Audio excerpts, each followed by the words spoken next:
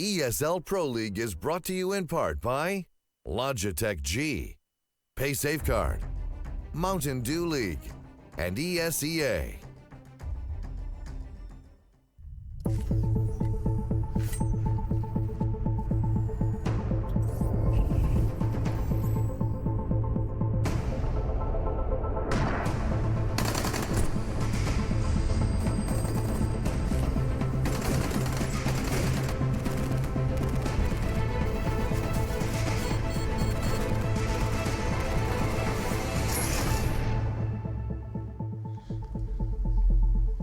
Welcome everybody to ESL Pro League. Got a phenomenal day of Counter-Strike. Two extremely good matchups.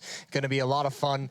Also, I mean, some big Counter-Strike news today as well. To break it all down, to be here with me throughout this evening is going to be none other than Chad, Sponge, Birchill, and Henry. I always do this. Henry G. Greer. That is it. Just Henry. Just Henry G is fine. It's Hello, just double up. It's Yeah. redundant.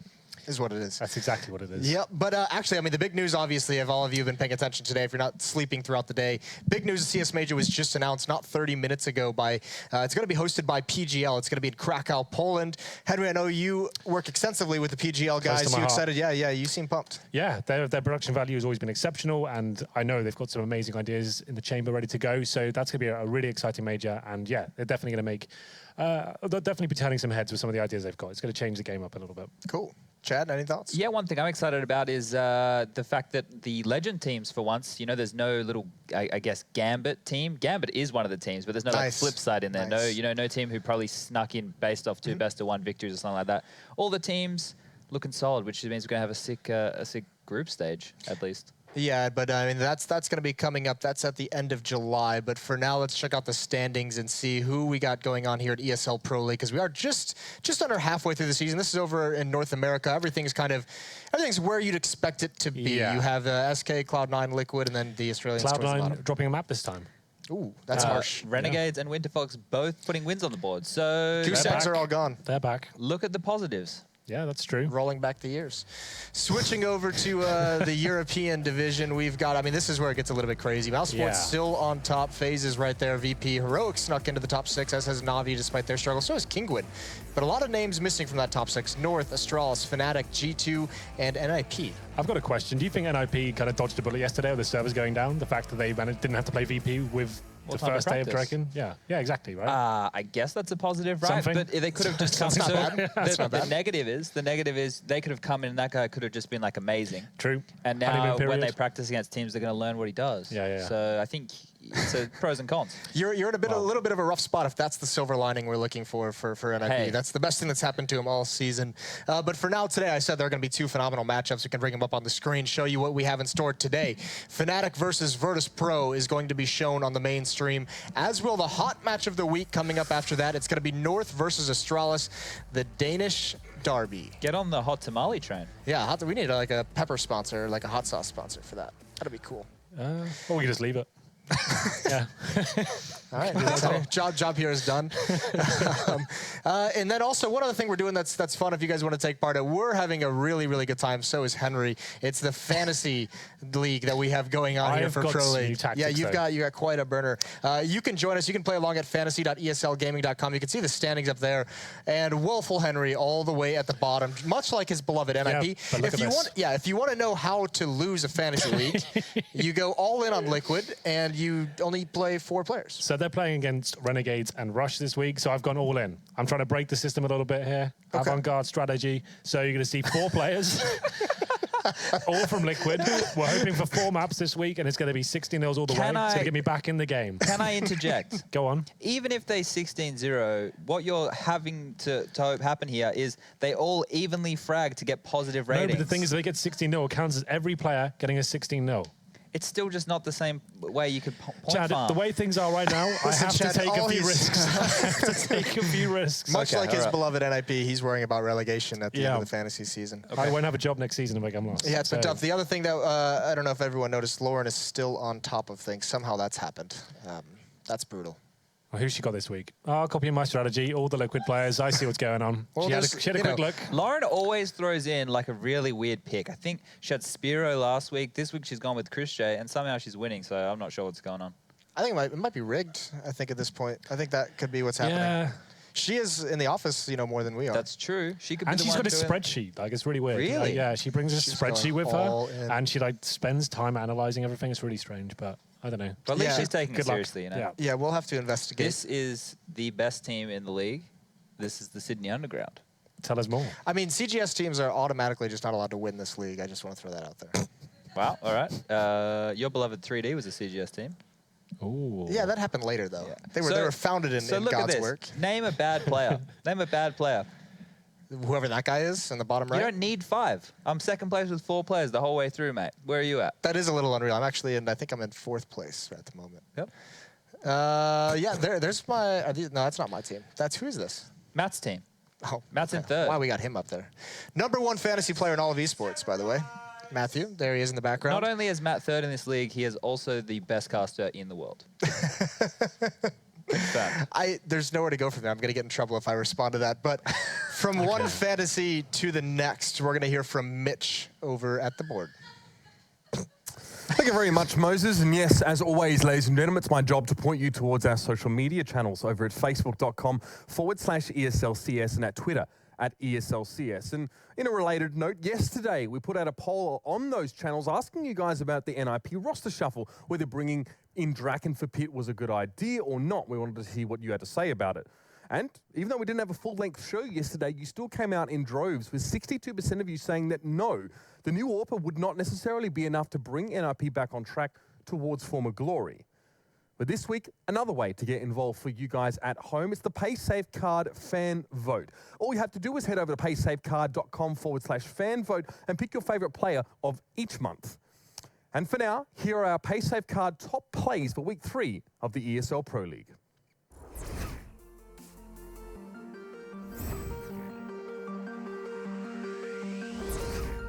Apex is very low, but he's at the back of the pack here as well. Headshot comes in, 3 kills for AZ. Zipix catches him with the UMP. It's Taz inside of the site. Push from both sides. Good headshot on Zonic. As he walks in against clothesline, Taz dances back and forth to find 3.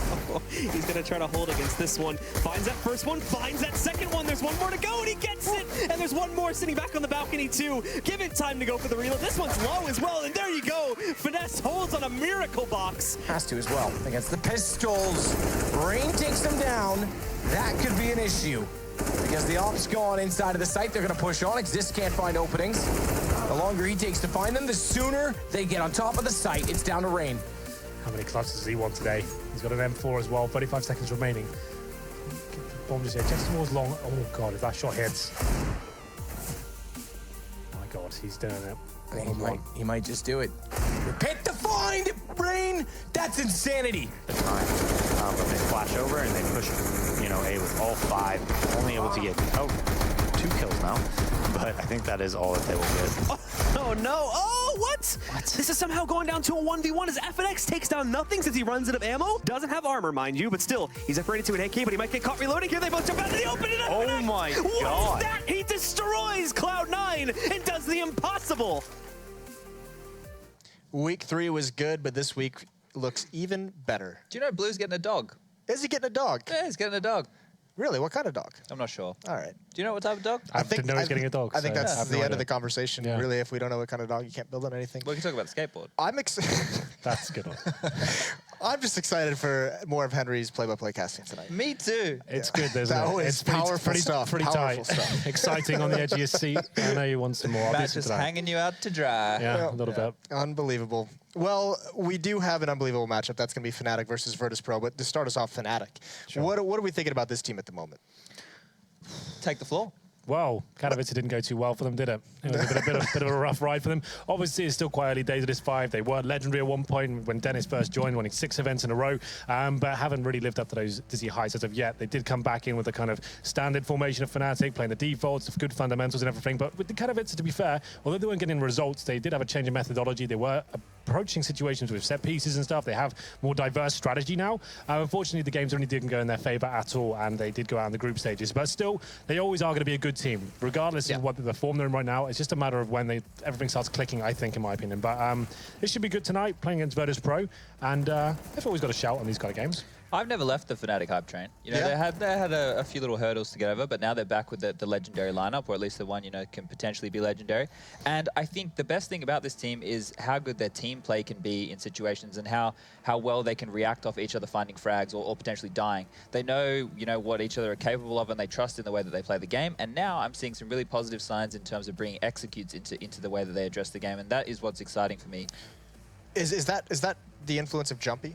Yeah, talking to Vugo, he said that Jumpy's very tactical in-game leader, so I'm sure that he's probably the one coming up with these executes and showing them what needs to be done and then telling them when to implement it. But the thing that you can't, you know, replicate is the chemistry that these guys have. I would assume they don't do a lot of theoretical Counter-Strike. I'd say they don't sit down and talk about how they're going to address the game. It's just natural. You've got the trio from LGB, who over the time have played together for such a long period, and they've got natural chemistry there. And the same with Flusher and JW, who have been playing together for, what, like four or more years now? So that's natural chemistry, and that's something, you know, that you can only build with time. Well, I mean, speaking of building things with time and playing together for a very, very long period, is Virtus Pro, the longest standing roster we have in CSGO. Henry, these guys are legends. They absolutely are. Virtus Pro, whatever happens to them, whether they have bad results or a bad event, they always come back hard, hitting harder than ever before. And online CS for them has been a bit of a rough ride in recent years. It never really goes too well for them. They played Astralis recently when they had Zonic standing for them as a coach, right? And they still went to overtime on Nuke. So anything can happen on online CS, but still legends of the game, always performing at the big events and looking to find another result here tonight. They got 2-0 against Astralis, and I think they're about mid-table right now in Pro League, right? So looking right before it, I think. Yeah, officially. So obviously had a bit of a rough ride in the previous season. Like, I mean, I don't think we've seen them at a Pro League Finals yet. Is that true? This will be number 5. I don't think we've seen VP Get the at a single stats one. man on it. Oh, that's... I'm pretty sure that's true. Yeah, well, at least it's looking better than last season, right? Yeah, So, right. Anything has to be. I love the versatility of this team, to be completely honest. You know, just how many players who can pick up the AWP or different roles that they can all extend themselves into.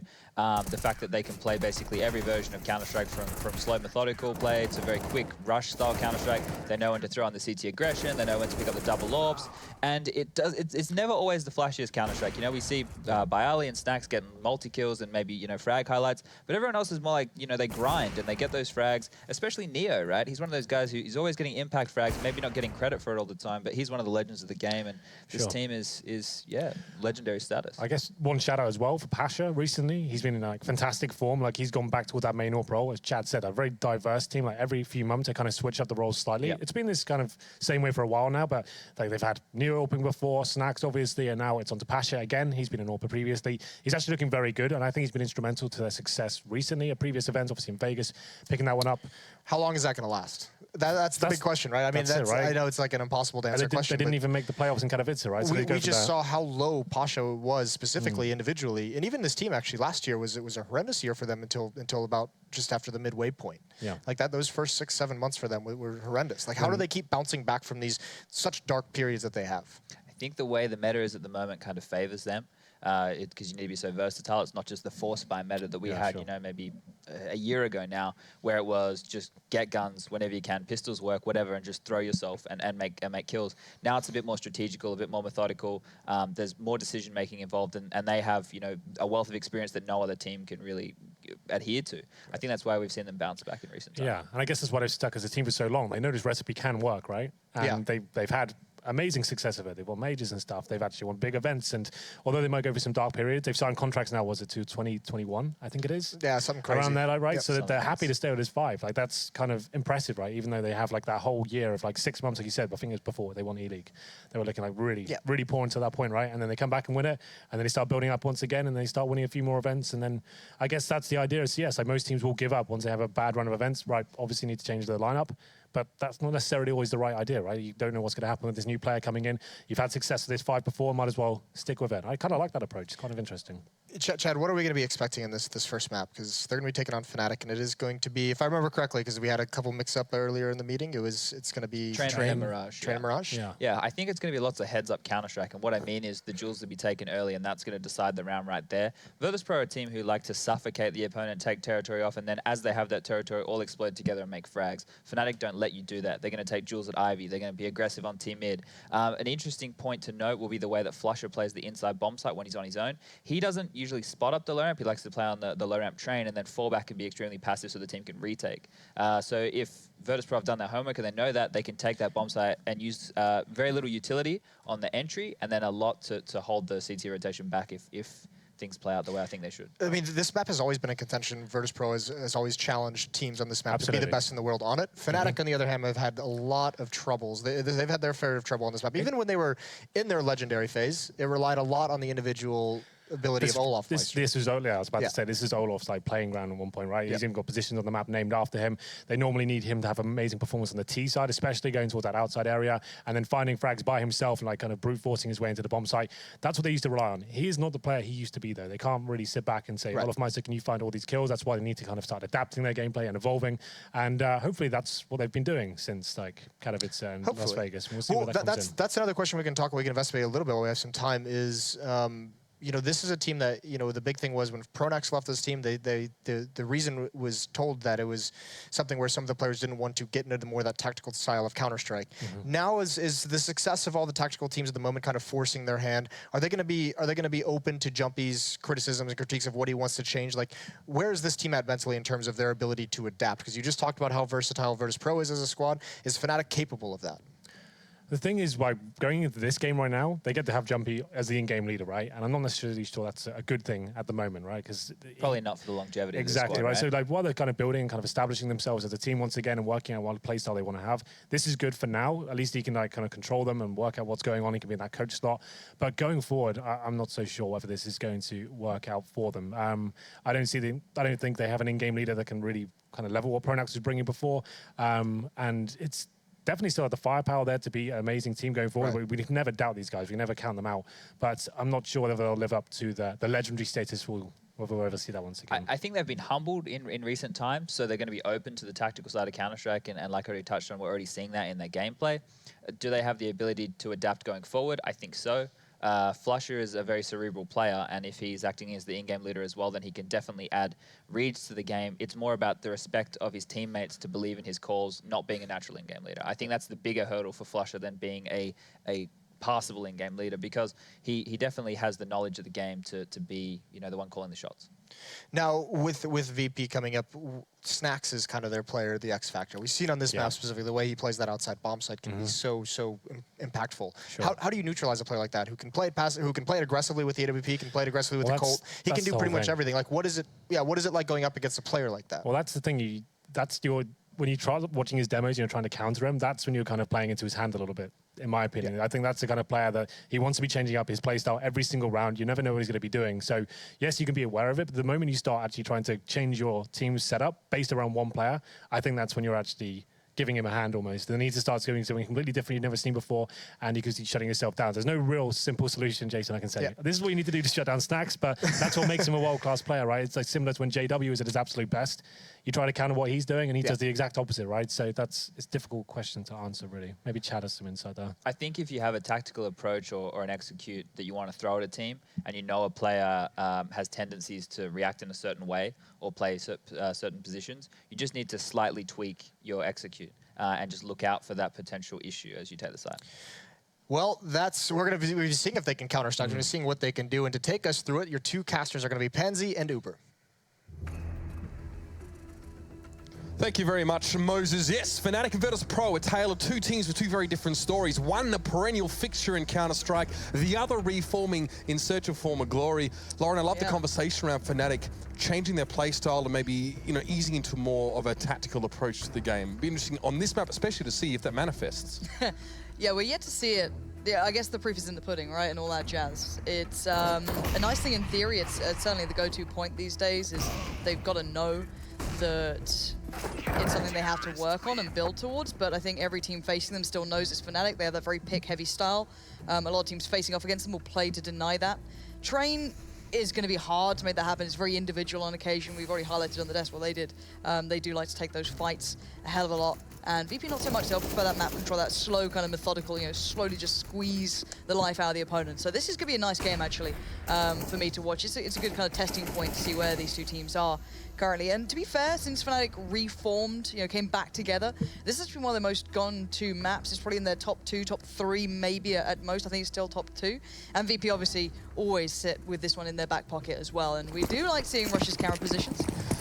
No one would know what they were if you didn't point them out. I like to highlight it, but we are going to be live into this one, and VP already off to like a nice bit of a start here, showing a lot of presence towards that outer side, but that's not what they're intending. This is all but a clever ruse. So here's that flush of passive miss over on this B side, even on the pistol round here. He's stepping back a long way, but he's been able to pick up a kill early on. Now Fnatic will be rotating through. They're going to have to play retake here, but there's limited utility, limited smoke, but limited health on a lot of Fnatic's players.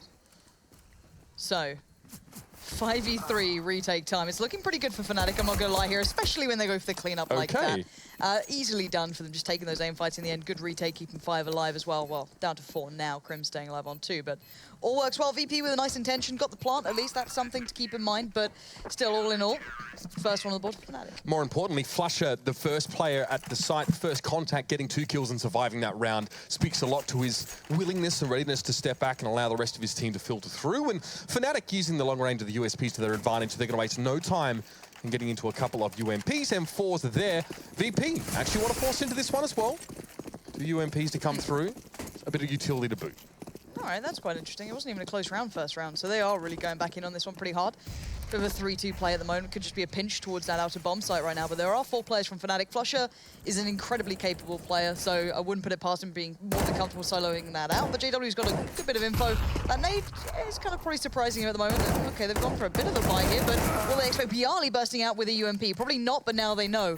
Olaf Meister next in line, he's going to keep eyes towards Ivy, but there's still possible pressure from Taz and Neo to come in the later part of this round, but we'll see how much work VP can get done. And this could be the old Na'Vi style wrap through CT spawn, and Flusher already reads it. That's the sick part. He already knows what's coming his way, or at least thought about it enough. They positioned here, gets down the bomb. That's left in an almost unreachable place by the old bomb train, and the last 2 players are almost irrelevant now. Excellent foresight for Flusher to know that he can abandon that B site despite 2 VP players encroaching via brown halls. The bomb was in the correct position. It was back over towards the tunnels, which Flusher identified as it fell. So a very comfortable position in this round for Fnatic here, making the right call, having to pick either one of the 2 arms of the pincer, and now Flusher will be receiving. Good flash from Taz, but Taz doesn't spot Flusher initially either. It's going to be the trade. Neo gets himself at least up towards the Tech 9 now, and M4.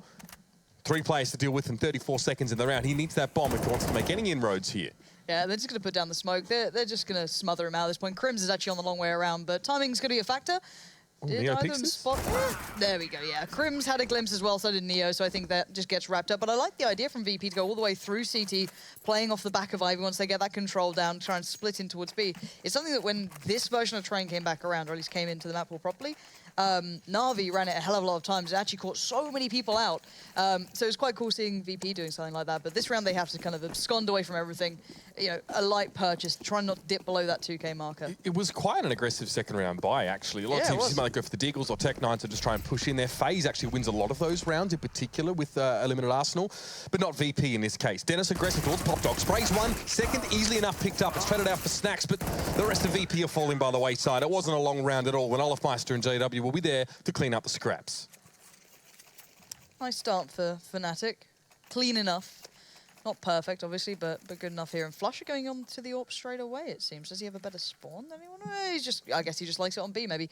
We've seen the Fnatic do like to fall back to that double AWP if they ever feel pressure. We saw it on Inferno, especially when they actually have the money to do it. We weren't actually able to see it during the Pro League games, but before that, I think it was in Katowice, we got to see a bit of it. Or, yeah, it's quite an interesting one. And Flusher's going to get info here if anyone's actually playing towards those halls. There's only one flash given, but JW's also looking for information. He's got support in the form of Dennis, but Pasha is there. And Pasha recently has had a huge swing up in performance, but he doesn't want to outstay his welcome. So he's going to back away, wait for support from Snacks. But Flusher, in the meantime, was claiming map control over by those B halls, so he can back away now, shows a little bit of leg, and that's enough for him. A little bit frustrating for JW and Ivy there. He actually probably should have gotten the trade or been in position for it, but he just sprays Pasha down through the smoke. Anyway, good things come to those who wait, and JW more than happy to bide his time. This leaves Snacks on his own in Ivy. Taz may well join him the long way in a moment, but it's only 3 players left for VP. Their coverage is dwindling, and Fnatic, sitting that solo player on the B site leaves him with a lot of presence at A quite often, and this round is no different. It's gutsy from Fnatic. We know VP love to fake this bomb out,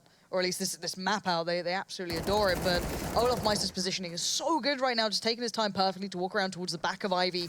Now, Neo's found Crim, so that's a nice little bit of reply, but there's still JW up, but Taz finds him, and now it's game on. That's Taz big. comes alive. That's massive kills from him. And Flusher, they know he's going to be at B. They're going to assume he's got an AWP as well. They heard that presence earlier, so switching off of that one, going to plant safely for Neo. Neo's still over by E-Box, and Flush has to find a route back into this.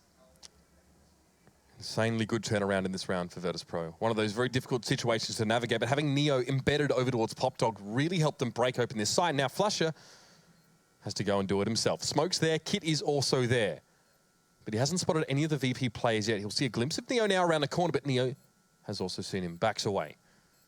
At least he should. No, he hasn't seen him, actually. Good old aspect ratio game. Neo's going to just chase it down. That's nice from him. Just not going to give him the chance to start doing, just Flusher things. So Neo locks it out. But yeah, those two left alive, the classic duo, I guess, between Neo and Taz, just brought that round back from the brink of not being touched. So Fnatic buying up and yeah, going straight onto the double AWP. So Flusher just have to suffer on that one. I'm curious to see how they actually put themselves around this, because Flusher normally is very happy to solo out B. So I'm going to make an assumption you're going to have to that maybe Olaf helps him out or someone helps him out. No, he's still just going to sit there with the CZ on his own, smoke up, maybe push it, maybe depend on one of these guys to get that opening pick to really even out the sort of score here, but early damage coming through towards Snacks. But it looks like VP want to get a little bit out towards Out of first of all, but that's not gone too well. Try and play a header touch there, but Olaf Meister watching it well with the AWP. Yeah, it looks like it may even have been a shot through the smoke down towards the bottom of PopDog. It remains to be seen actually where that player was picked from. JW, well, a couple of grenades in his direction, the smoke, and a little bit of a tickle from the HE is just going to force him back for the moment. Now VP needed in. Olaf Meister is watching PopDog, and Dennis is close to E-Box here. So even if they try and rush out, Dennis will catch him if they try and push forward. Re-smoked now as well. More time being bought here for the Swedes. VP aren't forcing much around the map. They have to be very, very careful how they approach this. Now, Neo's going to maybe show a little on B, maybe try and make a bit of a play happen himself, or maybe just check to see if anyone's pushed up. If only he knew Flusher was working with the CZ and he went upper or played for some sort of Maverick. Yeah, Dennis, though, pushing up towards D-Box is going to be a problem. You can see how aggressive Fnatic are getting here. Olaf Meister has backed up. Yep. Yeah, this is a big issue. Look at it. Crims, carefree, happily going to be pushing up, making the guess there's no AWPs on the plate here for VP, so Taz going to walk out. Nice timing towards Dennis. Crims back away and kind of left Dennis all on his lonesome. Now Taz has got a lot of freedom to work with, but here comes the rotate. Olaf, Flusher, both coming round. They actually did start to believe that maybe Neo's presence sold him a little something, but it doesn't matter when Crims is nailing people through the smoke and Flusher's still trying to make that CZ work. But doesn't need to. Olaf was there. We've already seen the presence of that double AWP just costing them any presence on this map. Yeah, and again, Fnatic can do so much with A when Flusher stays alive for as long as he does on B. That was a bit of an early push for him towards Brown Holes with the CZ to see if he could get something, but he didn't. He didn't push too far for it, decided to back away and just sort of embed himself in that big side, which is a lot of freedom for Fnatic to have those 4 players A. You can double watch, all of those T angles. Got 2 watching PopDog, 2 watching T-Con, easy as you like. Now, Flusher's sticking on that CZ. He's gone for full utility and a CZ. Against VP, you're probably going to be on a shoddier buy. And more than likely, most teams will hit B because you at least normally get a plant out of it, maybe. We'll see if this actually works out. I love how gutsy Flusher is. Flusher would rather just dissuade VP from hitting this site in general with utility. If they come, there'll be a quick rotate from Olaf Meister and Connector, who's there right now. There it is, through the smoke. Just Olaf things, and now Flusher is going to try and exceed that. It's a flash and a push through the smoke. The CZ finds 1, though, through the flash. Taz responds, though. That's 2. Crims back behind the smoke, and Pasha needs to challenge this. He must go. Player passes him on the left, and he gets towards Crims. Now will he know that Olaf Meister was waiting on the other side? It's unlikely. He falls. Now the 2v2. Bomb down. 1 player up inside Brown Holes. Bialy has a Molotov to stop the bomb defuse. Oh, Taz, okay. I was about to say there are smokes left, but Taz is on 1 HP, but now the information is given. JW can smoke the bomb and get on it if he wants to. Bialy's going to be baited out at some point to try and face or find the frag or do something at this point, but JW's just going to get on the man. Taps it again. Waits for Bialy, baits him in, finds the cover, goes back for it. I really like the kind of bait on the bomb there. Just touch it once, force him to come out and do something, because he knows the molly's not going to work. So smartly done by JW, and another one on the board for Fnatic. The CT side so far is looking robust. For VP, they went on quite a purchase spree then, and sure, they got the bomb down, but when you go on an investment like that, you kind of want a little more, but it was close. They know they got Fnatic a little low there, but the money's still okay for Fnatic. UMP on Flusher, he's fine on this though. We see it in maps like Cobble and many others. He was one of the first people to just happily pick it up, even when he could fully buy. So he's all right on this. Now, JW's the sole AWPer. Nothing there for Olaf. And, well, limited amounts of VP, but they've gone heavy on the smokes. Yeah, bit of an, I guess, a variation here. Aggression towards Brown Holes. Flusher flashes himself in. Pretty much the ultimate low economy player so far in this map. Hasn't really asked for much in terms of, well, hasn't asked for any drops from my understanding, but also making good use of that utility and buying time for the rest of his team to make rotations. This will have to be some form of, well, not completely set play. They're only going to be backing up with pistols, but still, Virtus Pro getting safely onto the site is the important way to start this round. Then they can put those short-range weapons to work. Exactly. You can punish Fnatic's aggression, which they do like to go to. We've seen a couple of players pushing up quite aggressively towards E-Box, Crims on towards that first train. So it's a nice idea in theory, but look at it. It instantly, Fnatic played quite passive, quite smart. It's a good wall. It does allow for a plant, but Olofmeister just sprays in. He's just hoping for connections here. Snacks pushes straight through, and he's going to get a great bit of info, but information is not enough when you only got a P250. So the cleanup crew comes in, but Bialy still stands. He takes one with him, but that's all you can ask of this man. As now it's Pasha in the 1v3. And what is that, JW? All right, just leaps in. He's seen the last two players, but surely this is not a win, something you can win here. Oh, the gun's too far away from Pasha. And Flusher somehow, a little bit of a jitter there. Sorry, ladies and gentlemen, but Flusher does get out on top there. JW channeling his inner Foon for a moment. For VP, it's a worthwhile round. You invest some utility, you invest some P250s in, you get a bomb plant, you get 3 kills. For now, it's enough. It keeps him afloat at the very least, and the AWP does make its appearance. It'll be Pasha at the helm. And look at this Crims, Mag 7. I wonder where he's going. See you at Pop. We'll see. Yeah, Pasha though on the AWP. That's a new factor that we get to have a little bit of a glimpse at. Loves to work down Ivy. Normally really good at those trades recently. Before it was a little bit of a 50-50. But this time, he's been having a good performance as of late. But he's got JW to come up against. And the big response from Fnatic, it's not just Crims being aggressive with the Mag 7. You've got Olofmeister pushing up. You've got Dennis as well, playing in that fabled Olaf spot almost. He's actually in between the trains right now, but he could happily push up if he wants to. But Pasha going to slowly work his way through here, have a little look down towards Ivy. JW's openly challenging this on a bit of a deeper angle, so Pasha would have to take the wider swing, which is not necessarily advisable about, against a player like JW, but let's see if he's more patient, holds the angle. JW is just quicker on the trigger somehow. And 5v4, VP have lost out on a massive point that could have helped them into this round. And that's what Fnatic will do to you as well. They will challenge Ivy. It was mentioned earlier on the desk. JW's not afraid to go for that kind of pick, and VP were very cautious about trying to make a move for it. Now JW is at his legend. Smoking this means that he can then help out Dennis watching in towards T-Con. That means VP have 2 players, 3 players to deal with on the one angle to push in. They don't really have a Pop Dog presence because Crims is there with the Mag 7. This is the only way VP are going to get onto the A site in the next 20 seconds. Yeah, and they still have to force Fnatic away from being aggressive. No one's punishing this. We saw one person trade out last time. Crims is still very, very much dedicated towards this. And Neo one step too far, but no, he's just going to land the shot first. But Olofmeister turrets around, finding 2, denying any attack from Virtus Pro. And Bialy left you're staring down a barrel of a gun here. Yeah, that's how you aim. Shut up, Mitch. Molly now You're staring down barrels of guns, I'd be worried. There's only one way that's going to go. Bialy now in trouble. You're right, Lauren. 7 seconds left in the round, so wants to try and hold on to this AK. If you didn't remember, VP obviously went for that pistol execute last round. Try and get some money. Bialy on towards Flusher. Time. Gonna try and kill him after time. Olaf. He heard him. Oh, Bialy! That was pretty nutty. Doesn't really matter when you're 7-1 down, though. That's a bigger issue. It's good for them to hold on to that. They could maybe buy it. They're probably going to have to buy around it. They need to at this point. You simply need a lot more. So they can drop out a couple of weapons. Yeah, UMP Tech 9s. They'll suffer through. And if you're Fnatic, right, you're actually feeling very good about even your B-side holds, even though VP hasn't been testing that, because you've tried a few variations now, pushes into brown holes and the like, but VP hasn't seen that because Fnatic haven't spotted VP in that early stage of the round. They can keep doing that until they're spotted, and this is what they're doing, same as last round. Yeah, there's a nice variation, though. Dennis and Flusher both being this close towards B. Dennis probably going to take... Still a UMP for Flusher. Yeah, exactly. He can take contact. Flusher can drop out the nade. If Dennis wants to just jiggle peek, wait for a shot, see something, there it is. Ooh, not great. But Dennis still gets played in, so it still works out pretty well for them considering. And it's not even traded out. VP can't even secure a trade frag. Even though Pasha was there, he must have had the angle to follow up on Taz. And this is what happens to VP. This is why they've lost these last 5 rounds or whatever it has been running. Because their own options are being reduced. They can't trade into these bomb sites effectively, always playing at a disadvantage, and JW is going to make it even worse. Yeah, this is just shooting fish in a barrel for JW, but this is against a fully bought up side to a degree. There was only one player onto that Tech 9, and JW just absolutely shattering them at this point. Yeah, this is a bit of a schooling here. So Fnatic look good. This is the thing. They're a team that can just do this sort of game style that is so hard to come up and play against. VP are barely making impacts. I can't recall when they got the entry pick on this or even traded effectively, as you highlighted. It feels so scarce for them to actually make any impact here. If you just get a trade, you're looking good, especially a T side. If you're bought up on the T side and you're even in numbers, you get a trade onto a site. you're golden. But they haven't been able to secure that in this round. It's been lackadaisical from them, or not correct positioning, or an inability to predict these early aggressions from Fnatic. Either way, it's not working out for VP. Olaf.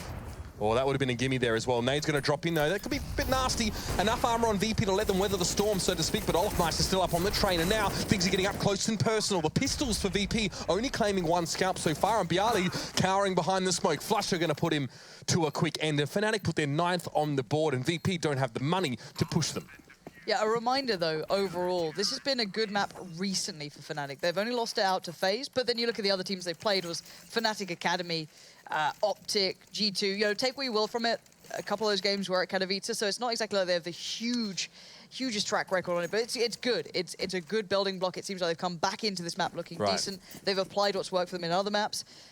I'm curious to see how far this goes, though. This still seems very reminiscent of previous iterations of this Fnatic lineup. I'm not saying it's necessarily a bad thing. These guys were world beaters, but people found an answer eventually. And VP don't have a bad record either. They've only lost out to Na'Vi twice and Astralis once. So you can't turn your nose up at it. This is a good result for Fnatic. And this looks like, again, VP at least have a decent buy this time. So maybe they can work something out from this. But again, they just need to either trade in effectively, get control somewhere. They need to find something. They're getting no victories across this map so far. Okay, this is a bit more of an improvised execute, or at least a fake on towards that A side. Flash has come in, 2 up on upper. Flusher spots him. How does he find Taz from there? Very quickly, the first bullet almost found him, but it's traded out. This is what at least VP need. Olaf misses that shot, takes a lot of damage from the molly, but needs to advance.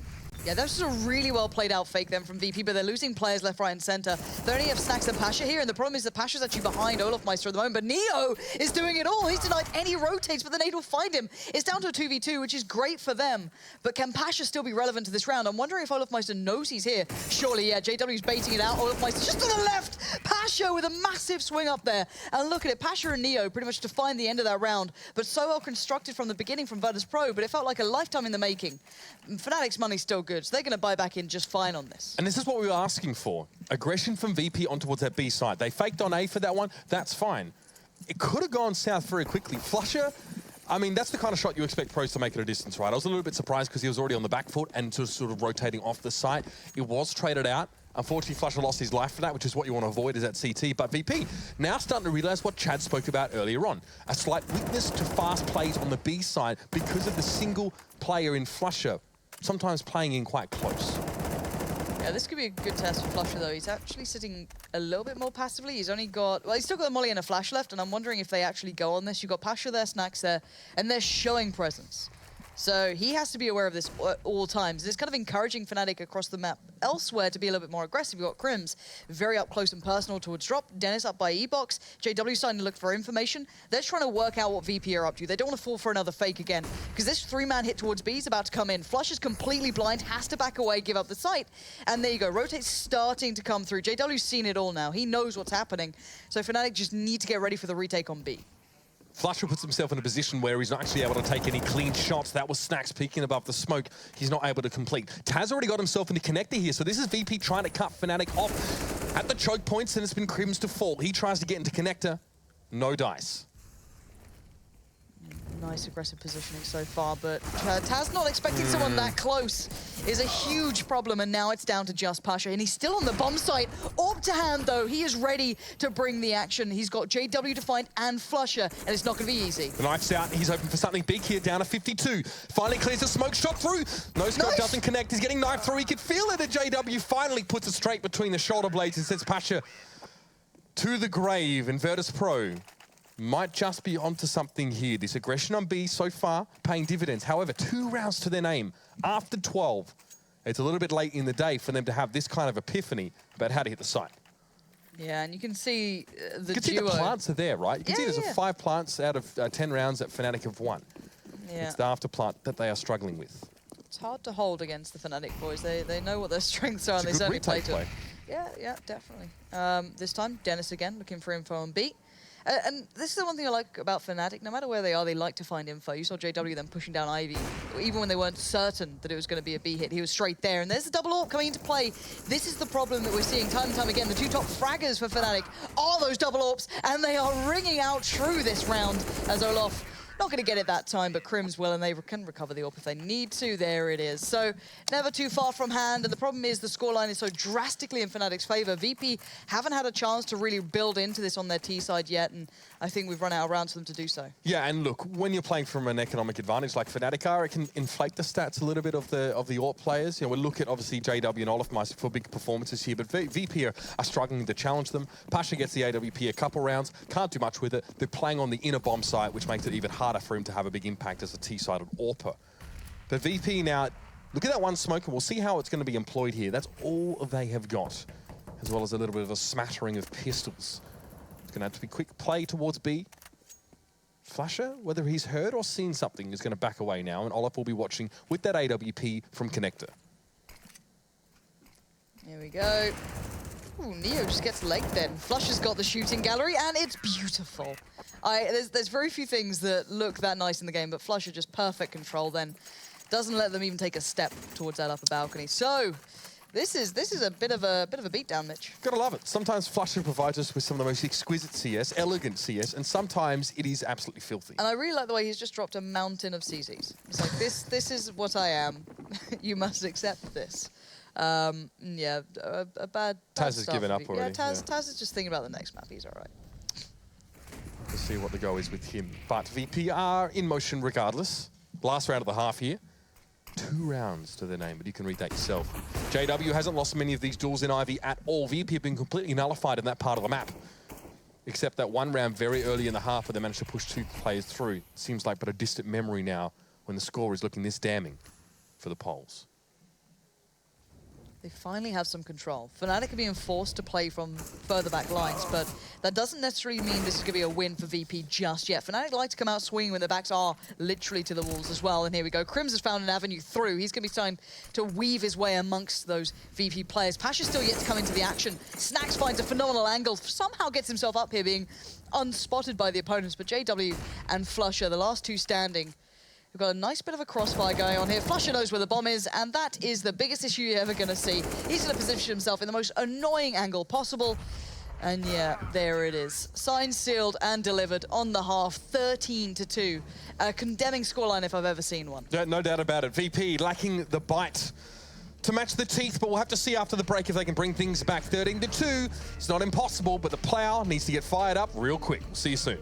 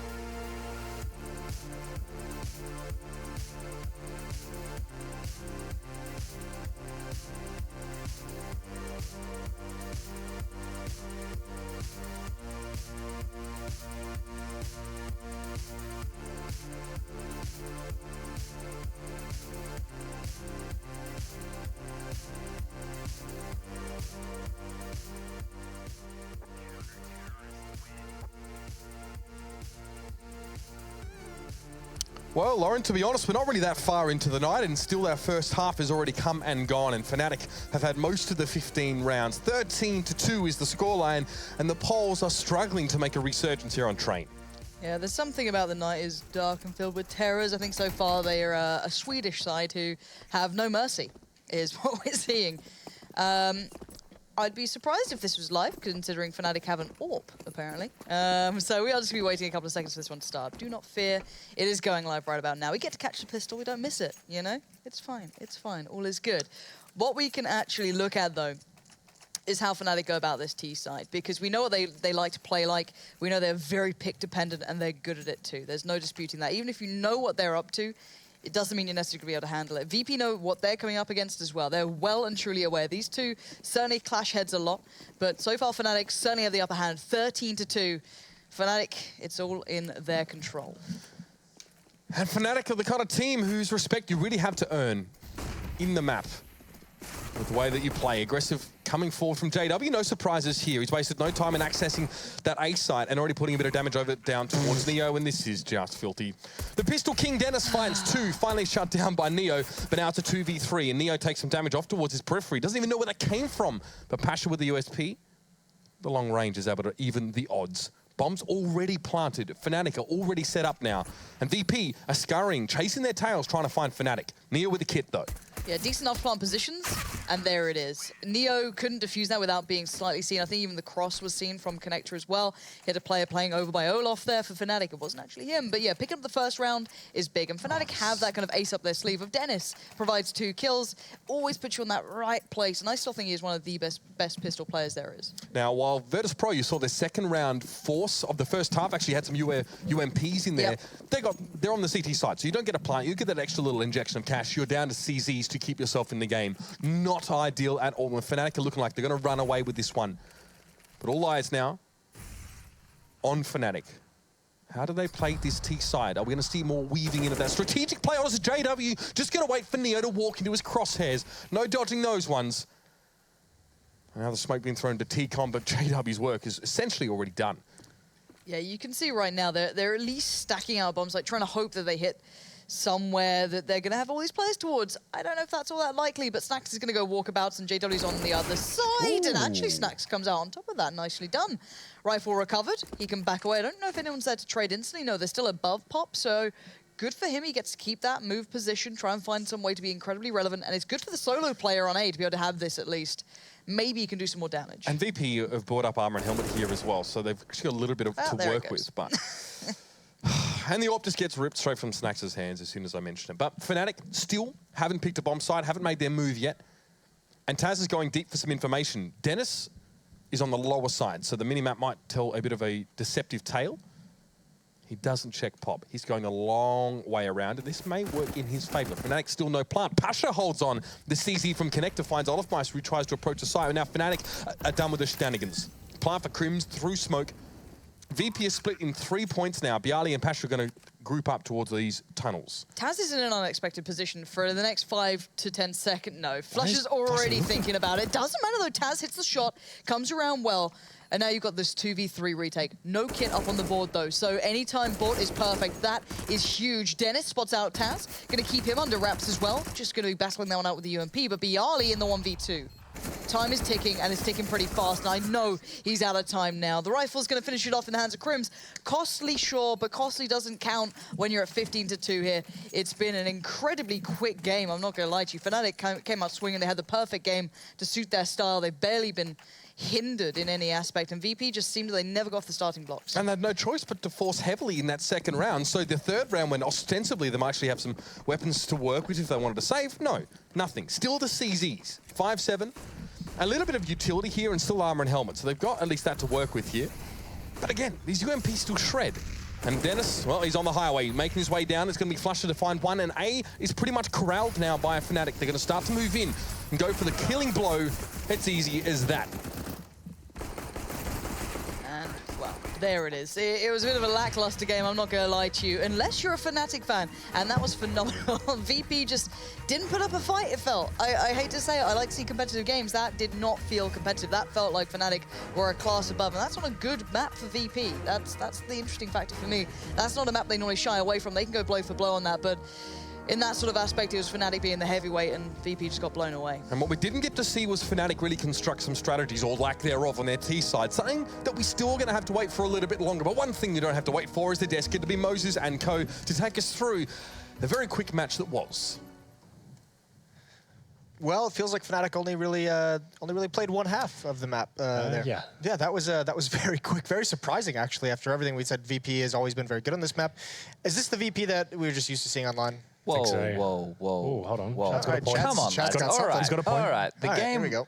score-wise, was a whitewash. Yep. But in terms of the first half, it wasn't really a whitewash. There were a lot of close rounds. It was fast Counter-Strike, and the situations didn't really go in the favor of VP. If they had turned a few of them around, it could have forced Fnatic onto Eco, and it would have been more competitive.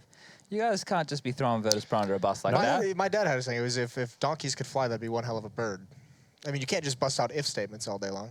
No, but you can definitely look at rounds and specifically go, hey, look, that was a close round. It was more competitive than a 16-2 scoreline. Okay. There were some good rounds in there. Let's highlight some of the ones. Let's highlight some of the ones they picked up. What's So your point again? They got 2 rounds. I got lots of points. Here we Like go. 5 points here. So the round they did pick up, round number 11, right? That was actually quite ingenious approach from them. They're like a nice little fake towards outside. 4 players running towards inner. We had Neo there finding 2 frags outside, and then Pasha cleaning up in the 2v2. That was actually quite a nice little tactic chucked in there. The problem is they couldn't control the aggression from Fnatic throughout that game. It kicked off in the first gun round there. We saw JW pushing towards Ivy. He gets 2 kills. VP actually ended up winning that round. It was a bit of a brawl. I think I saw a couple of whiffs from Olofmeister to actually give them that round. Yeah, but 2v4, I think it was. yeah, exactly. Hold on. You're Oh, paying sorry, I didn't attention. mean to steal that. And at that point, you could see VP just couldn't string rounds together. The 2 rounds they won were like real close affairs as well, to be fair. It's not like they had clean rounds themselves, the one they won. So like, obviously there was a lot of close rounds there, but they couldn't really get going at all. Fnatic, they looked strong throughout. JW, masterclass of the AWP, saw some kind of real vintage stuff from him, looking very strong indeed. And that's the good thing about Fnatic. Like, they have got an array of AWPers there. There's no necessarily a dedicated AWPer. Like, Olaf can pick it up. Crims was even having a go of it at that point as well. Well, Crims is not an AWPer. I think he's But he memeing was- with the ult pickup. Yeah. He was having a go of it in a He was couple of having a rounds. good He time. swapped it over to the next half, the next round, I should say. But yeah, like, VP just didn't really arrive there, I have to say. Obviously, losing both pistols as well doesn't help. Yeah. But 16-2, that's a rough day in the office for them. Yeah, that's a beatdown, and maybe this is, Chad, the reason why you never got off that Fnatic hype train. Now we're starting to see some of the pieces really showed up in this match. This is why a lot of the elements that we saw there are why Fnatic is always considered such a dangerous team. Yeah, good if you're a Fnatic fan and a Neckbeard fan as well. I really like the way they played inside. Again, like we touched on that flusher, and we had to talk about it as the game was going live. The balls on these guys to be willing to play retake on that inner site, which most teams don't like to do. You like to have your solo player wreaking as much havoc as possible and delaying for the rotators. They're more than happy to play that retake style. And I think something that's really interesting with that is if you dedicate who's going to when you're retaking the inside bomb site, and in that situation, you're assuming you're going to have at least 4 to 5 players alive. You want your inside player just to tell you what's open, and then everybody else kind of filters in and takes a lane. One takes high ramp, one takes the oil train, one takes the middle lane, one takes hump, one takes the hump train lane. And that way you kind of just work through methodically finding the frags, and you're able to trade very easily. So that round, I think the one that I'm highlighting was the 6th round. JW did have to win a 2v1, and you saw VP working straight onto that counter where they're going to throw that utility towards connector and push up and try and bottleneck them before being able to get into the site. Didn't pan out. JW won a nice 1v2, but the idea was there from VP. Yeah, one of those rounds that if they had won it, it could have gone. Yeah. We have another thing you want to show off. So we've created a. I don't think you can see it. Yeah, I thought we'd need a marker. We need a marker. Anyway, it's a swear jar for Lauren. You can hold up. They got a close up now, Chad. Still can't see. Can you see it? Yeah, you can kind of see that. It's a swear jar for Lauren. So you've got some rules there. Just to start, it's not just to start things off, because we've heard a couple doozies out of her. We'll just Is this for her? Initial donation. Yeah, we'll spot her the first 10. A lovely 10 euros. euros. Okay, so I don't know what we're going to do with this money, but we just got to keep her in check. Henry, any ideas for what we want to do with the money? Give it to charity. Yeah. Just couldn't charity, be more exciting charitable than charity. human being. Yeah. Just trying to do my job, you know. There he is. Well, that is map 1. Is 16-2 stomping for Fnatic. When we return, we'll have to see if they're going to be able to bounce back. That's going to be on Mirage, so stay tuned. We'll see you after the break.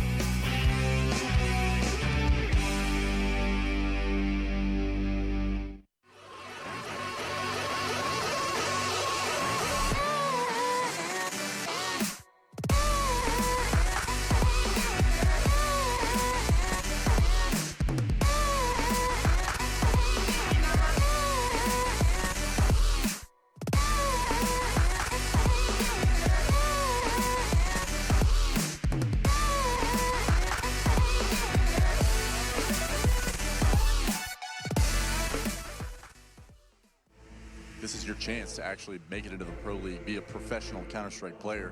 That's the thing that Mountain Dew League provides. Penguin, you know what? If anybody has a shot at 2-0, it's Penguin. Beautiful Counter-Strike. You usually only see that into the professional level of things. We are one of the youngest team in top 20. Many teams can underestimate us, and we can surprise them with our tactics, show our Polish power.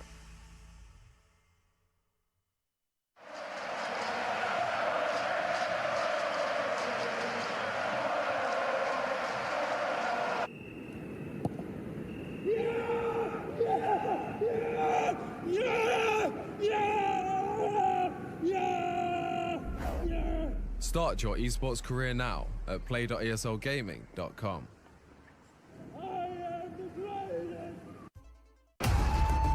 Counter-Strike is sharing incredible moments with us and will return to a memorable place.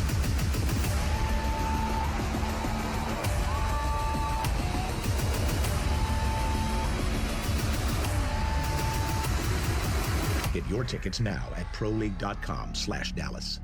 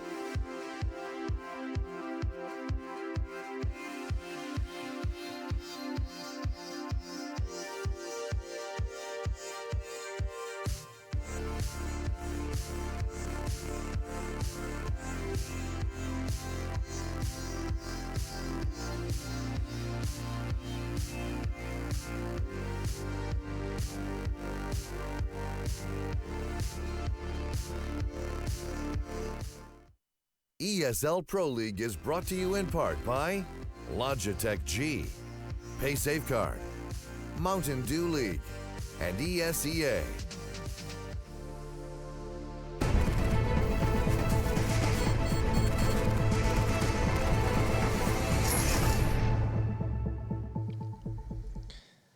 Welcome back, everybody. The first map was an absolute thrashing by Fnatic. 16-2 win over Virtus.pro on Train.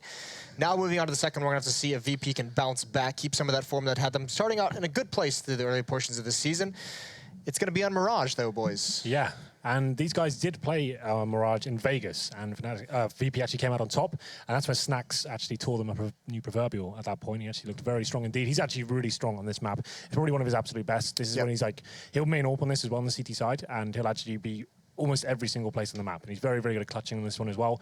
I feel like they can bounce back. It's obviously 16-2, horrible result to kick things off. Might be in the first game of the evening, I have no idea. But I feel like VP can actually come back and win this one. I don't think that's going to affect them too much.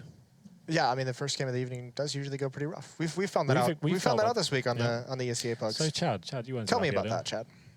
Do you think they can bounce back, Jason?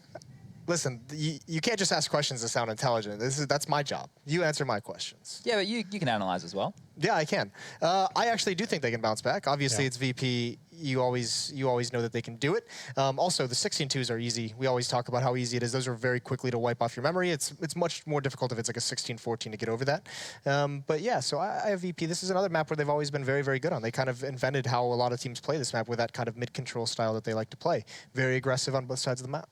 Yeah, well, so before in the pre-show of Train, I was talking about if you give the map territory to VP and you don't try and pick them off early, they're just going to suffocate you and slowly pinch you in your CT positions. I actually have a clip of that where they did it at, I think it was IEM Katowice against Cloud9. You caught one of their games at Katowice. Yeah, so if we're having a look here, you can see this really bad setup, first of all, by Cloud9. All three of them playing in the site. Skadoodle was only playing mid for a few seconds. This means they're expecting a rush. That doesn't happen. Skadoodle goes over to the B site. Now we have absolutely no mid information for Cloud9. VP are like, thank you very much. We'll take that any day of the week. And they're just slowly going to walk. They were probably expecting to take a duel at this point. They're going to boost Neo into window. He's not going to find anybody. And they're just going to continue to pinch onto A. This is the bit I love. As Pasha picks Snacks picks at the same time, they're going to push Automatic back from the firebox and straight into the line of sight of Taz. He gets that information, picks out, good night, Automatic, and then they just slowly suffocate the bomb site now. They've got Neo and City Spawn stopping rotations. You've got you have a player coming from Connector, a couple of players coming from the A ramp, and they're just able to make those frags, take the bomb site, get it down. This is what I mean. You need to make sure you pest the VP, and we did see that on Train, you know, like Henry mentioned, the Ivy aggression. If you can do that, VP lose key elements in their machine. I think considering what we saw on Train, Fnatic would be quite pumped up for this one. They look like they're better across the board individually right now. I think why would you stop doing that aggression on the CT side? It'll definitely be there, Mirage lends itself to the start of the round. It's like one of the few maps you have left. You have a lot of options to start the round, pushing up towards middle, going aggressive in B halls, going for the first pick towards Palace as well. Why would they stop that if they're winning those duels? Especially considering if JW is going to be playing the same way. We've slowly seen him progress back to some of the older shape, and with the AWP, if he's going to be that proactive and that mobile, that's going to be so very dangerous for VP. Yeah. He's the mid player, JW. He likes to play in the middle of the map, but they also have Dennis as the connector player or the other A player. So what it means is if Dennis or JW get good spawns for Palace or mid and they want to go super aggressive, they just mix the AWP up between the two of them. They can actually even run double AWPs in that regard, and then you have Crims as that A bomb site anchor who's always going to make frags there. So their defense on that A side of the map is very strong. What about Fnatic? Well, they're a team that's going to be obviously a little bit looser. We're going to see a T side out of them this time, which is going to be nice. Hopefully. Are we sure? Because there's a knife at the start. You never know. Is it a knife to start? I don't think it's a knife to start. I don't think there's a knife, Henry. There is. There is a knife? Yeah. Oh, you probably watched the knife because you're in the Go TV. We don't get that kind of information. Well, Henry just dropped a bomb here. Nice. Really good tie-in. Anyway. Okay, so if we see a T side. If we see a T side, yeah. What was the question, sorry? I mean, what are we going to expect out of Fnatic? Like most teams play this map in quite a similar fashion, right? You obviously have the set pieces at the very start of the round. You go towards A, towards B, or you're just doing that standard kind of we saw that pistol. That's kind of iconic to play the way on the T side, going towards the mid pressure, smoking off towards window, connector, waiting for the CT aggression to come in, and then you go into your either pincer towards the B side or you're kind of splitting towards A. It's difficult to say where Fnatic will go with that one. They can go for some faster stuff as well. We know you can do lots of contact plays towards the A side. Fnatic do that a lot, to be fair. You just walk straight up towards the A ramp and towards Palace at the same time. You're walking in with just one flashbang and you have one player towards connector maybe as well. One thing I like about this map, especially Fnatic on, is it lends itself to a lot of clutch situations. That's where you can really see the small group of Fnatic have some success. One other thing I'm excited to see is how much money Lauren's going to have to donate to the swear jar. She is going to be your caster. Pansy and Uber, take it away. Yeah, I think we need a donation counter at the bottom of the screen like that as well, just like all those lovely streams we love. So, it's time for Virtus Pro to clamber out of the dumpster, shake off the remnants of our notes on Fnatic, which never seem to matter, and jump back on the horse here for Mirage. Lauren, any thoughts? No swear words, please. This is some bullshit. 10 euros, anybody got 20? Oh, no, 20 the problem once, is that if twice. I don't swear, then I'm just like hindering charity. This just encourages me. This is awful. I try my best, and now I have to swear. All right, guys, thanks for that. Nice to see Chad using his time well there, building the swear jar. Appreciate it, Chad. Beautifully done. So Lauren's going to have to go back to observing to pay for all the swearing she's doing now. This is great. I'm absolutely chuffed. Can't wait. But yeah, no, this is actually a fun map for me. I like this because VP, it's all been highlighted on the desk, but they did set such a standard on this map for such a long time, and they still have so many key elements that can really come alive throughout this one. The fact is that Snacks is one of them. Taking mid control is another, and how good they are at it, how they are so dominant when they do on their T side. And also how good they are at denying it on the CT. So this is something I really want to be looking at for them. But then Fnatic, you kind of play into their hands. They like what are that the pick odds style, of right? Fnatic, a la JW or Olofmeister, actually ceding mid control on either half of the map? That's the point, isn't it? Because VP's best style on occasion, I feel at least on this map, is how they like to play mid. How they can be quite aggressive on it on occasion, but Fnatic plays really well against that. So it kind of plays into that very, very Fnatic-esque style. And Dennis with the Deagle, why give him any more help? But this, here we go, look how active VP are being. Look at this, straight away through underpass, 2 players getting there. So they're going to trade out, that's fine though. They've got information, they're going to force Fnatic to make their move towards A, and then they can play retake with 4. They've got a kit on Neo, it's still okay. As long as they don't lose numbers needlessly, and look how passive Bialy and Taz are being, that's nice. Taz is a little far forward on the edge of that smoke, which could be a problem, but he's still going to find the frag towards Flusher, and then Bialy starts to bite back in. Now they know the plant's not on default, they know it's going to be for short, and this retake is sublime from VP. A very mobile, a very active VP across the map there. A lot of information gained as well with that trade over towards that B site. And the defuse comes in pretty comfortably there. 2 for Neo for that round. Bialy, Taz, Pasha all 1 apiece there. Obviously Snacks, that initial player, a bit of a burn offering for Virtus Pro to establish control of the map. And Fnatic were quickly surrounded and brought to account. Yeah, that was lovely. Happy with that. This is the VP I want to see. This is the VP we didn't get to see on train. If you listen closely to Lauren casting, you hear her clap her hands quite often and tap the table. Yeah, she does this a lot. So I get excited by this stuff, and Fnatic going to take the straight-up man fight in mid. And to be fair, looking how VP are playing this, they're like, all right, you guys can do this. We're fine with that. They've got I love one the P250. man fight, Lauren. It is just a straight-up brawl, though. Look at it. It's like, well, we're just going to wander straight up. We've only got Glocks and 1 P250. And it's not gone too well for them, but they've done it. They've dinged Neo, so they can force him back. Snacks is in a bit of a predicament, but he's still alive and kicking. He's making great deals of money. If you wanted to see him on an AWP, you might just have your chance. How he gets away with that is beyond me there. He managed to get behind the box and, well, VP get another one on the board here. No kill, just the 1 kill, should I say, actually, from Olofmeister there. That was in that first round of the match. So this is the start the VP needed. Moses mentioned on the desk that it's a little bit easier to shake off those, big losses and not the close ones here. But there's an AWP. That's what we want to be seeing.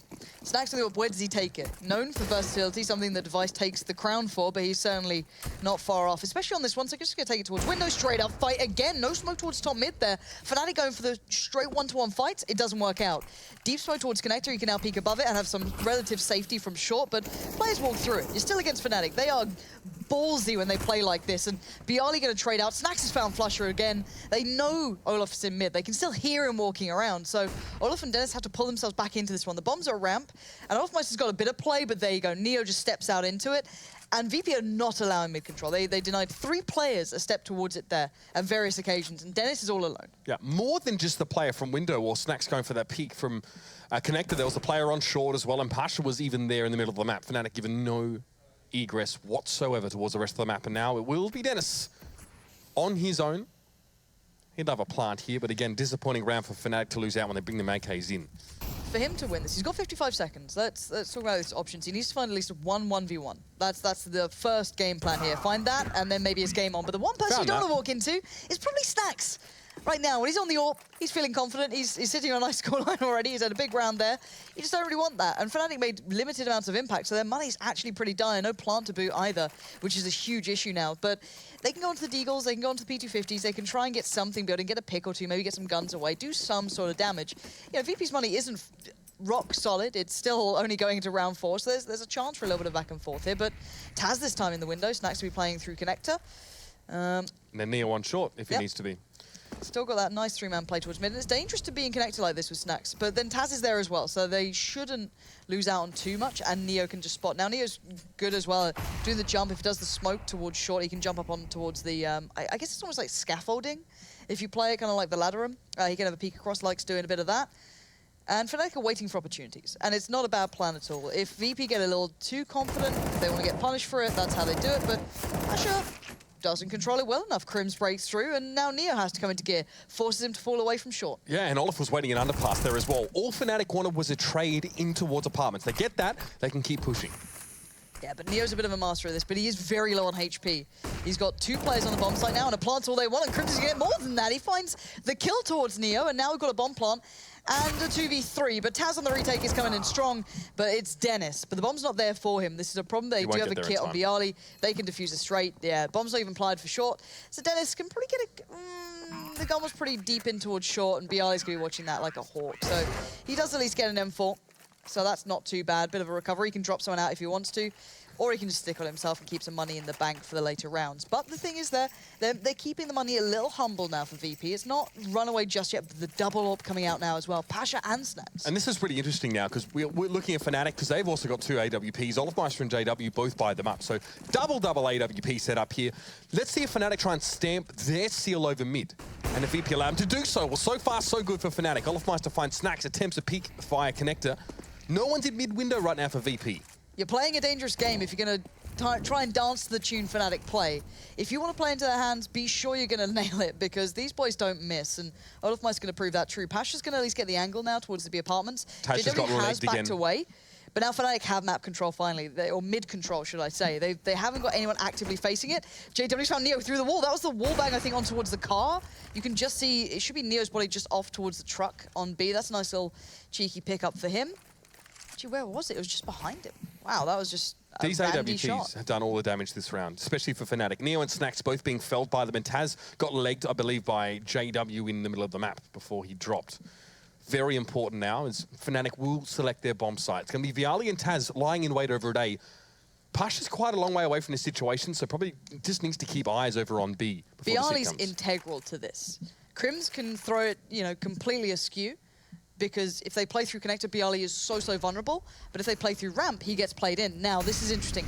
How does he play this one out? Do they check for it? They molly it out. He tries to take the fight, but Flusher wins it, and that's round done. Pasha can't play back into this. He's got to know that, and it's time to back away. Their money wasn't phenomenal. It was decent for the buys. If they'd won this and strung together, no worries. But the problem is it's a little lower now, so you want to be a little bit careful. You don't want to give anything else away, and also you don't want to give out that double AWP either. So Olaf's going looking for it. He can probably just play that off towards Crims if he gets it, or maybe just want to take that AWP away from Pasha. So Pasha has to be careful. If he scopes in, that can get heard now. I'll do a very quick scope for Pasha to get the kill, and it won't be enough. Olaf does catch him out there as well. And we're talking a lot about AWPs in this game, and maybe for those that are watching at home that sort of don't watch a lot of CS, maybe more than other games, purely because of the way we know that Fnatic like to play. When a team buys double AWP up immediately as soon as they have enough money, no less on the T side of the map, you can tell that they really want to play around picks, and they want to challenge out the opposition AWPers for control of those important egress points. On this map, it's mid. It gives you so many options. If Fnatic know VP like to play around it, they're going to push back in the same way and fight fire with fire. This is a bit cheeky. Going to catch him with their pants down there. They're going to find one out of it, but still a good bit of work. Means JW could have picked up the AWP if he fancied it. He doesn't. He's not going to be wandering out there yet. He's underpass, so he's got a long way to go if he wants that AWP back in his hands. But other players can pick it up from Fnatic. Let's be real here. And Fnatic being very passive. Look at Dennis' position. He's all the way back in T-spawn, waiting to see if there's any ramp aggression coming out from VP, which there is, but nowhere near to that extent. And here comes Pasha. He's going to hear Dennis. And the bomb is just to his right. This is massive. If Pasha can get this kill... no, Dennis way too aware. Not going to let that one go at all. And then you're left with Bialy and Neo. And Bialy's going to be struggling here. JW, you're going to be able to catch him out there, who's opted for the AK for the most part of this round, by the way. There were 2 AWPs on Fnatic. They actually opted to play with 4 AKs for a time, or 4 rifles, should I say. Again, sometimes with mobility and you want to play a bit of contact, not terrible to trade up those AWPs for a rifle for that case. But Neo, last man inside the palace here. Very little to work with. Yeah, and Fnatic have pretty much checked everywhere else. Crims is checking deep ramp, so it kind of eliminates where he might be if they think about it. Why has no one checked this? It was the one place they didn't really check on, and he almost got away with a little bit of a cheeky moment then, but no, dealt with in the end by Dennis with the deagle, so that's no problem. Good recovery from Fnatic now. Getting that second round on the board for them is massive as well. They get to stabilize, they get a bit of good money building behind them. You've got 9K now on Dennis. That's great for him. Is he sticking on the AWP? Has he got a spawn? Yeah, he's got the mid spawn, so he could just take that one straight out, try and take a man-to-man fight maybe against Snax, who's been playing out of Connector a lot. Maybe Snax goes to window. Snax is a fast spawn too. Yeah, this is going to be an interesting battle. Dennis not known for his AWPing, but he might be able to get a shot going here. Good flash comes in. Actually, a fast flash coming out, but Fnatic are picking up the pace. They're going straight into Connector. Taz and Bialy better be ready. Taz trying to get the spray down, traded out through. Bialy knows there's someone in Palace, but he needs to deal with a more immediate threat at Connector. Pasha at least is able to equalize the numbers somewhat, and that's Snax from CT. Quick pick in towards Crims, finds him. Now he can watch Connector. Dennis had his back turn. No way he's going to get out of that situation, and Virtus.pro reassert themselves in this round. Flusher in the smoke, very low. Does have the bomb, but again, it's a foregone conclusion almost for this man pushing out on towards the side. VP back in it, strike back quickly, and Snax with 2 from CT with the AWP, a big part of it. Yeah, and I think is it Bialy's?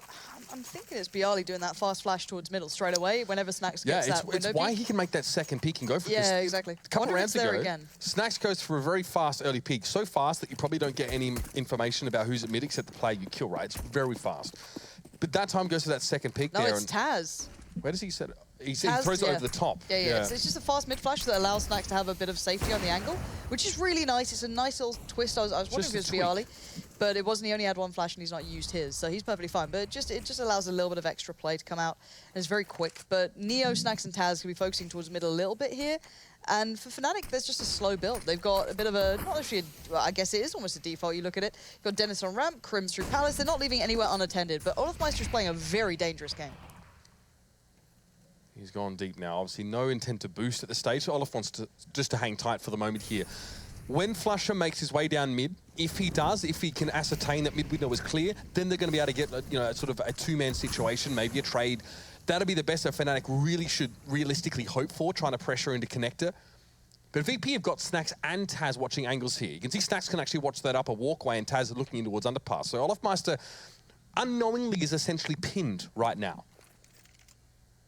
He was safe when the smokes were there. Now, oh my, Taz? Okay. Maybe just didn't see him in the... There's a little bit of dark shadow, I guess. Taz, what is going on? That was an incredibly awkward fight. And it'll leave you guessing. Yeah, so now Olofmeister has a bit of annoyance he can play through mid. He tries to almost bait out that he's going towards B, but hopefully VP don't fall for it. Yeah, Neo's already falling over towards CT, so they kind of have a bit of read here. Maybe Bialy hearing steps. The flash goes over towards ramp. That was something that Taz used to do, and it's a beautiful flash as well. Doesn't work out. Didn't catch Flusher on the flash. There was 2 players caught. I think it was Dennis and JW, but now Fnatic have decent step, but they haven't crossed with the bomb yet. There's still play from Snax. There's still play from Neo that could come in here. But Flusher and the others now set up a smoke. They're crossing. Bomb goes down. That's playing for ramp. But Neo denies it. Now look at the time. 5 seconds left. Snax over the top, easily done. Flusher falls down on JW, sitting over towards T-Connector. Going to have a difficult time of trying to reassert this situation. Wants to cover the bomb defuse, but Snax is there. He knows JW has to go for the peak to keep Fnatic in the round, and VP will get that defuse. All said and done, Fnatic expended a lot of smokes sort of towards mid there as well to allow them to get Olofmeister so deep. When they wanted to execute on that A site, they had one smoke. One smoke. And it was intended to cover off jungle, so Snax couldn't peek, but he was already up on E stairs, and a very quick flick over the top secured him the kill on the bomb planter. VP wrapped it up. Yeah, Fnatic's money is starting to get really, really poor at this point. They're going to go for the utility over all the weaponry. You've got a Galil coming out, which is quite a rarity. You don't often see it these days, more the UMPs, Tech 9s, such and so on. But let's see what Fnatic go for. We've got the window smoking out from them, not too surprising. Taz is up, I think, on Ladderum or just near short. No, he is on Ladderum, so doubling up with Neo there. So you can kind of just keep control with Neo and leave Fnatic to do what they want for a little while. The rest of the players are fine. You know, you've got Pasha with the AWP over by B. He can keep tabs on that. And JW Crims going to be having a tough time breaking through this. Pasha can take a shot back away, readjust, find a new angle. And Fnatic looking for any weakness here. Mid was re-smoked to give Fnatic a little bit more time to actually be able to exist in mid without Taz picking them off. But that's about to dissipate here.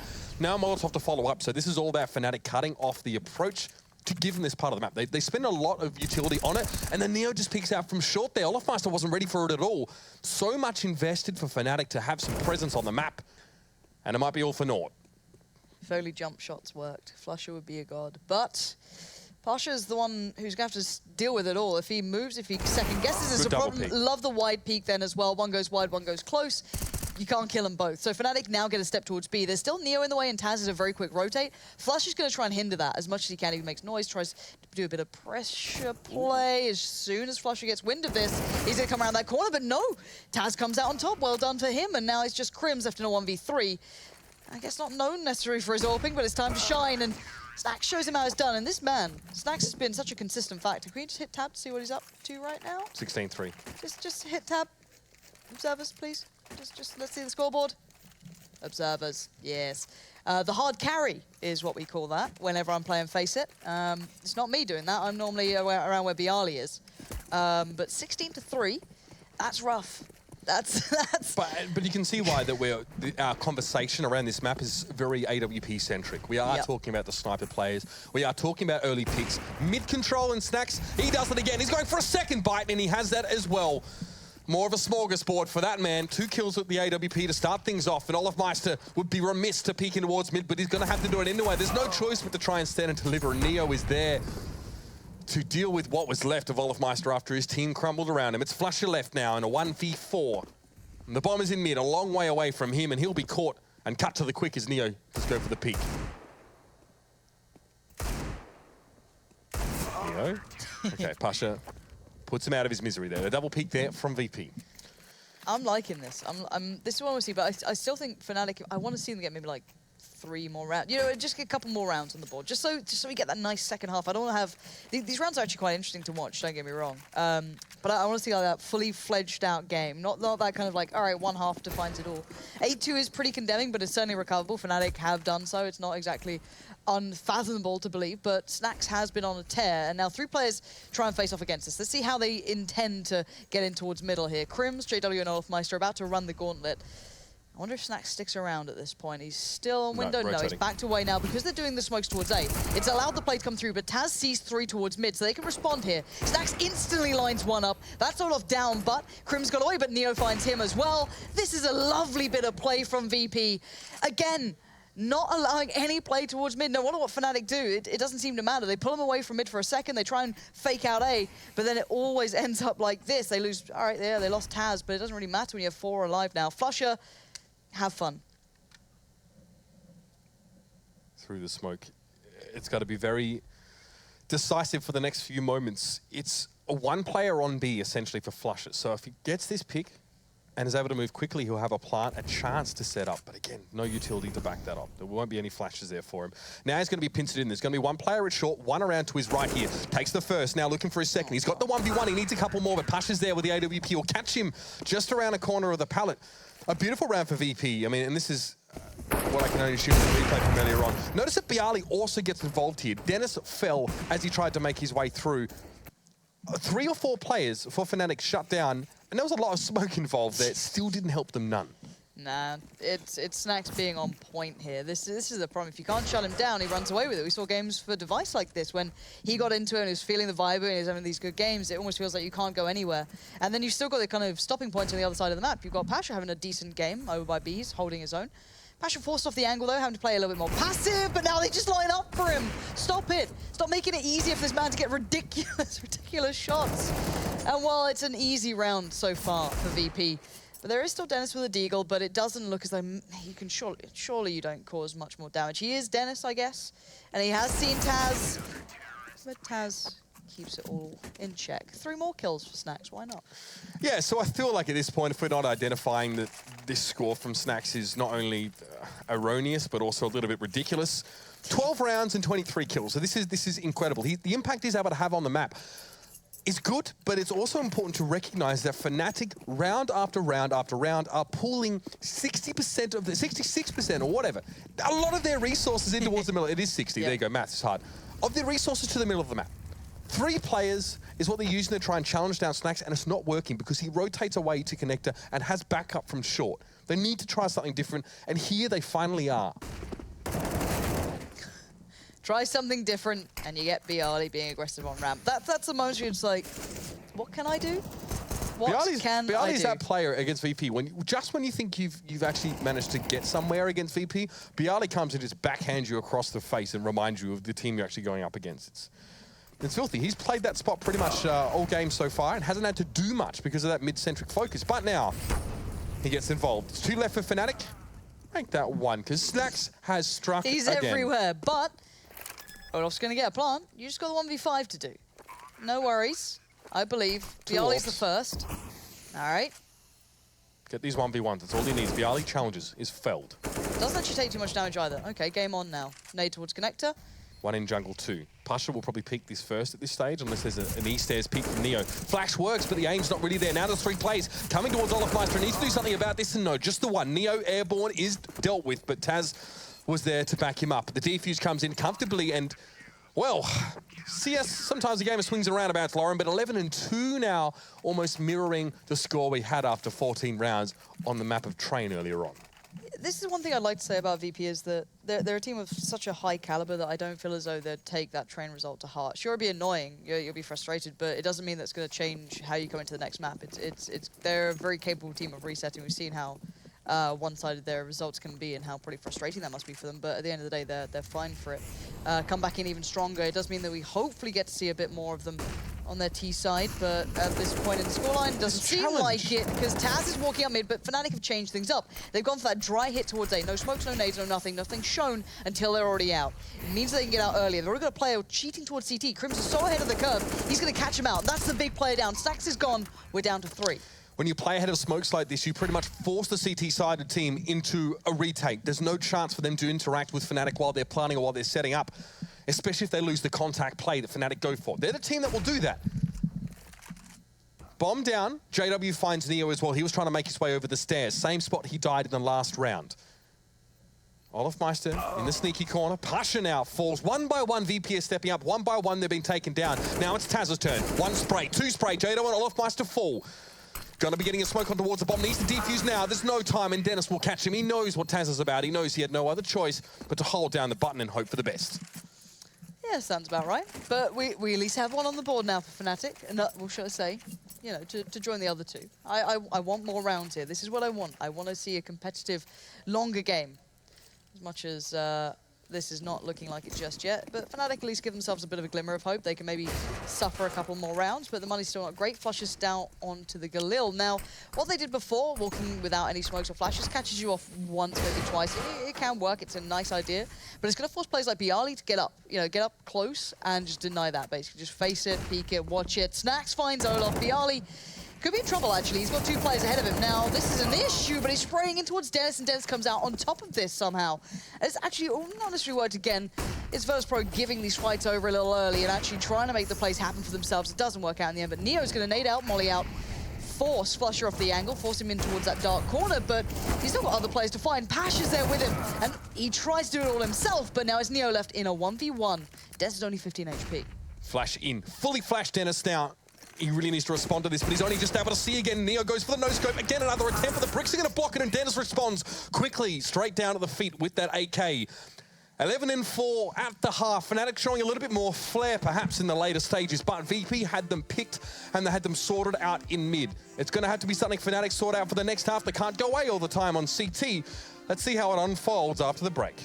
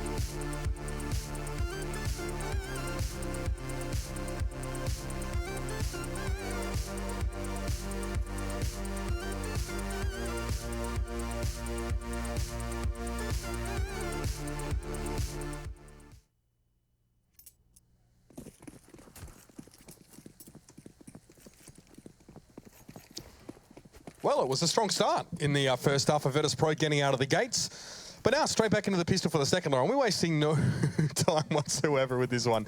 Dennis already pushing aggressively here in towards T-ramp.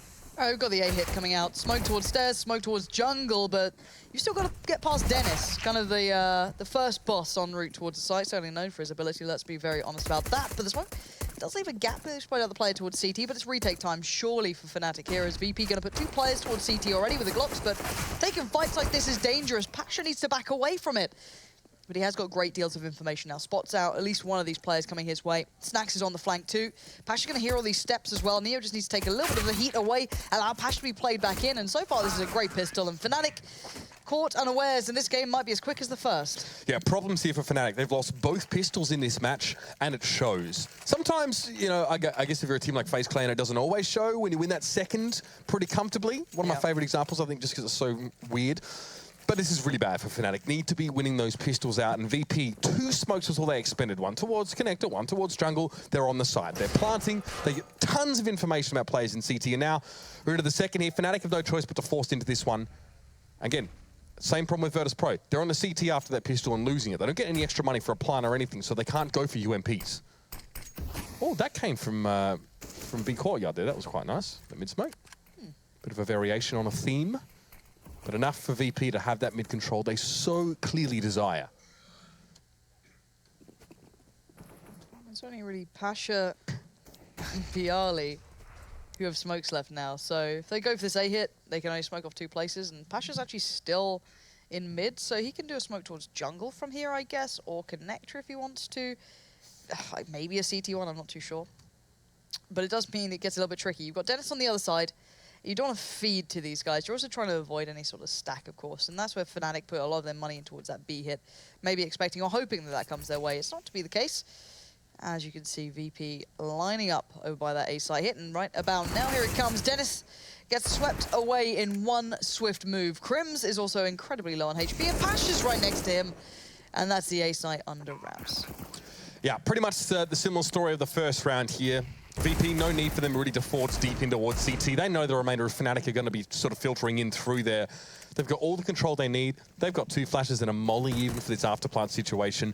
You cannot ask for much more of your VP. Bialy comes forward. Spray is there. The AKs and UMPs of Virtus Pro make very short work of Fnatic. And now, Fnatic, again, going to have nothing to work with in this round. It is very hard to build an economy as a CT side, and even harder when you're already behind by so much. And you lose the pistol. Not ideal.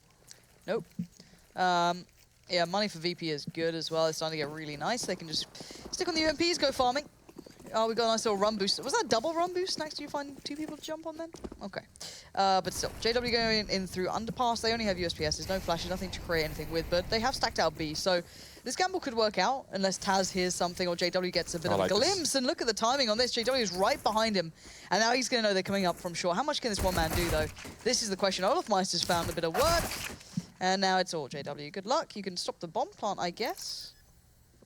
Or can Here we go. No. Needs to make sound. Neo fakes it. There's a player watching from short now as well, so wherever JW turns, it's going to be a barrel pointed right at his noggin. Extra money? Not quite, but still Virtus Pro have more than enough to be working with now. They know Fnatic by this round. Very basic for them to sort of ascertain that, but still no interest in going for an AWP. They still want to play fast and loose. They want to play contact with these AKs at least. We'll see if they try and exert mid-control with them. They still can. They know Fnatic can't afford an AWP by this stage. So they'll go there still. Yeah, why not take the smoke fight? in here. They're going straight up connector as well if they want to keep doing this. They're going to force Flush to play out of short, and that's why Taz is in that kind of Delpam corner. Just going to be taking the fight. He actually takes a lot of damage from that, so Flush is going to nade out. Maybe gets connection? No, but the trades have come in. So VP have mid-control, but they've actually lost a fair bit. Taz is very low on HP, and they lost out on Snacks. So Fnatic, let's see if they can stop this now. Yeah, VP want probably more than just mid. You know, when they've spent, I guess, so much health and lives. And Pasha, okay, that's a very compromising position to push through, of course. That hidey hole, that little orifice reduces your speed drastically. If you jump in from the CT side, obviously you can sort of strafe in there and be fine, but not ideal. That's, yeah, you're never going to win that. How VP, where are you going? Okay. So Bialy and Neo are slowly working up short. Flush is not watching from kitchen. Now, Olaf should kill Taz. That's a given. Should be a given. But the bomb can be planted.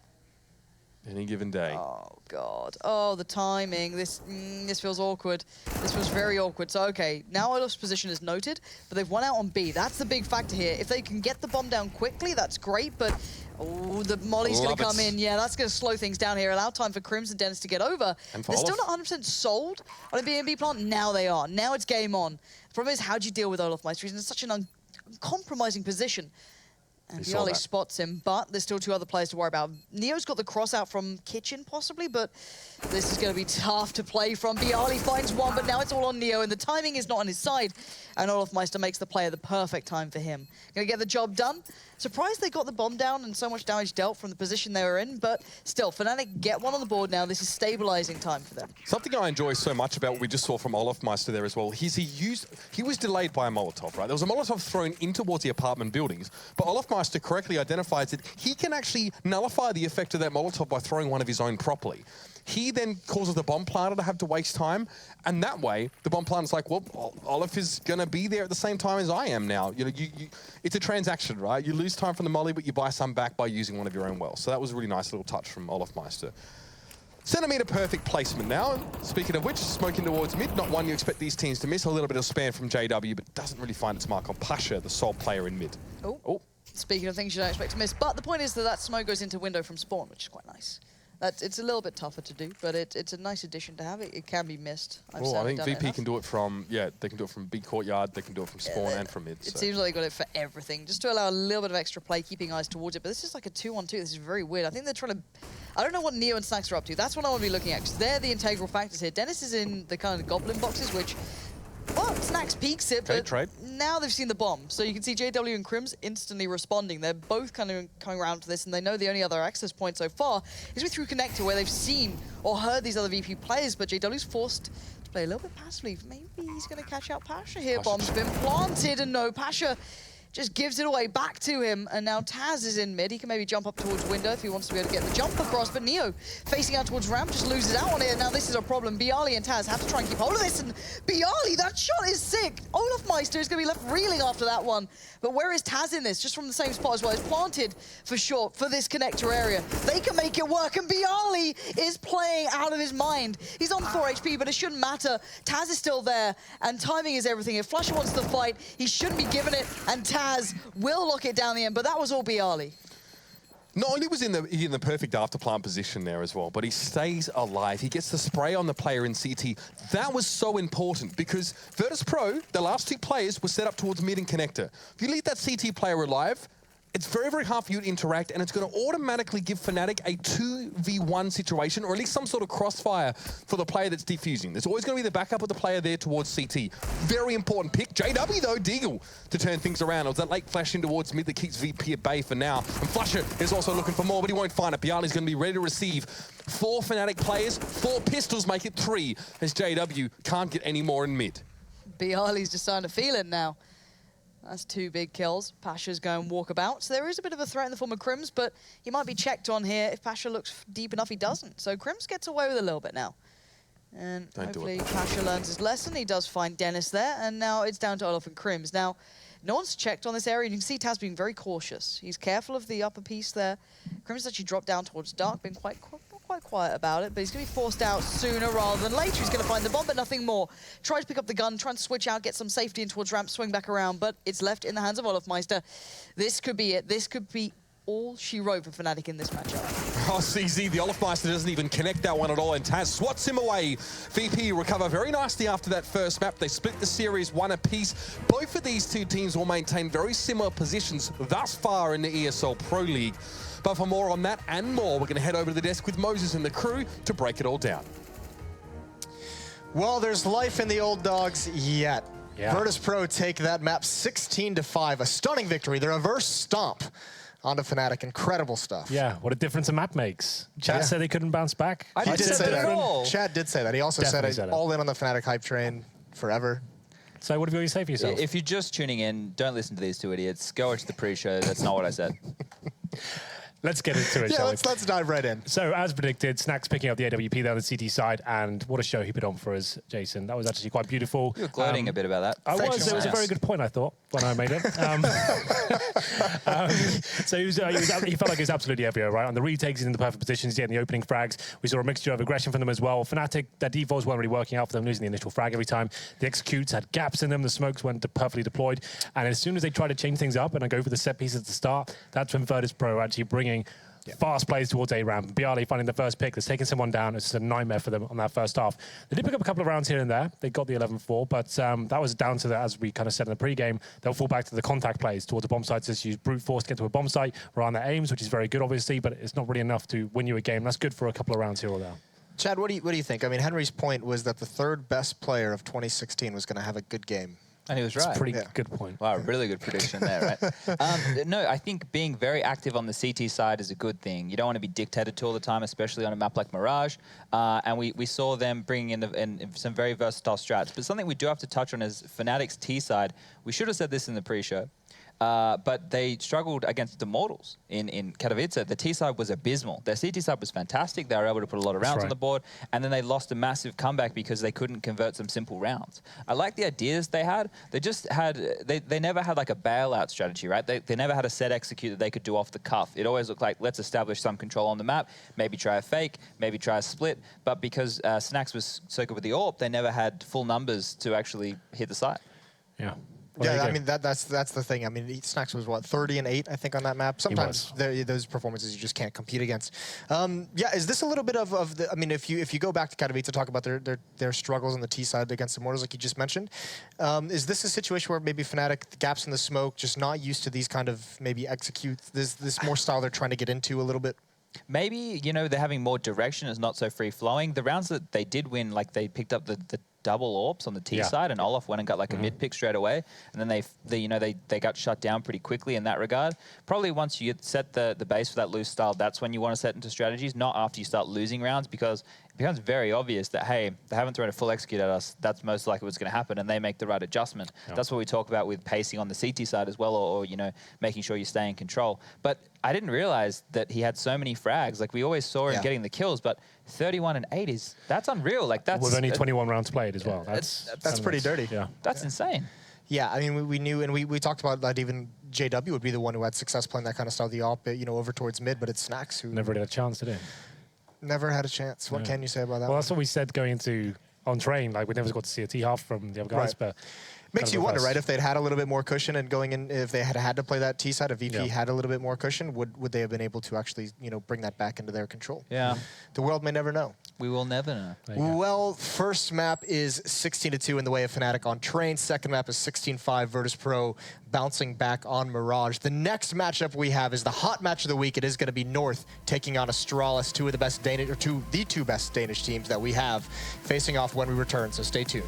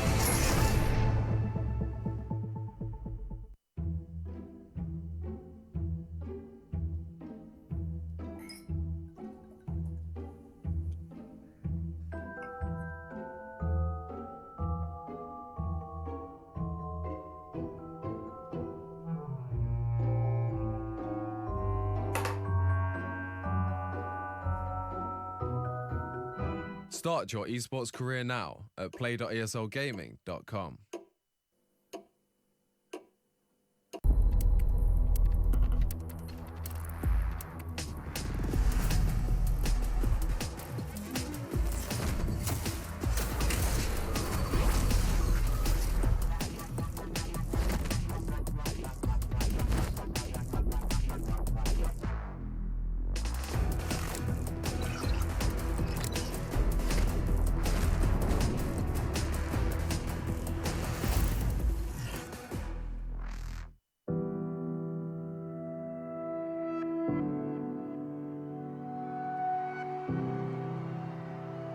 Ladies and gentlemen, welcome to ESL Code! Two headshots in a row. Vnatic's about to bring it back now. All on Nico. Trying to see if they can get the defuse in Nico. Oh no, Vnatic! Has to keep Virtus Pro alive. Taco once closer. AW. He's looking for a third. He's going to get a hit by headshot again. Oh my god.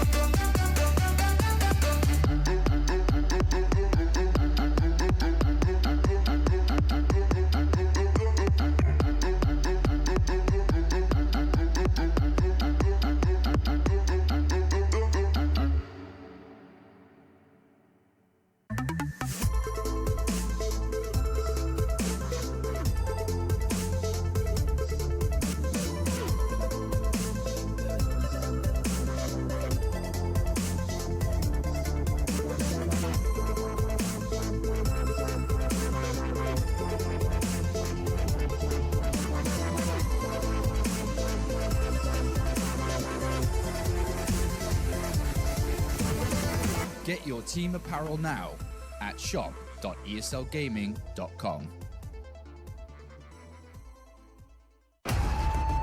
Counter-Strike is sharing incredible moments with us and will return to a memorable place.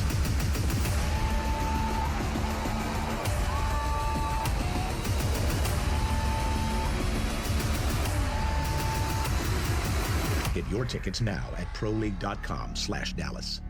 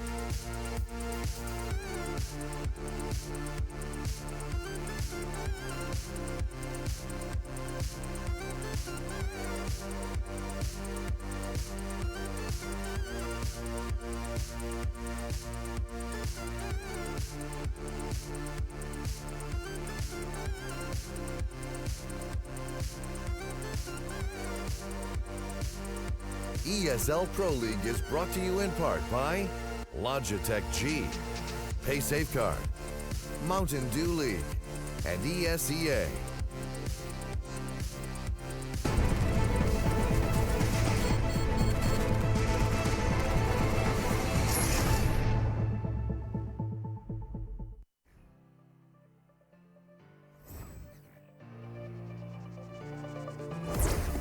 Hey Future Pros, today we are on Overpass. And the smoke we have for you today will block off the stairs on the A side. Combine this with a bank smoke and you can take the A side like a breeze. Line yourself up along this bench.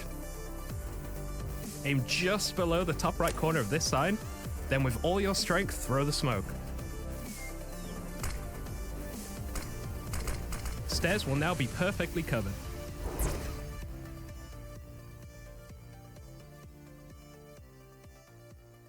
Right, so now you have Rush helping become that future pro, but what if you wanted to put your skills to the test?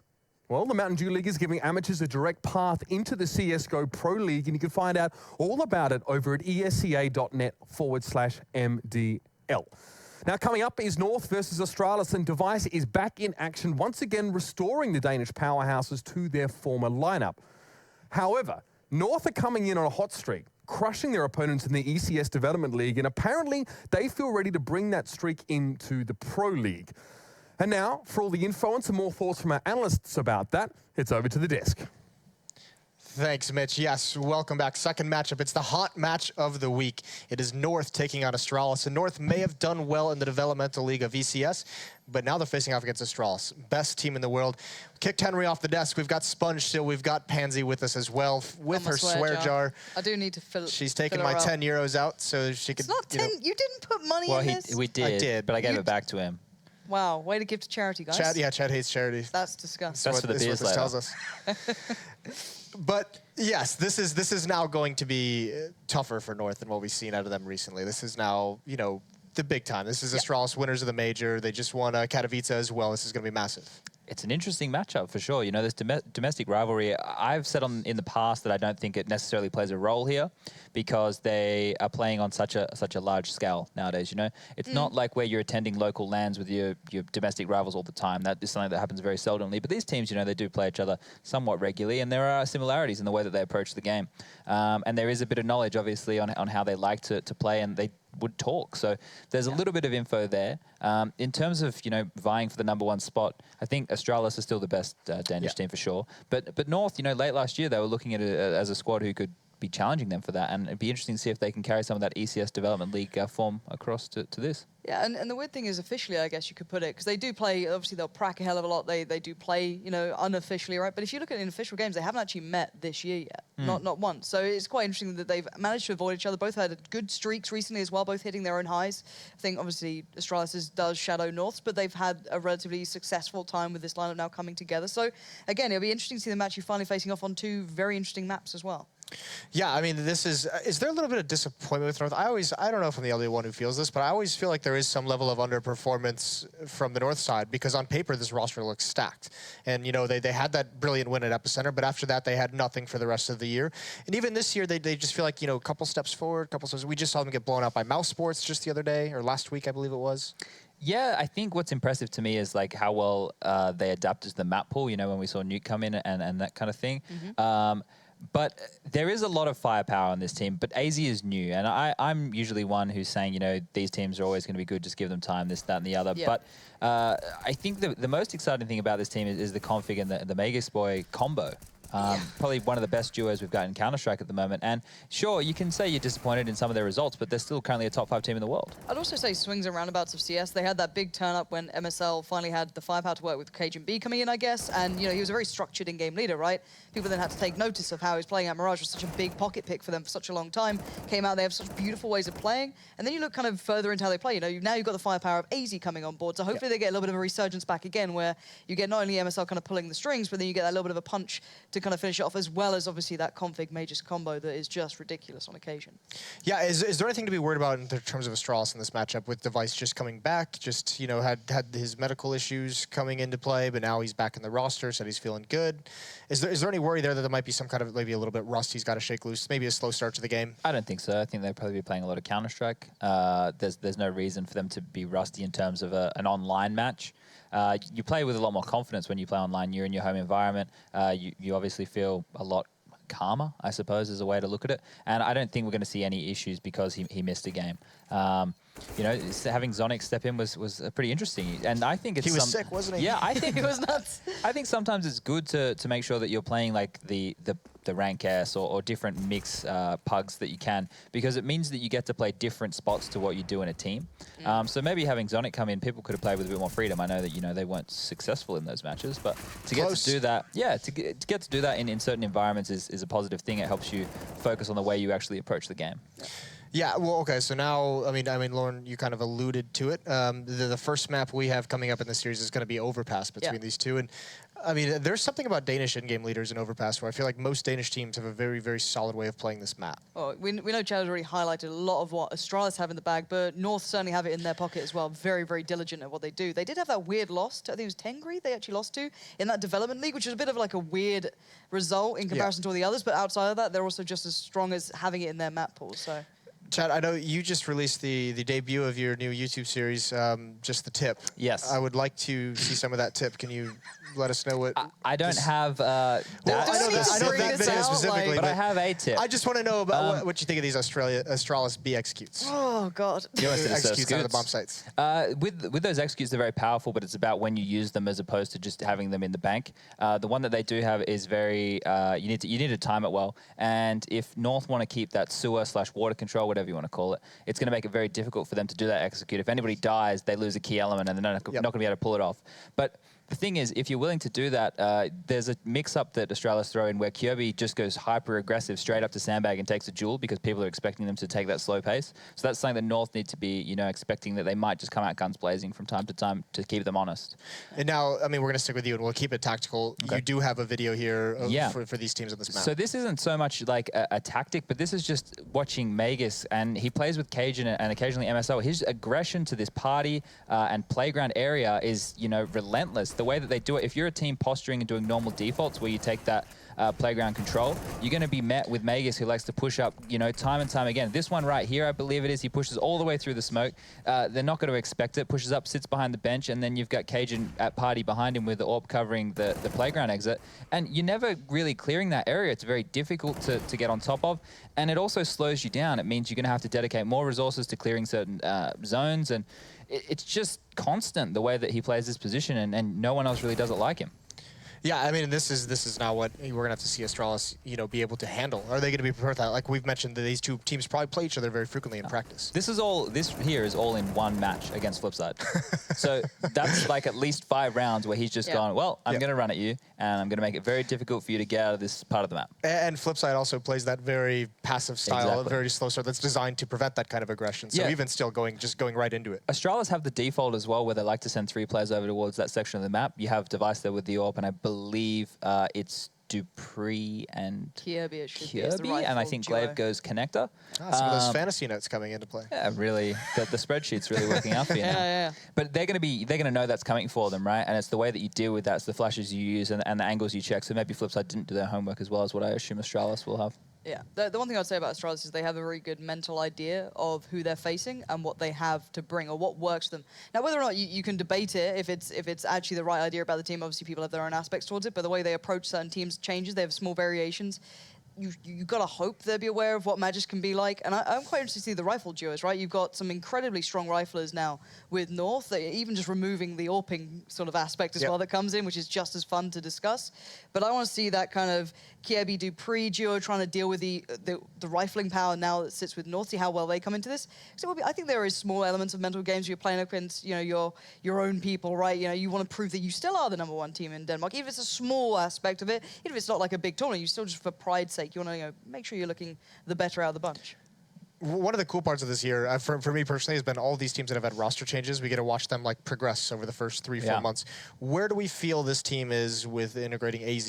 Is this going well so far? Is he playing an important role? Is he playing how we think he should be playing? We've seen more out of AZ more recently. Initially, I think he felt a little bit out of place, you know, adjusting to roles and stuff, but I think they're still a work in progress to integrate him correctly. The thing which interests me a lot about this team is how they're going to, both teams actually, neither have a natural secondary AWPer.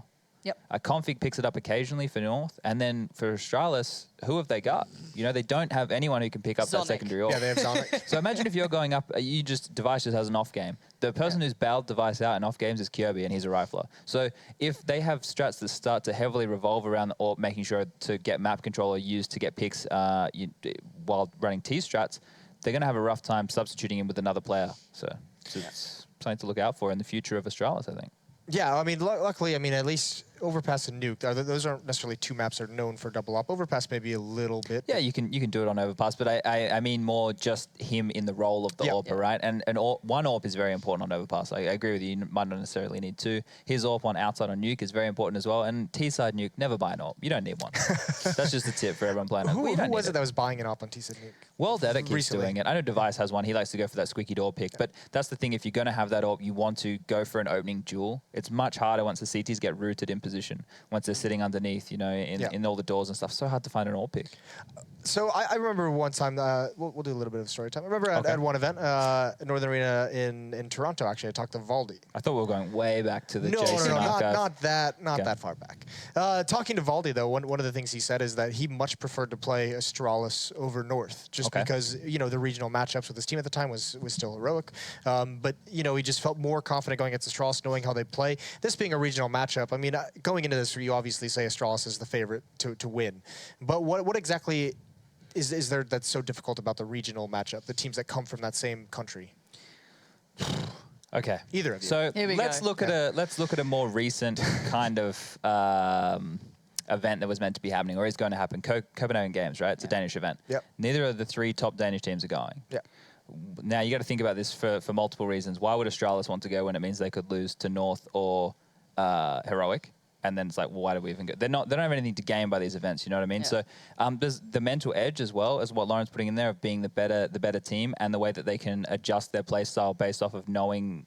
I don't think they know how each other play better than, say, they know how someone from Virtus Pro plays, or how Virtus Pro knows how someone from Fnatic plays. It's not like that anymore. I don't think it's, you know, we're not going to local LAN events together and playing in mixed teams anymore. Yeah. It's not like that at this point in time. I don't think at the pro level anyway. Maybe like lower amateur or semi-pro, you're going to see more of that because it's a bit more incestuous the way that players move around and play with each other. But at the top tier, I don't think it should be a non-issue in my mind, other than maybe the mental game. I think there are small tendencies you can pick up on, you know, how players like to play, but as you said, I don't think it applies to one more than the other. But you do get that overlap just a touch. You know, Cajun B used to be part of this roster, you know, many moons ago now. It's like he's now got to face off against that primary AWPer that he used to kind of sit there and look at and be like, well, you know, device is on this, how am I ever going to get a hand on it? You occasionally have those good maps, but I think you learn how players like to play, how they respond, but again, I don't think it applies beyond the fact that you'd still know about every other opponent you play on a regular basis. I think that you just want to prove a little more from it, but still, I think it's going to be actually closer than maybe on paper it should be. I'm just curious how it plays out. I think they'll be more prepared on their opponent's maps. So you would assume that Overpass is Astralis'. It's not really picked the way the veto phase works, but I think Astralis is like their choice. Let's just go with that. Yep. And then North's would more so be Nuke. And I think they'll have done a lot of prep on how one another play the map, and come up with some nice little nuances and ways to approach the holds. I mean, that's the funny thing about Nuke is the Astralis' Nuke has been tested so frequently because it was one of those maps that's considered like middle of the pool. And they've been starting to win it because they've just been playing it so much, and now it's all of a sudden a very, very scary team on Nuke, I think. So that's going to be a very cool match to watch. I mean, speaking of some of these players, I know we're going to throw up the season stats of each of these teams up on the screen, just because we can see, you know, Device has always been a very, very critical point to this team, but they also have people who can, you know, back them up. Caribou, we saw him at the major. Device had an off game in the grand finals of all times, and Caribou was there to really, really pick up that slack. So just some good performances coming out. Dupree, I think, is probably the most improved player we have on that Astralis side. 89 ADR, that's not a bad stat, leading the way for his squad, actually. The thing for Dupree, like, he's always been a good player. It's just him stepping up in the really important games, which has kind of not been an issue, but he hasn't had those same performances that you'll see against a team in like a quarterfinal or something. And then for him to kind of break that omen, I suppose, in Katowice. Am I thinking of the right one? Yes, I am. Where he had the awesome clutch round on Nuke and then that Deagle round on Overpass. I think that would, you know, be amazing for his confidence in those big games. I think the big thing for me there that was interesting was North's damage stats. I mean, they're not the be all end all, but it's just surprising to see them actually felt a little bit low. High 60s, mid 70s. I think was the highest, was like 75 ADR per round. It feels a little low for a team with that much firepower on it. Yeah. Okay, yeah, cool. No, but this is where it's really going to be that test. Cajun B going up against Form's team with the AWP, and then you have the young stars, you know, Magisk and Config. This is going to be just very interesting because both of these teams play very similar style, map control based for these Danish teams. Any idea, I mean, outside of what you already showed us in the tactical video that we played, of Magisk pushing up, any idea of like what these two teams are going to be able to bring to the table? I think the game's going to be like, the North CT side is going to be won or lost early, because if Magus gets shut down and they work out what aggressive holds that they're aiming for, they mix it up quite frequently, so it's difficult to predict. But if they make the wrong call and Astralis somehow circumvent them, and it doesn't work out, then I think it's going to be difficult for them to keep that AWP up, to keep that Magus aggression. It's going to be like, hey, let's not get picked off, and then they're going to go to holding bomb sites, and then they're like, well, the thing that works for us is not letting them execute, and then it's too late in the half to readjust. So the battle will be in that party and playground area. That's the thing that I'm going to look towards early. And then if I was North, I would look to get that sewer/water control as well. That's moved out of the meta, and the reason for that is because it's so difficult to hold that for the whole round. Sure, you can get it for the first 40, maybe 50 seconds if you're lucky. You're out of utility then, and you have to back off and play the sides. And that's why we've seen the shift away from it. Teams are just playing in the site and using their utility to actually stop the execute. But if I was North, I'd bring that out here and actually try and toy with Zipniks over towards that backyard B area as much as possible. I mean, it is a very tactical map. I mean, and we have two of the better in-game leaders, MSL and Glaive now. I mean, these two guys have been stellar for both their squads. Yeah, and it's been that constant story of MSL always surprising us that he's actually performing well as well. I know that's quite a weird story. Like Sensitivity conspiracy. Well, Sensitivity gate. Yeah, exactly. Well, it's like Glaive has been performing individually really, really well. Like firepower alone, he can keep up, which is quite impressive for an in-game leader who's also kind of employing these quite, not necessarily heavy tactics, but an involved calling style, right? Because talking to them before, Kerrigan was a little bit looser on the calling style, and actually, like, they wanted something a little bit stricter. He lost that impact they once had, and that's where kind of Glaive came in and he actually picked it up. But MSL's firepower, you can't underrate him. He's certainly there, but it's, can he go toe-to-toe at the moment? I don't know if you can against this. You know, everyone on that opposing side is going to be incredibly good. But as well, you know, Astralis' T side is the thing. I think that if North can shut it down, then we have a game on. I think everything becomes interesting on that point. But if you look at Nuke, their T side has been outstanding for Astralis, like specifically, have been incredibly good at their C side's fine. It's diligent, it's good, but it's their T sides. Yeah, well, Nuke is going to be exciting. But first up, we have Overpass. And to bring you that action, we have the #1 caster in esports, Henry G, and his sidekick, Sadicus. You know, I knew you were going to say that, Moses, last night as soon as the video was released and you tweeted back at Thorn. You're becoming predictable in your old age, I have to say. There you go, got it back, at least. I mean, what else can I say? Like, he's just throwing me under the bus. I didn't make the video. I didn't say it. It's just a bit of fun. Quite sensitive on you. Well, it's just, you know, I know Moses is very alpha and he likes to bully people around him. And I'm not a beta and I won't take it, Moses. Oh, I'm glad we cleared that up. Let's move on, shall we? To Astralis versus North, the Danish Dynamite. It's quite a matchup, hot match of the week. And where are you feeling on this one? It's going to be Overpass. I think everyone's going to say on paper it has to be Astralis. North not looking too good recently in terms of like online form, LAN performances as well. Not amazing. Astralis obviously winning a couple of events now and looking very good, especially off the back of Katowice especially. But yeah, do you feel like North can actually step up here? It's got a chance? Yeah, absolutely. It's online CS. I actually feel like North could win this. I mean, it is Overpass. I would favor Astralis on that all day long, but it's entirely possible and foreseeable that they make it work. You think back to that grand final though, right? We think about Astralis versus FaZe. Astralis actually looked a little bit lost on Overpass, I have to say. It's not until Dupree stepped up with that massive Deagle round. Which is rare, to be fair, yeah. Yeah, right? Like, that was an ace of a Deagle. That's what got them back into the game, actually got them some money to work with that. That could have been the end of the game for them. Let's get into this one, shall we? It will be Overpass as our first map. Astralis on the T side here, 4 sets of armor, Glaive with the smoke and flashbangs, and going towards our water area. Config, though, we'll be battling towards Monster, and they're going aggressive on short as MSL. We know he's in good form recently. He opens things up with a headshot towards Kiabi. It's true. AZ gets one on Dupree. He's got to watch a little bit to his right and left because the smoke's down on top of the site means there's a lot of places they can attack from, including over top of the smoke. That's the way they go for at least one kill. Device will pull back onto AZ, but Magisk is going to back away ever so slightly. Look at Device go, and then Glaive finds the shot at Magisk in the window, and it's Astralis to pick up a T-sided pistol. Yeah, North actually getting aggressive towards B. 3 at the start there, 1 towards Monster, and 2 aggressively towards short. They find the first frag. It's a 4-on-4 at that point. It looked like they have the advantage when Device, he starts going wild. They missed out on him last week at Pro League, like we said. It was Zonic playing instead of him, but he's back, and he's looking good. That 3 kills for him, and an interesting buy from Astralis here. 4 UMPs and 1 AK-47. There is going to be a force buy for North, but just 1 scout and 4 pistols. Not much in terms of grenades to work with here. A lot of teams will stack towards B. It's quite a standard round as Cajun B goes towards connector here. Takes a little bit of nade damage there. Don't really have to work too fast there, Astralis. Just feel out the map a little bit, see if you can get some information. We know Astralis have to wait towards short and do a lot of executes towards B, but no initial aggression here from the CTs really. As Dupree wait towards connectors, going to be Zipex working towards Monster as he does a little bit of damage there towards Config. Waiting. Cajun patiently. Yeah, he's normally going to get Molotov here, but he gets a chance here on Dupree. Make it Glaive, I should say. And he's going to be taken down. That's a 5-on-4. This should be the round tied up. Not really much I can do unless this scout from AZ, interesting enough. It was a little bit wild. Config's looking. Try and get a deagle shot out toward through Monster. No one receiving it on the other side. Was trying to get damage onto Zipex, but he did not land a single shot. As MSL uses the same weapon to cover off Squeaky Door from the sandbag. Smokes down at long. This will take away a lot of information from the CTs, force them back inside of the A site, including that Magisk boy who now has to play with anticipation in the bathrooms rather than a read of exactly which direction they've gone. The one favorable situation for him is that Dupree's gone low, but he can't find the kill on the CZ toward Glaive and gone on AZ now. That's far too easy, I'm afraid, with the scout in that angle.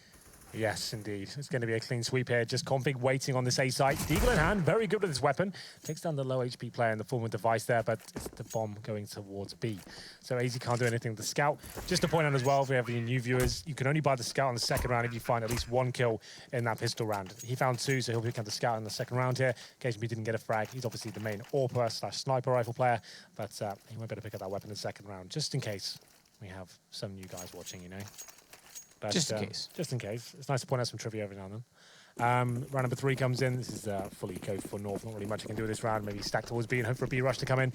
It's quite rare these days, but they do send 3 players there, make it 4 and 5. So they have gone for it. They're just hoping the full-on B rush comes in from Astralis. It'd be a really risky move to take at this point for this very reason. You're into a stack. You give them a chance to find frags here. And Dupree, he's going fast towards the sandbox area. He's not going to give too much away here, but his teammate Zipex, he does make contact towards the barrel position. Dupree taps in with the UMP. Should be pretty straightforward. No armor that the UMP is able to pick up some kills. Zipex is peculiar enough to goes back. He's a little bit cautious of the fact that someone might peek him from up close or get flashed off, perhaps. Not that there is one, but Device is going to be able to push all the way through. Yeah, that's going to fall the back now. Yeah, I mean, that's a nice shot, though, from Config. This is why Zipex is trying to pull back, because he's luring them away and keeping them in the B site. But the problem is, as soon as he gives them that much space, they start to attack Dupree now as well. But, okay, he's up to the challenge. 3 kills, all headshots, all in the UMP. That'll give him a large amount of money. AZ will try and build up his own back slightly before we do head into what will be round 4, the first gun round.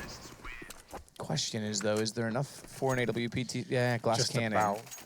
It would be for AZ buying it, then he leaves himself with no armor. I don't think they go for it. I think this is 5 M4s all day long. So he's still yet to buy. Config, he could have dropped one as well. They do go for the 5 M4s here.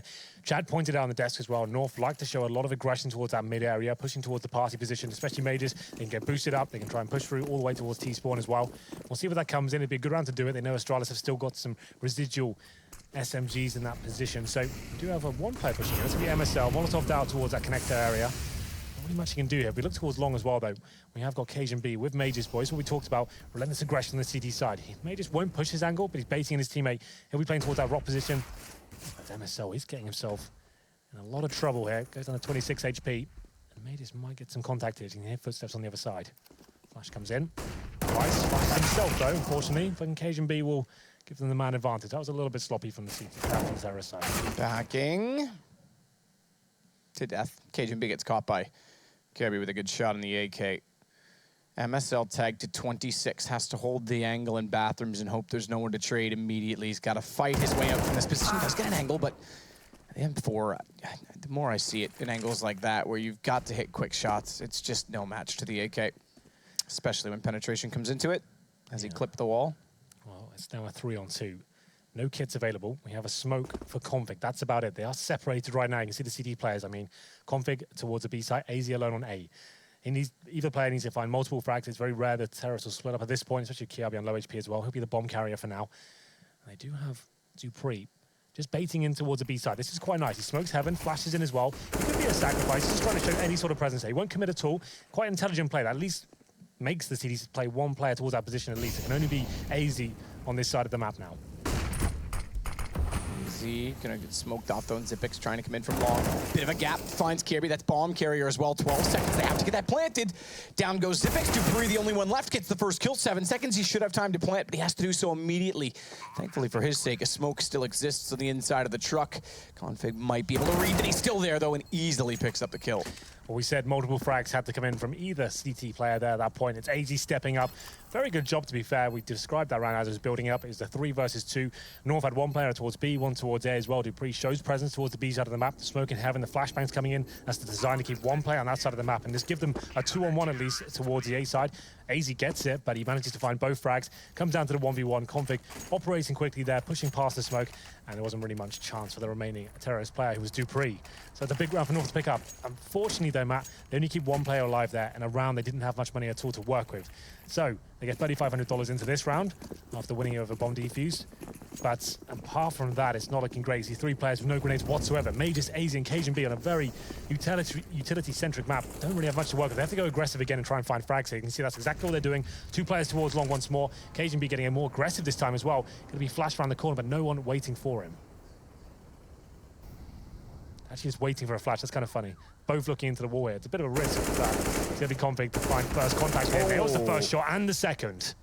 Quite good, you would say. Making a third as well. Tags up Zipex down to 15. He'll rotate in toward his teammates at construction. Flash through. No dismay to the face of Config. He's able to survive it, nearly gets through the smoke in time to spot yet another Kirby, but him going down now is a bit of a problem because suddenly it's 3 versus 3. They rotate back over. But Dupree picking up MSL simultaneously means that Magisk is alone in the B site, at least temporarily, as they start to rotate around. A big flank as well coming in from Cajun B. So limit the access back to, okay, that doesn't. The A site. Kirby goes in, bomb will be planted. They now have it confirmed. Yeah. But this is the play. I mean, Cajun's been silent getting here, but at the same time, too much silence gives it all away. And which way does he go first? He's gonna wait. That's the smart play. Finds Kirby. They now know he's there. Re-peek, low HP. Zipix down as well. It's on to Dupree, and he's gonna try and reverse this. Bomb's planted inside of the pillar. Cajun's got 15. AZ's got 100.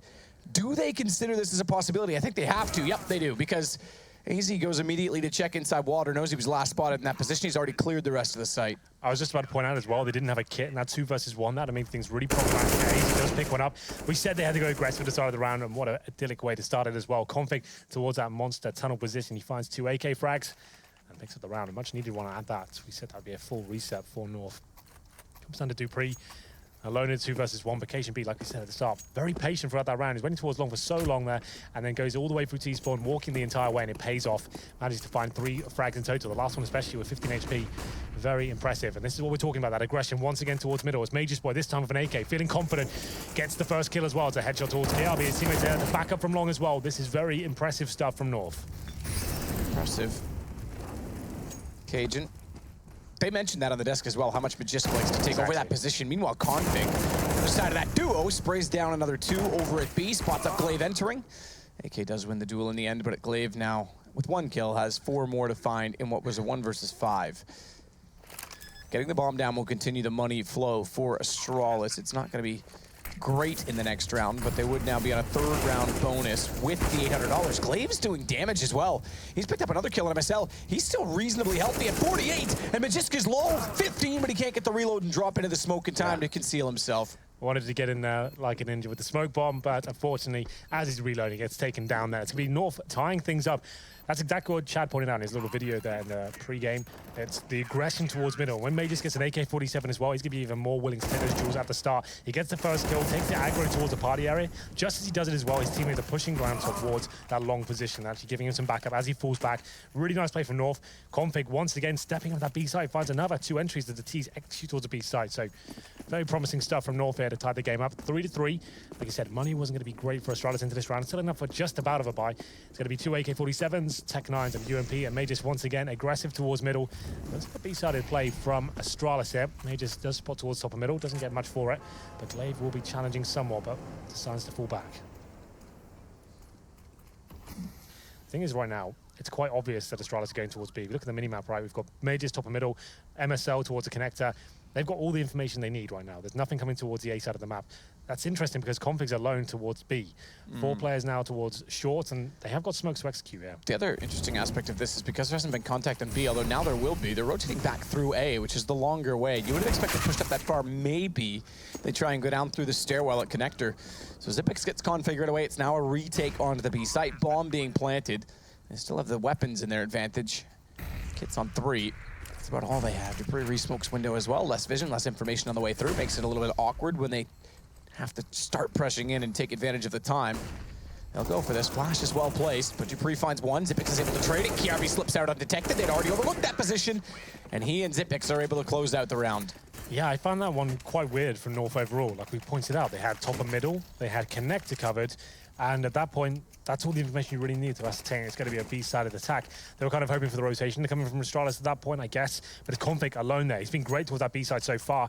That's a little bit too easy for Astralis. He had to get multiple frags there, doesn't find a single one, and that retake's going to be an absolute nightmare there for North. Did Astralis actually finding some success there with the force buy? Only 2 AKs into that round. It's actually shut down North's economy. They go into round number 8 with Deagles, CZs, and a UMP. Just made his boy with the rifle here. He has to go aggressive once again. Not towards middle this time, towards connector. But Zipex, he opens things up, and it's an aggressive play from the CTs, but he takes both of them down with a Chris headshot. Good shot from Cajun as well on to Dupree. Cajun's looked all right in this game, I have to say. Sits on 7. Actually, naked 8 as he gets Glaive and the bomb at that, which will now be able to secure the round. Watch for a pop flash down, similar to what we see on Pop Dog. Smoke behind him to make sure, because they don't have full coverage of top middle, he doesn't get pushed. Some fairly even fragging from AZ Config and Cajun. It's 1 and 2 kills, though, from MSL and Magisk, respectively. They're struggling behind. 2 HP as well for MSL this time. He's going to get locked out. But he at least has the information that water's controlled, so top of middle is the only place they don't have information to cover off Cajun from. And I think he may start to back off slightly. Actually, he's going to hold ground. I thought he'd back off slightly in that bomb. And now, he's got Majors they'll back get, exactly, right, so. Magisk can see down from the front of the bathrooms. And, ooh, that is a very impressive shot. Now Cajun, thankfully he's picked up another smoke. We already saw him deploy one. Has to consider that. They go down, 1, 2, easy trade, easy pickup, 4 kills for Cajun. He's going to look for the ace, and there's a very good chance that he'll find it as well. Knows exactly where Device is.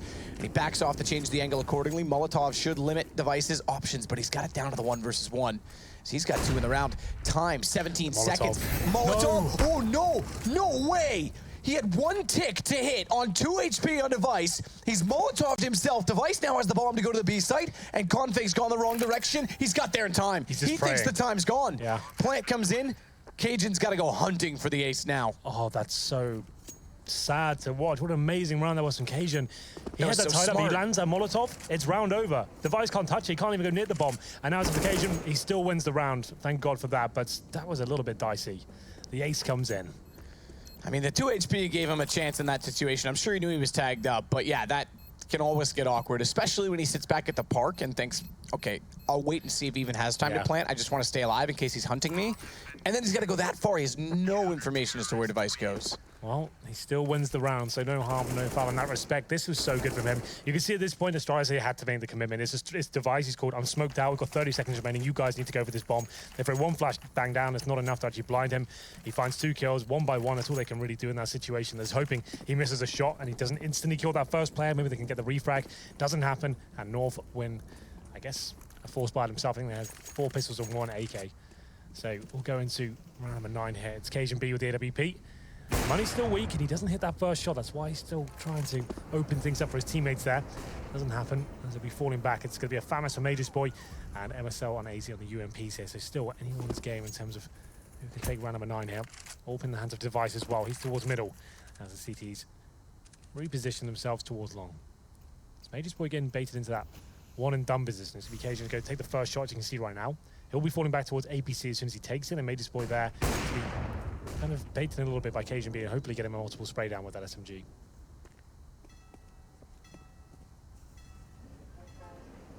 Zipix backs.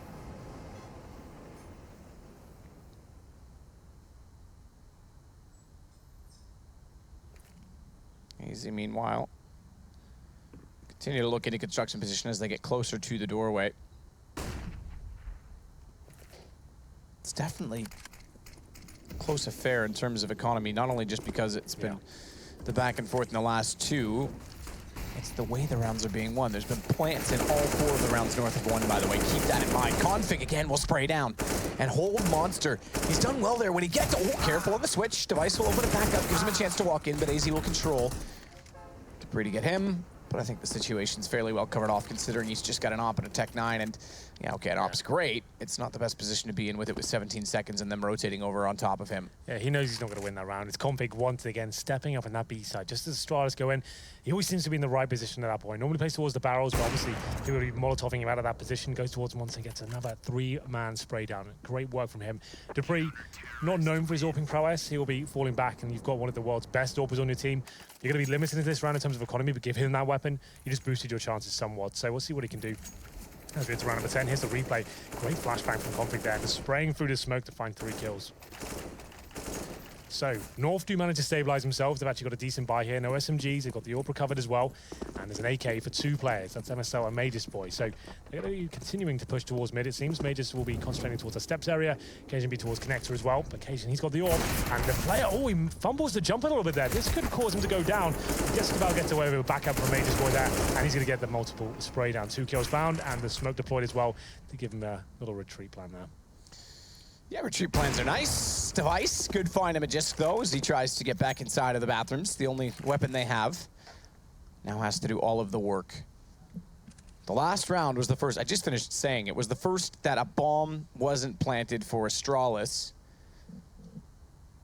And they still kept a player alive, which is why the economy is so back and forth, which is why this round, if Device can continue to pick them apart,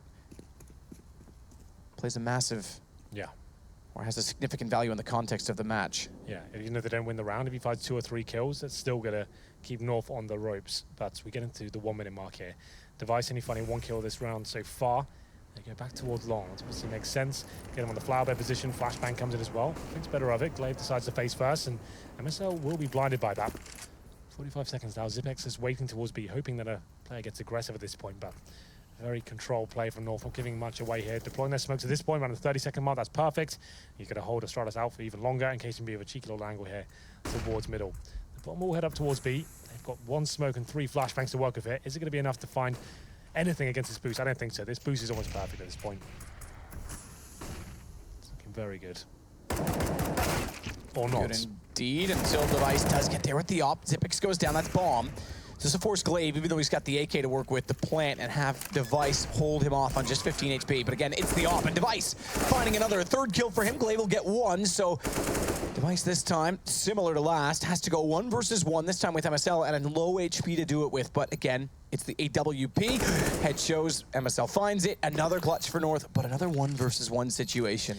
Yeah, we said even if they don't win the round, as long as they keep finding multiple frags, it's going to be absolutely fine. Device with 3 in total. They get the bomb down as well. They're a 3rd stage loss bonus. They could force into this if they wanted. They know the money's weak for the CT, so keep buying those Tech 9s. Just keep trying to find an opening in that respect. I think of this. Okay, they are going to go for it. I was about to say maybe that's not the best idea, but excuse me, it's going to be 3 UMPs, 2 Tech 9s, and this is exactly what they want to go for here. They win this round. They break the bank of North. It's a bit of a risk. Could open up the window to allow North to get 7-4 here, but 2 Tech 9s, 3 UMPs. They have got the utility to work with. Back towards short we go. It's going to be Dupree with the UMP here first, and 3 players towards B for the CTs. North not giving too much away at the start of this round. Obviously, Cajun B back on the AWP. He's actually gone all the way towards the end of long, and there's a real nice flashbang. That's so nice from AZ, looking for the 4-man. Oh, he wow. gets it as well. It'll just be 1 player surviving for Astralis, and that's Device. I know it's an eco spray down, but it's just so pretty when those line up for you. Well, yeah. Could you say when the stars align, considering it was Astralis? That's true. That's actually quite good. Yeah, that works. Well, that was actually a force buy, to be fair, and that's a big round for them. If they lose that round, they're going to be fully eco themselves. So that's actually kind of massive from North there. A real nice flashbang comes in. AZ can't believe his luck. A 4-man spray down. Very nice stuff indeed. And that's going to be another force buy. Okay, not a force. This is a partial buy from Astralis. They're a maximum loss bonus, so I got a bit ahead of myself. A team knife coming in there. Yeah, I just heard that. Why did that happen? Right click to the back of your teammate, not bad. Takes him down to like 30 HP at the start of the round. It was 39, yeah, that's actually significant.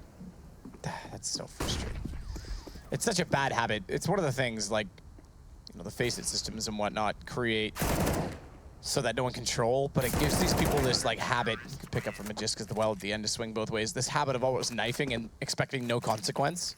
Yeah. And then it's not, obviously they know in these games, there's the lineup for you. This 4th shot's actually pretty good because that's a very small target at the back. Obviously they know that, but you just accidentally click it, you get too comfortable doing it, and it's like, ah, wait, misclicked, sorry. You know, momentary lack of judgment. Yeah, it happens quite a lot, actually. I seem to remember myself saying that a lot at tournaments recently. Anyway, it's going to be round number 13 here. 8-4 in favor of North. They've won the half. It is a CT-sided map. Occasion B, once again, aggressive towards long. He's going to have some confrontation this time, though. 1 player looking to just run out. It's going to be Glaive, and he gets taken down. Lovely work there from Cajun. Not going to be falling back just yet. Device looking to get the refrag here, but he's not going to get it. That's a really nice incendiary drop. Buys him a lot of time to fall back and reposition. This is good stuff from Cajun, and even better from MSL as he challenges towards Connector and finds Dupree. Zipex.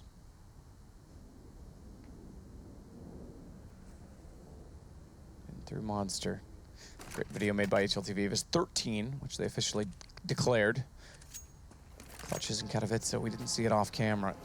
Especially Config will take down Zipex, but Device is going to start to push up long bomb. Still a bathroom, nice shot from Cajun, catches him jumping, and that's Kirby's best chance, his only friend left of getting in toward the A site. MSL will pop out and take down him in bathrooms, and it was very close. It was back and forth, but now suddenly, very quickly, it's all fallen apart because the money got left to dry for Astralis. Yeah, it was 4-3 at one point in favor of Astralis after winning the pistol, getting that 3-0 as well. North, as pointed out, we expect them to be aggressive on the CT side here. It's a Danish derby. Both these teams know how each other play, and they're rising to the occasion here. Cajun B especially looking very good. He's won some pivotal rounds. That eco buy towards the connector position as well.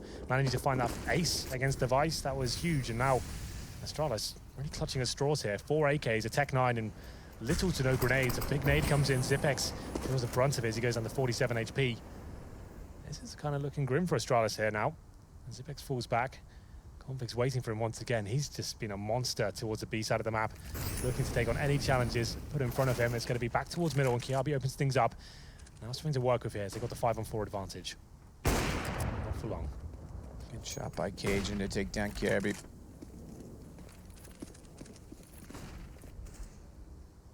Zipex. Wait it out. In fact, gets taken down. But watch Cajun. I was curious as to position that was going to end set up for a crossfire and how far Astralis would even get considering the low utility. They've got one flash left to work with. Bombs down. They've got to commit to it. That's too easy. A bit optimistic, I think, from Glaive to try and just crawl into it. And MSL hits a lovely shot to end it. It's now 10-4, and Astralis will have very little left over. Force, obviously, for the last round of the first half. North do hit the double digits, and it has to be a force buy from Astralis to finish things off here. UMP ×2, couple of AKs here, Tech 9 for Glaive, and they haven't really brought much to this first map. They've won the pistol with the 3-0. They've won a single gun round since then. They've been shut down ever since. Config especially looking great. So's Cajun B, MSL finally opening frags across the board. This is looking great from them. We said that Pro League recently have had a bit of a rough time. The events haven't been great. Device though, he's striking back. 10-5, still a very reasonable half. Don't get me wrong. It's still a CT-sided map, but overall from what we've seen, it's still very good for North. Good pick from Easy. Not the most efficient, so he had to be a little bit careful. Just snuck in behind the corner of the wall. Controlled peek. Config. Here we go. Yep. Come on. Gets the information from AZ, goes through the smoke. Bye-bye Dupree, and immediately goes, I'm out, see ya. That's normally what Zipex plays as well. He's got to be a little bit red-faced at that point. Dupree goes down just as he moves post. But okay, 4-on-2 just like that. It was Device to find that open kill towards MSL, but it really fell apart. And now we go into Zipex with a UMP, looking to upgrade to an AK here at this point. They've lost the bomb as well. He's being very wary. He knows Config pushed out, but he's got the intel now. It should be clear as he recovers that bomb, hoping to bait out a CT. Maybe just because it's there, but he wouldn't have heard that bomb being picked up just yet. He's just waiting for the rotation to come in, basically. Yeah. Issue is that, okay, they've smartly left Cajun over toward A, that they did leave connector open in the stairwell. So hence why Magisk isn't overly comfortable with just sitting back. He knows there's other places they can go, wants to get a little closer. Time going down, very easy to line that up. Thank you very much. Incendiary on the bomb as well. Buys him another 8 seconds, and Glaive pretty much round over, but that's a nice shot to kick things off. Gives away his position, unfortunately. He can't go back towards A now with the bomb, has to go towards B. If he wins this, it's an absolute miracle, and Config, he's not seeing any of that today. He's had an absolutely amazing half here on the CT side of Everpass map. Yeah, I would agree. I actually think he's been fantastic holding down Monster. I think the dynamics they had over toward B were great. It took them a while to get economy in their favor. Once they did, no looking back. So North 11-4. Astralis, you mentioned it, struggled against FaZe in the final at Katowice. So they're struggling here online. We'll take a short break. We'll be right back.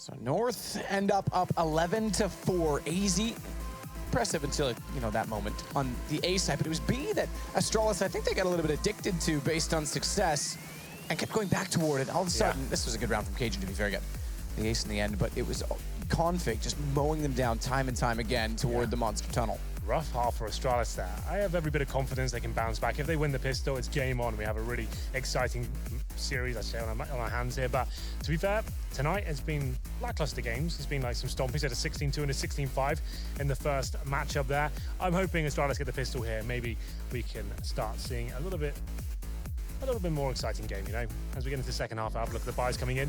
I think I see a Tech-9 purchase as well. So it's going to go off with a bang. It's Cajun B who will be the Superman here. As we get to round number 1. One smoke for MSL. He dropped the Tech-9. And here we go then, map. 5 sets of armor for Astralis. That means no defuse kit and no smokes to hold anything off at the start. And when you have a Superman buy, like the Tech-9 and Cajun B, it means you're just going in somewhere very quickly indeed and allowing him to mow them down. He's got a little bit of cannon fodder there at the front, and they'll just be rushing B straight up. Zipix does find one. Tripped over Dupree ever so slightly, did damage on him, perhaps more than what they did. Him to start it off. Good shot on Config as he jumps across, hits the headshot. Problem is Dupree's only able to get one before they converge from either side onto him.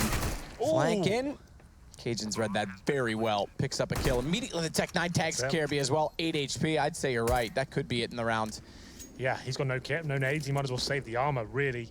He'll try and do what he can here, but it's 3 kills occasion B, so that Tech-9 force by, well, I guess Superman buy coming in has paid dividends, and KRB, he's going to be really desperate to get anything going whatsoever. They know where he is. He hasn't got a kit.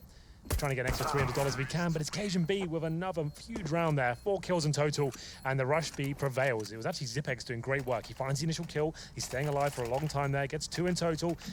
Forces rotation from his teammates as well. He's trying to buy as much time as possible, doing really well until Cajun B stepped up and became a monster. He finds his 21st frag there. Very impressive stuff. Astralis now with no other option but to force buy into this one. We have 5 7s, CZs, and a Deagle, a couple of Deagles, and a couple of smokes. North, that's very promising now. They've been boot camping recently from what I believe as well, from that lovely stadium. Yeah, that's true, in the FC Copenhagen Stadium. Which goes without saying is in Copenhagen. That'd be a cool environment to sit in boot camp there. Not only that, just have access to a great venue such as that. I'm sure they get some access to the gyms, etc. Probably get to check out a few matches. I was going to say games, but I think matches is the correct football term. So set up deep inside of the site. A stack toward A. They're all rotating back, so they'll all be close by. Down goes Device. Kiabi gets quick kills, but now it's uneven. Unanswered. Zipix will pick up the bomb, though. That gives them a chance. Zipix through the smoke. It's got it down to a 1 versus 1. Here we go. It's Zipix, after all. Backs away, trying to spot the head jumping across or potentially pushing onto him. Cajun's already got the bomb, though, and Zipix will allow it. He wants to try and let him to plant and then capitalize, but Cajun, he's going to try and sneak away with this. Zipix, something about him in clutch situations. You always think he's going to pull something out the back here. Unfortunately, though, he has lost track of Cajun. He may try and upgrade a weapon, even if the bomb goes down towards B. He can still rotate, of course, but his percentage chance of winning the round goes down dramatically at this very point now. Bomb towards B, he has no kit, only has the 5-7 and low HP. There was a bit of a chance if Cajun decided to stay towards A, but now Zipix, we saw him there just trying to pick up an AK-47, can't find it, decides to go back. Still has a chance. But every second he's not fighting Cajun B, his chances of winning the round go down significantly.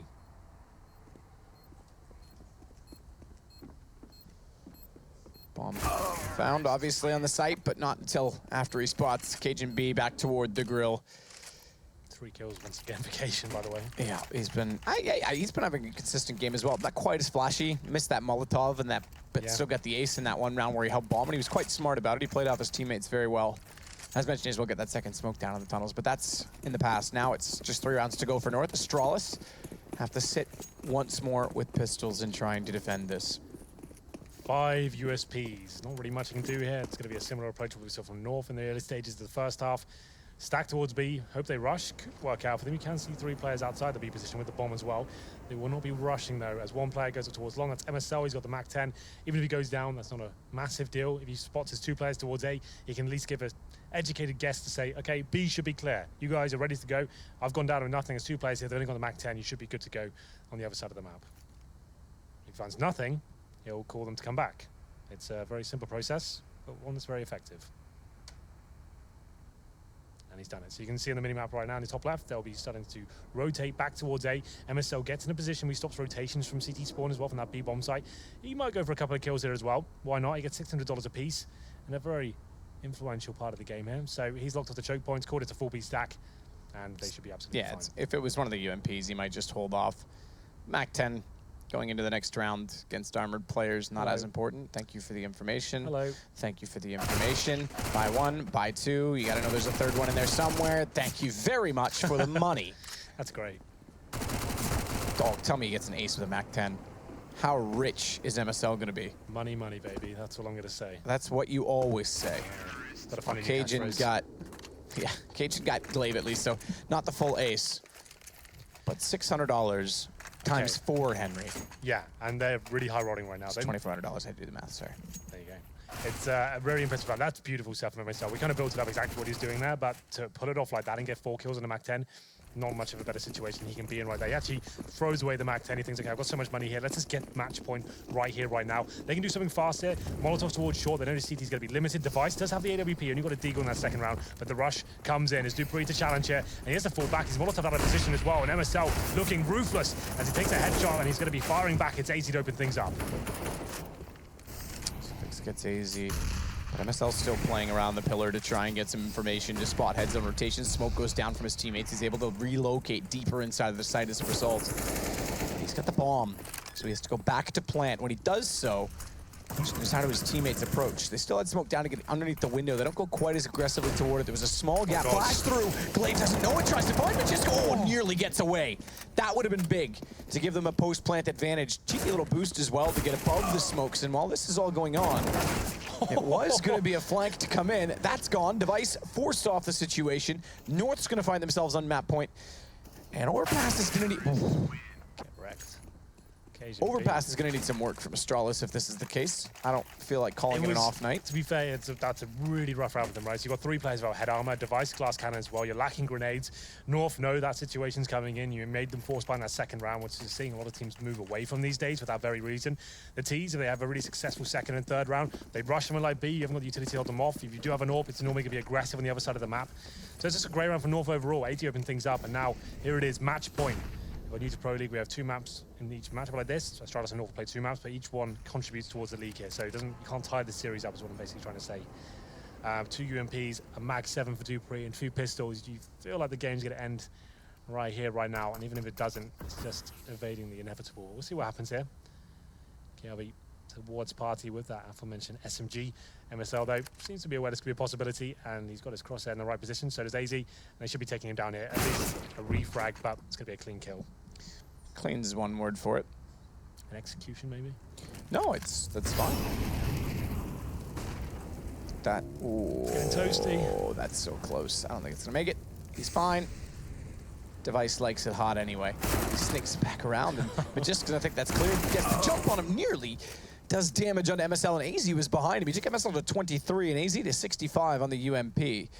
How does dupreeh elect to get back into this equation? Because he can start to push behind them. He would have nearly been spotted as they sneak into the B site. Oh, this could lead them directly toward him, you know. The fact that Config's gone down monster, he's going to realize B's open. Here we go. They're heading back down. dupreeh's just waiting with the shotgun. Yeah, it's not the best position for it, but if they overlook it, maybe you can get 1 kill here. That's if they go towards shore. I think they have a couple of players in connector as well, but it'll make a footstep and fall back. The issue with it is that he hears the bomb coming around from T-spawn, and he thinks that means they're all heading that direction. He actually left what was a better position than him getting caught, obviously, in transition. Good pick up from Config to close it off, and that's the game. That's the game, Henry. That is the game, and sometimes that's the way the cookie crumbles. It's Astralis going down 16-4 there on Overpass. No one could have really predicted that. It's we said that they looked a little bit weak at Katowice against FaZe in this one. It took a huge round from dupreeh to get them back into it. They didn't really arrive there at all. Let's remember as well, the first time they got the 3-0 going as well. They won 1 gun round in total there. North looked dominant. Config, for me, MVP, especially in the first half. Cajun B looked amazing throughout that entire series as well. So very happy with his performance. No one really arriving for the other Danes, Astralis, whatsoever. Very quiet on their side. Very quiet indeed. We've seen some interesting results for the teams number 1 and number 2 in the world this evening. We'll send it over to the desk to see what they think about it. It's over to the best desk. I don't know what I'm saying to you, Moses. Sorry. Nice. Nailed it, as always. Yeah, this is interesting day of Counter-Strike. All the matches look phenomenal on paper, but we've had 3 blowouts so far. That's a 16-4 win for North against Astralis, which is very surprising to see that occur. Yeah, first ranked team, Astralis gets blown out. Second ranked team, Virtus.pro gets blown out. This is just weird. Yeah. Everyone loves blowouts. Don't look at me. That could have been really cool. Yeah. That could have gone. Cool's an interesting way to phrase it. Could have gone lots of ways with that. Yeah, phenomenal. I agree with Henry about the Config being the MVP of the first half. The way that he was able to shut down any aggression to that B site, taking dry jewels at Monster. He's just peeking with an AK, and there's multiple members from Astralis. They're not expecting it. He's able to get 2 kills and damage another one severely. He was doing a fantastic job, and it didn't look characteristically like the normal Astralis kind of pacing. The execute that I've been over is normally their bailout, but they didn't look like they ever really got that going. A bit unfortunate for them. Yeah, I mean, this is now tough, Lauren, because like, where can you actually, what conclusions can you make off these matches? Even the VP versus Fnatic one, when the blowouts like this, like, is there anything you can take away from this and say this is now maybe a scary tendency or a scary trend? It depends what storyline you want to attach to it, right? You can go down that, oh, it's just a regional match, or oh, it's only VP online. There's so many things you can attach to these sort of results, and it also takes away a little bit from what actually North just did was actually just spank Astralis. Every single player, a lot of the win conditions that you would put towards that match came through. A couple of players, MSL had a great game as well, even individually, just keeping up. Cajun B, a name you can't go without saying, outdid Device consistently. Device barely got an AWP in his hands throughout that game, even though Astralis won those first 3 rounds. Beyond that, they struggled to get much more going for themselves. So it was quite surprising, to be fair, to see it going that dominantly that way. The thing that I've liked about tonight's game so far is the teams who have got dominant leads have managed to get the pistol and then convert, or get into the game straight away on that second half. We haven't seen the other team mounting a comeback. Cajun B had like a Snacks-esque performance. I think, what did he go, 27-6? He's only dying 6 times. That's the whole game. Weird. That's like the Cajun B when he first joined the roster and went on that huge spike through performance. It was like, where's this guy been that whole time? We saw him in Dust 2 for a while. He became like the monster of that entire map. Yeah, the cleaner came out, right? The chance came out. It was all this sort of stuff about this guy, and he was having these huge plays. So it's nice seeing him find that, maybe proving a little bit of a point as well. Barely had a chance to play against his old team, wants to prove a little something for himself there, comes in with that mindset. If you're Astralis, you've got everything to lose in this matchup, right? You win it, oh, you've done what you're supposed to do.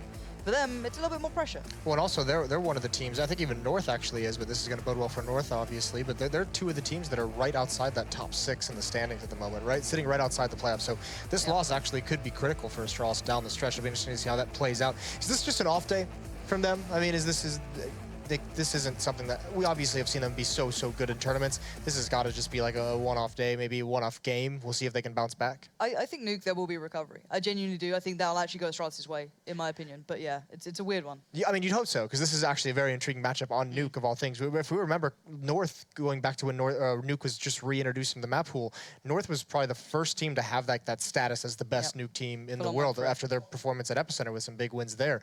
And then VP and later on NIP for some time took that away from them. But Astralis is now very intimidating on this map as well.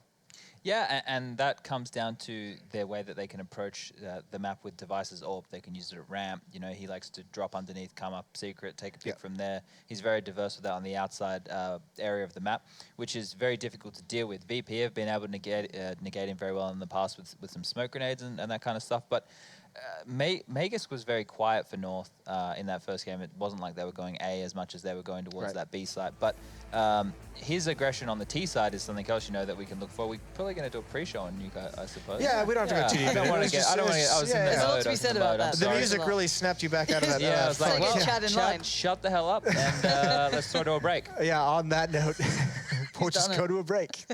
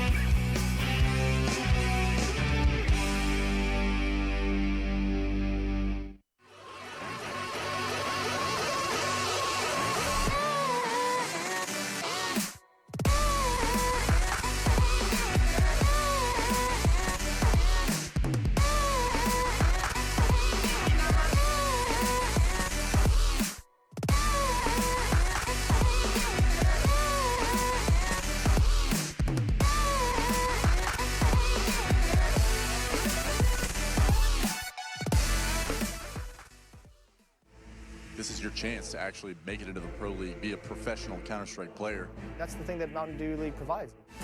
Penguin, you know what? If anybody has a shot at 2-0, it's Penguin. Beautiful Counter-Strike. You usually only see that into the professional level of things. We are one of the youngest team in top 20. Many teams can underestimate us, and we can surprise them with our tactics, show our Polish power.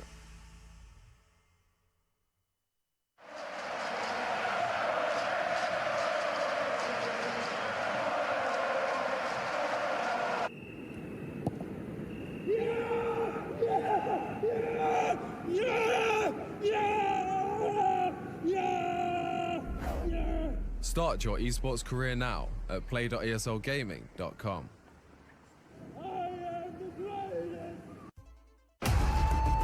Counter-Strike is sharing incredible moments with us and will return to a memorable place.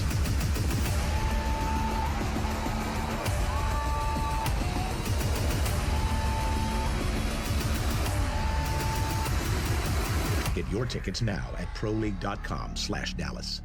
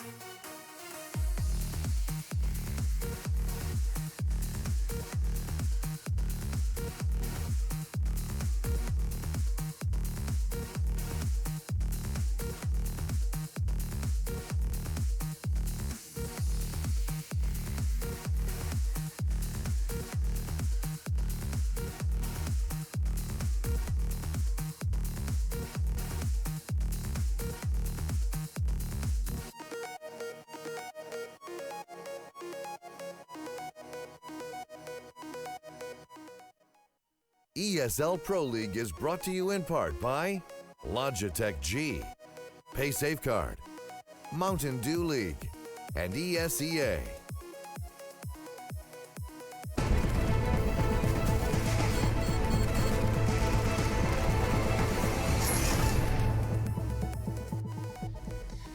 Welcome back to ESL Pro League. Earlier tonight, we saw VP bounce back after a Map 1 stomping. We'll have to see if Astralis can do the same as their Danish counterparts, their Danish opponents. Just beat the hell out of them on Map 1 on Overpass. So now we have Nuke coming up. We've talked a lot. We got into it a little bit. We got a little frisky, a little overexcited. I apologize. You know, it might have been my fault. I might have let into Nuke a little bit early.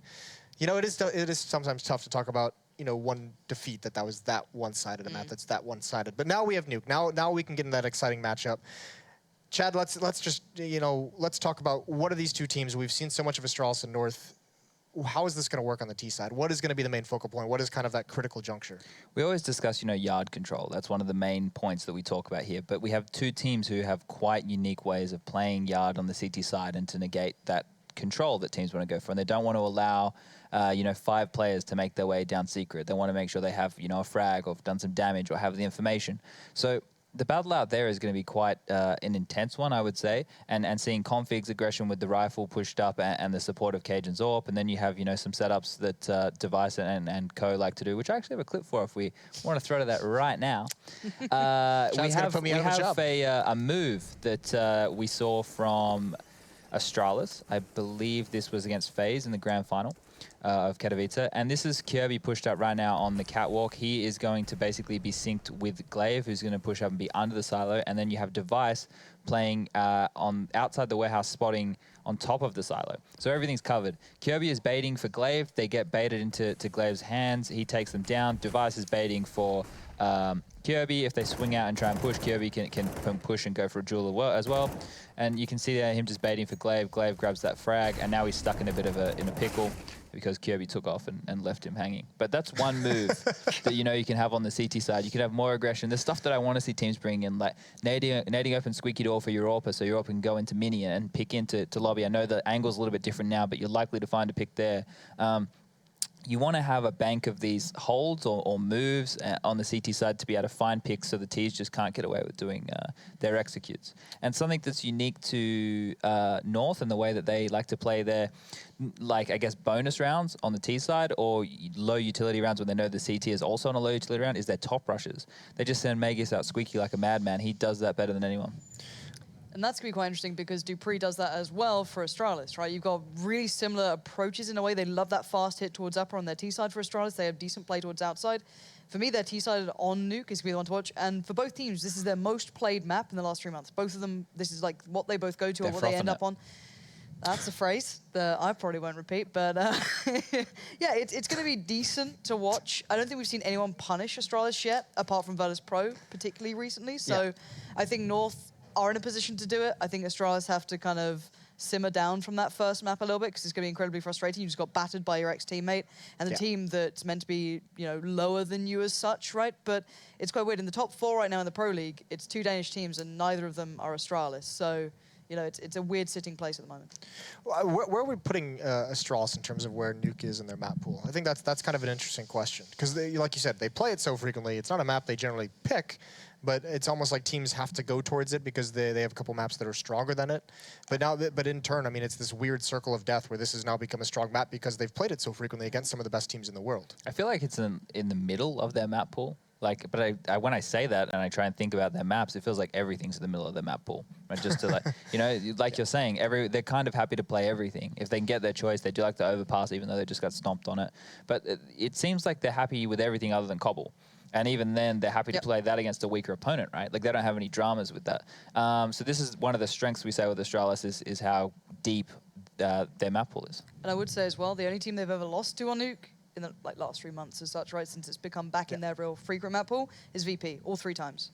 So they've only ever lost to someone you'd argue being like the ultimate specialist, right? The team they'll always happily leave it in there. They're the number 1 team. They are, right?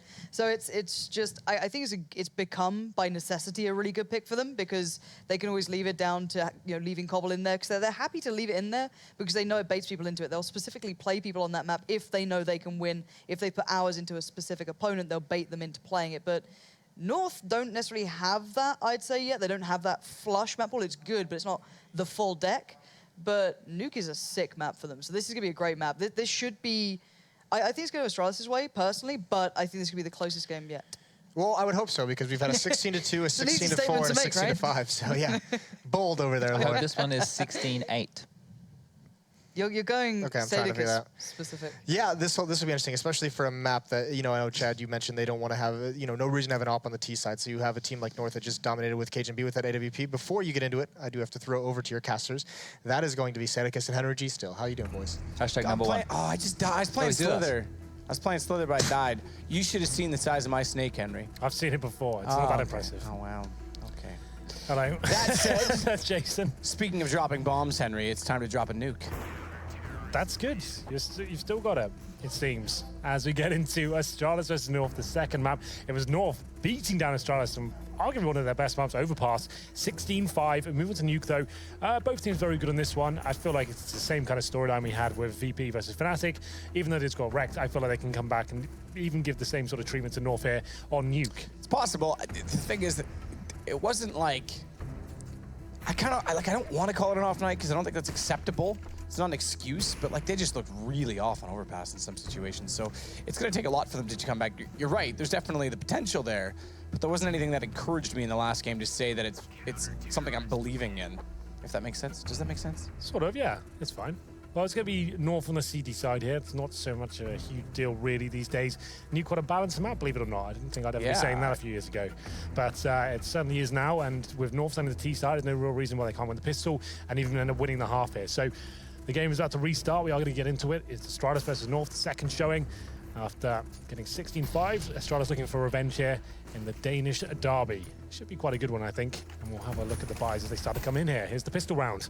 It's going to be a Molotov and a smoke for AZ. We did see that Superman buy on their T side of North, but not going to be happening this round as we get into it. Offensive armor and the Molotov and smoke. Yeah, not bad. I can live with that buy. Seeing less and less people actually buying Superman situations. It seems very situational and player dependent. I know kind of is that there's very rarely kills on anything other than the default pistols. Vix will get down below, gives up ramp early. He's known to be quite passive in that position. Efficient, I think most people might argue. And inside the doors, they know he's there, so they just hold them. And as soon as he opens them, he gets killed like Joffrey. It's going to be now Device to pick up a kill onto MSL. Glaive will try and peek from the right side. They're trying to hold them off inside of the site with just 2 men to do it. Device, therefore, has to switch his angle from inside of the door to the top of control. Finds 2 because he needs more information. This will bait back in Glaive. And 2 take back 4, the lower side of Nuke. A much-needed pistol round there from Astralis. It's Device finding 4 kills in the end there as well. Good stuff from him. It's a straight-up ramp rush from North, down towards lower. Like we said, it's normally Zipex there. He does a very good job of holding that position. He goes down pretty early, and it's going to be North actually getting the plant in, I think. No, they didn't. They didn't even get a plant. I thought they had that all day long. As Glaive actually came from the ramp from itself, took a lot of attention away from his teammate Device, and then comes in with 4 frags. That was huge from him. So it will be the force buy here from North in the second round. Tech9s. I'm never a fan of this force buy on the C side. Like, it never really amounts to too much. Like, it's very difficult to get towards any sort of bomb side at all. They have got a smoke this time. That's a little bit of an adjustment, I guess. As they get one player towards Vent, it's going to be Mages, but they take a ton of damage here as they head towards lower. But this is looking promising. Mages controlling the rotations down towards that lower position. And his teammates making it towards the lower site as well, but Glaive opens things up. He's actually already in waiting. Already waiting indeed. Dark spot as well. You know how I feel about it. Oh, the nade costs him though. Bounces behind his intended target, which would have been great if it found config. Goes down anyway, but then he got caught without the rifle in hand, or rather the SMG, the gun, the weapon. And that's going to spell disaster for them. It's still a tight situation. They will get Device to find Cage and B and leave it from what was even to now a 2 versus 1 in their favor. Magisk has to go aggressive to try and get inside of the site. Had to commit. Bomb was nowhere near him, so had no choice. No bomb planted there, but North the force buy in a second. You're always going to do that regardless. Like on the T side, your money's going to be fine going to that first gun round. It was just, that's why they had 1 smoke there. One player without head armor, I believe. I think it was Cage who threw the smoke towards the squeaky door position. Got 1 player in the vents. That was promising at least. That's the first time I've seen that always be successful. And going towards outside, they had some decent trades, but unable to get a plant there means a full eco going to round number 3. A chance for Astralis to calm down slightly here and take an upper rush, it seems. As Config, he'll be trying to get down the fence. The bomb that's been denied. His Device gets the double spray down there. That should be round over. Not really much the team can do about this situation now. As Zipex, he finds the 3rd frag. Does indeed. Easy. Waiting above. Ooh, jump down, go for the knife. Make something lovely happen. He's trying it. In a 1v5. I mean, that's, yeah, about as many strikeouts as Michael Jordan when he played baseball, but you got to admire him trying to build up money in that situation. That's really all he's after. Yeah, it was pretty audacious to give that a go, but he got in the smoke, started waving that knife around. Didn't really get much done, but it wasn't really going to amount to anything anyway. Round number 4, no AWP for North. That's not really required on the T side of Nuke, in my opinion, but a very decent spawn for them as well. They could keep applying the pressure towards the upper side. I'm sure it'll be more traditional around here. The smoke towards outside, try and get that outside control, get towards Secret. There's the initial smoke from Cajun. Device, though, he normally goes towards Secret in this position. When he has the AWP in the first gun round, that's where he likes to go first, usually. Maybe once again in that squeaky door position. Finds Dupree, who's known to play on top of the hub. It's a 5-on-4, just like that. Nice footwork there from the guys. Smokes off, the wall's perfect. Device, though, does get rotated in time with an op as well down below because he couldn't get to Secret in time. Still finds a kill. Any kill will do. Config's going to bypass Vents on the way into upper, though. They've come out hot, taken down the man on top of it. That was Dupree. And they've got the upper site relatively easy, all things considered. I think perhaps a bit of a panic rotation based on Device's call. They tried to get more modular, I guess you could say, in the fact that they bring Xyp9x down to lower. Man off Heaven, back out toward ramp instead. Still won't matter. Xyp9x is able to push back through, take down Cajun beat.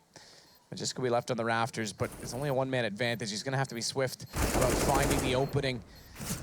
First shot comes in pretty quick, but just does get one back, but he's immediately found and traded by Xyp9x. That's exactly what they had to do in that situation, is find the equal trades on the way through. Yeah, got a bit scary there, absolutely. His Device, we said he goes towards Secret. Usually in that first gun round when he gets the AWP out, he finds one kill there. And I guess at that point he's given the cause, and they're trying to get towards lower. Watch out towards ramp. They actually left the upper bomb site completely open after losing that first frag. The bomb goes down, and North managing to get himself in a very winnable situation. It was a 4-on-4 at that point, but the retake's good. And unfortunately for North, they can't hold off the rotating CTs. They do get enough for a buy in round number 5 here. And you can see the CTs still have a lot of money. Device on almost $8,000 there, still with the AWP as well. Still looking very healthy here as they find the 4-0. Not really much to work with on the North side, though, man. They have one smoke and one flashbang. To operate on Nuke, that's not enough, in my opinion, but... Yeah, it's... I mean, as we know, Nuke is... It's all about the execution to get the site, to crack it open, because then you get the CTs very scattered. Right, and then you need the utility to hold off the retake of the bomb site as well. Take vision away from the AWPers, like AZ just found out at that point. It's a very difficult map to try and operate with just AKs. That's a good name as well. It did less damage than I thought, to be fair. It did do damage onto Config and Magisk, but they're both left at 75 and 80, so it looked like it was going to do a lot more than that. Yeah, well, they still have the smoke in hand. Occasionally trying to find Dupree. Always on this side, it seems, but he does a very good job there. They've got no Molotov to get him out of that position, so trying to open it up, catch him off guard, but not meant to be. He's going to have the HE ready as well. They still have incendiaries and smokes to CTs. They can hold off anything. And the T's going to chuck at them as Device finds his second frag. There's the incendiary dropped. And Dupree now just looking to find a frag, and Cajun actually rips his head off. Nice shot from him. Follow in. Good trade. Had to hit it.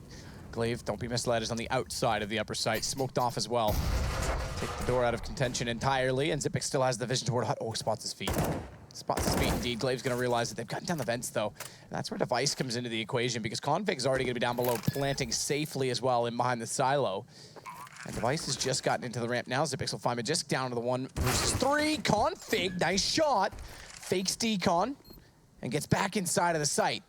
They're going to play the buddy system, though, Astralis, so it's an immediate trade. Trying to fake it as well, leaving Xyp9x to walk so that he doesn't hear both coming and get a spray down. The thing is, that door opened, and Xyp9x was actually perfectly inside the frame. He was supposed to be the follow-up. That could have gotten awkward. Certainly could have done. Config can't make it happen. That's a beautiful shot towards Rand to take down Device there. He knew exactly where Config was as well. He had the crosshair ready on him to take him down, but found a headshot in return. It's going to be 5-0 to Astralis, but the bomb going down once again, and the 5th stage loss bonus means North can keep buying here as well. It won't be the best of buys, sure, but they do get the 5 AKs, and this time they have smokes to work with. It's actually better than the previous round, so they're going to go towards outside this time, but they're lacking Molotovs. Not a huge deal on Nuke, but they are very beneficial for post-plant situations especially. Molotoving towards Heaven, maybe down towards lower, you can invent it, for example, but this looks like a standard round. Smokes towards outside, no sort of fake here. Send 4 players towards this area. Probably have 1 holding towards lobby. Will be Magus. Trying to stop the rotations down towards the vent area. Challenging once again is Dupree, who meets his maker there. 5-on-4 just like that. Magus has been very good at getting an opening pick, but haven't been able to do much with it. Easy to take down Device this time. Haven't necessarily won that battle often heading in towards Secret. Astralis did have a decent start in the last map as well. It was 4-4 at a point, ended 16-4. That's the shocking aspect of what that scoreline really was. And consider how many rounds in a row they would have lost.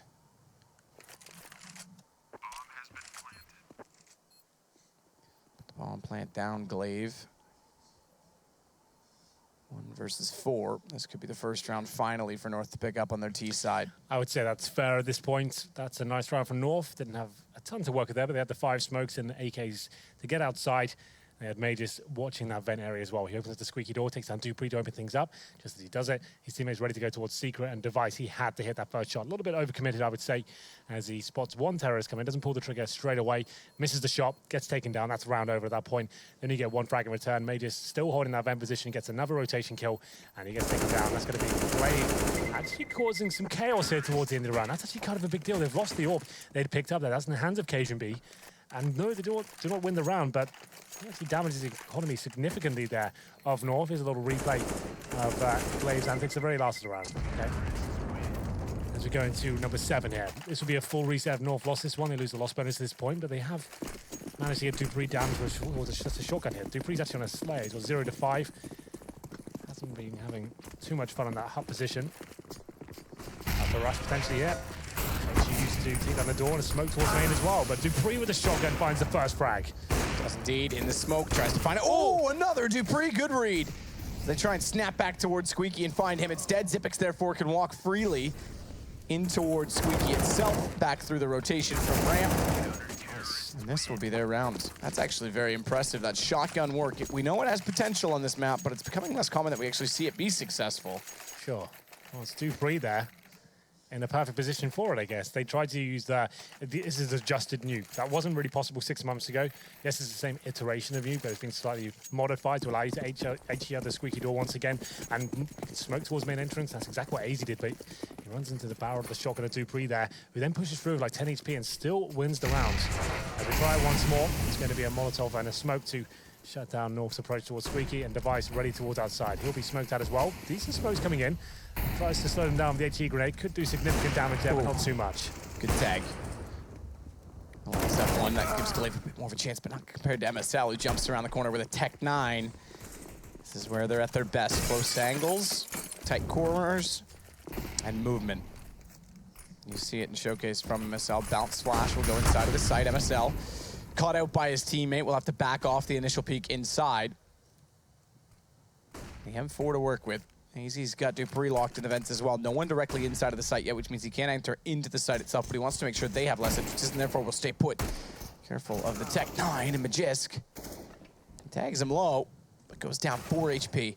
MSL's gonna have his chance though. Xyp9x will get the shot back onto AZ. It's a man advantage for North, and they've rotated this back around. Yeah, we can go towards upper now as a terrorist team. Config will be planted. They've got the man advantage. KGB on the AWP as well. An HE grenade in hand. This is the kill that really counts. Xyp9x picks it up. He doesn't take any damage for it as well. Now it goes down to the 2-on-2. KGB with 17 HP. Gabby's going to start to work in and find Cajun as well immediately inside the... Yeah, easy. Gun barrel sticking out. Low HP. Thanks very much. That'll make the retake a little bit more probable. Not a foregone conclusion by any means. On the way through, though, they will find MSL easily. So now... they've got their 7th round, 7-1. Bomb plant in, but a reset fairly recent. They did all right considering it was just Tech 9s. Yeah. But the money's still not amazing. No, it's pretty poor, actually. Yeah, it's very poor. It's worse than I thought it was going to be. Yeah, it's about an average 3K per player there, so that's not going to signify much more than some Deagles and P250s here to work with. Deagles can be very effective, but options quite weak. Go towards outside. If you're not hitting the 1 digs there, they're all going to fall back and pick you off 1 by 1. Devices round, going towards outside. Pretty standard stuff for him. Maybe look towards Squeaky at the start of the round. And they haven't got any nades here on the T side. They're actually going to be rushing towards outer. Just throwing caution to the wind. Open Device is not ready for them. He's kind of not. Like, he does adjust and falls back a little bit here, but they've got some control. He's just looking to find the 1 safe kill here. Stay alive, doesn't nail it, but gets some information. Got players above him as well now. This could get a little bit problematic. Bomb drop down at his feet, though. Take that. You know what you do? You pick up the bomb and you just leave the map. You just run. That's a good idea. Why if you're a counter-terrorist, you don't need violence. You just need to make sure they don't blow anything up. Yeah, that's a good point. Well, smoking it off is one way of keeping it out of their hands. This Device will find Cajun B as well, trying to jump up above the boxes, and Kierby quickly strikes to take down Magisk. 8-1 now, as my voice fails me. It will be round number 10. North not really doing too much of that round. In terms of loss bonus, got 3rd stage once again. They haven't really got rolling with the cash in his game so far, only picking up 1 round so far, then instantly shut down. But they have been keeping Astralis fairly modest. You can see after the reinvestment, Dupree down to 3K. Same story for Device as well. Glaive just under 2. So there's not like the money's really swelling for them, but they have got nice full buys going to every single round here. HG grenade used towards Squeaky once again. The smoke out could suggest upper execution. That'll be quite fast, but Device, he's rotating in towards the vents right now. Opts to go back to the secret. And nothing really gained so far for the north side. They'll just be holding up and looking towards main entrance. And has got towards outside, so some map control, but Device is waiting for him on the other side here, and he's got a much better angle than AZ will have. Certainly does. Op again, though, up close. Got to hit. Ooh. Baits it out. Yeah, that shoulder bait's actually very good. Because now he is forced to relocate. AZ knows he's there. It's information at the very least. He's over to ramp instead. If they can open up this, which now they will, and doubly so, taking Glaive, that opens up a chance to wrap toward Heaven and negate the op altogether, but it gives them both facets to approach the lower side. Options are aplenty just by having the ramp control. Yeah, I've never been... oh, okay, Device. The collateral kill comes in and makes things interesting. I was about to say that's round over, but maybe it is now, as AZ takes him down. I've never been a fan of the overcommitment towards Ram in terms of like challenges there. Like Zipex, like we said, he's normally very efficient in that position, just finding the first player in terms of contact and taking a couple of shots and falling down. I would say he overcommitted there, forced his teammate to join in as well. Once he went down, they had to try and refrag at that point. Both of them drop. At that point, North managed to get the nice clean bomb plan down. Device gets a collateral kill. We didn't quite see that from his POV, but it doesn't really matter as when we pick up the round regardless. So 3 players surviving for North. That's pretty decent overall. Kiabi, if we wanted to say it as AK, we said the money wasn't amazing for Astralis. So we said Glaive, $2,000, Dupree, $3,000. They can still buy up to this. It makes things a lot more easy if Kiabi can save the AK and armor, though. Looking towards Garage. I think he will do. Far enough away to survive the blast. No one really close to track him down. In fact, they all are being safe as well at ramp. So straightforward. So Kiabi can drop over an AWP if required. He's got $7,700 right now, so he will drop the AWP over. And still a buy available for Astralis, but this will be the last one. So this is a big point for North now. Cajun B on the AWP himself. He's only got 3 kills, man. If you remember back to Overpass, I'm sure you can. He always had like, what, 25 kills at the end of the game, looking very impressive indeed. Sorry, when did they last play Overpass? About an hour ago. Oh, yeah, right, sorry. I suffered from short-term memory loss. You know that movie, the one with Drew Barrymore, where he has to reintroduce himself every day? Yep. That's me. Yeah. I forget what that's called. It's not Deuce Bigelow, Mel Gigolo. That's actually my autobiography. It's definitely not that. What a classic that is. Timeless, that one. Magisk will wait below the vents. He's already made it down. He's trying to funnel them back in toward him, trying to encourage them to chase. MSL will get down below, as too will AZ. So finally, we're starting to get something rolling. They've got 2, potentially 3 here. They're a man down, but they've got something to work with. A little bit of room toward the lower site. Molotov as well towards Zipix. Means he won't have the confidence to try and get back inside of the site immediately. Should allow for the bomb plant as well, and does. There's the shot from Device that still is a scary sound, I'm sure, that echoes in their ears every single time they have to consider fighting within the depths of the site itself, because he has been menacing in many occasions up close. Good shots come through, though. Dupree to go down first. Dipix still in it. Finds yet another kill to work with.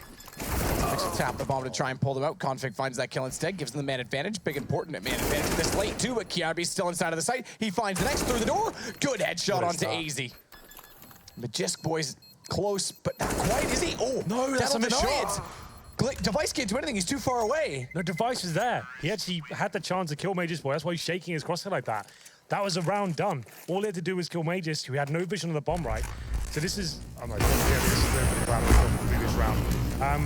Device had it covered. Magus could not see the bomb from his position, right? He had to fully commit, come swinging out of the door. Device had hit a really clean shot at that point. Really simple for him. He misses it, and he gives North the round. Magus has to find 1 frag at that point. Device can't win the round after he misses that shot. That was really rough for him. That was actually perfect in terms of the retake. That was like round done, in my opinion, but he misses a vital shot, and that's it. You saw him being a little bit frustrated, shaking his mouse there. Zipex now on the force fight. This is why you want to fall back in these positions. You want to get at least 1 frag there. Try to commit to it. It's taken down, and we'll go towards lower once again. Well, with that said, seemed to clear Crossfire. This time Device makes up for it, but Is it going to be a round converted? Is it going to be another reset as well for North is the bigger issue in this. Be 2 on the bounce, and then an immediate reset after. That's the other thing with the last round. They could have reset them there. This could now be 10-2, but 9-3, still not terrible, all things considered. No, it's fine. Nuke is a lot more even, as you mentioned at the start of this. Yeah, considering they're going to be with no money whatsoever on number 13, that's a good recovery. Dupree, straight down towards lower there, backing up Device. They were so focused on trying to take him down. They're actually all exposing themselves. Dupree's just picking them off one by one. And is going to be a force player from North, I believe, as well. They've actually got all in here around number 13. I think they would have been double eco regardless, so they might as well go for it and see what they can do here. It's going to be an incendiary to slow them down. And Device going towards Secret once again. Kiarbi. Smoke off the door yet. Again, Device this time, Molotov'd off. He's been wanting to get to that secret stairwell to try and peek out here multiple occasions, but can't get there. Every single time they've got utility, they've got timing. Now that it's extinguished, though, guess what? Strike. Strike he shall, but too many players outside will stare him back down. The op gone to the hands of a Deagle in config. You'll able to spot the fact that they're going towards Secret. Kiarbi playing this passive angle. That's one of the other things as well. You have to almost, no matter what, rotate the ramp player lower because the second vent's not there. Kiarbi can't do anything to get inside the vents and get below because he still has to watch Secret. And it's another good find from North, who have Xyp9x down to a 1v3. Yep, but that's never stopped them before, Matt. Now it's a 1v2. It certainly hasn't. I mean, if you want to talk value, he's not the most skilled player in the game, but for value right now, 13 clutches, think of how many save rounds they could have avoided. Obviously, all those are situational, but the value to this team this guy brings lately is incredible. He's got 2 kills already. He's going to continue to search. Bomb's not yet planted either, which, although it means he's got more of a guessing game during that time until the bomb goes down, it also means he's got more angles he can clear off and confirm they will be lower, which now means he's got to get down the vents. Cajun be staring at it with an AWP as well. Oh, he actually decides to fall off it at this point. So Xyp9x has a chance to find MSL. He should be able to take him down here, but they're both going to be waiting for him. So that was the win of opportunity. Can't quite find the frag as a 1v3. They run down to 1v2 in the force buy for North. It looks like it would be problematic, but they managed to pick it up there. Round number 14, it's 9-4. Money in the bin here for Astralis. They'll be forcing into it, trying to do what they can. The shotguns come out once again. UMPs, 5.7s, 1 M4 for Device. He's on 19 kills, by the way, after 13 rounds. Good. He's in my fantasy team, and last map, I wasn't that impressed. I dropped snacks, believe it or not. I've got all liquid players. It's a new strategy. EZ, PZ. Liquid squeeze out. Henry in last place. I had to do something big, right? Something had to happen. Yeah. No, I get it. You need a miracle. I understand. So Alige is a good shout. We'll see. They're playing against Renegades and Rush. I'm hopeful. Oh, you know what? That actually is a pretty decent opportunity for you. I'll give you that. Smart tactics, Henry G. I took safe bets on many top teams, top players, you could say. Okay, then. Well, it's round number 14. Chips it down for Astralis. All in.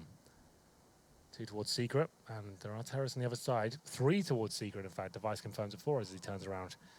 So they are in the right place right now. If North dare go around this corner, they're going to find themselves some very angry players with shotguns and SMGs in their hands and looking to take this round in their favor, but they won't be committing. They actually go towards Garage here. They're being very methodical and checking every close range angle at this point. It looks like they'll be splitting towards upper. Outside controlled upper. Classic Nuke. It's so odd because you know, when Nuke first came into it, that seemed so common and easy to do. And it seemed like that would be the obvious go-to for the terrorists, but it seems Secret. And vents are still popular. It will work out, though. MSL's got the first on Kiarbi. Glaive now left inside of the site.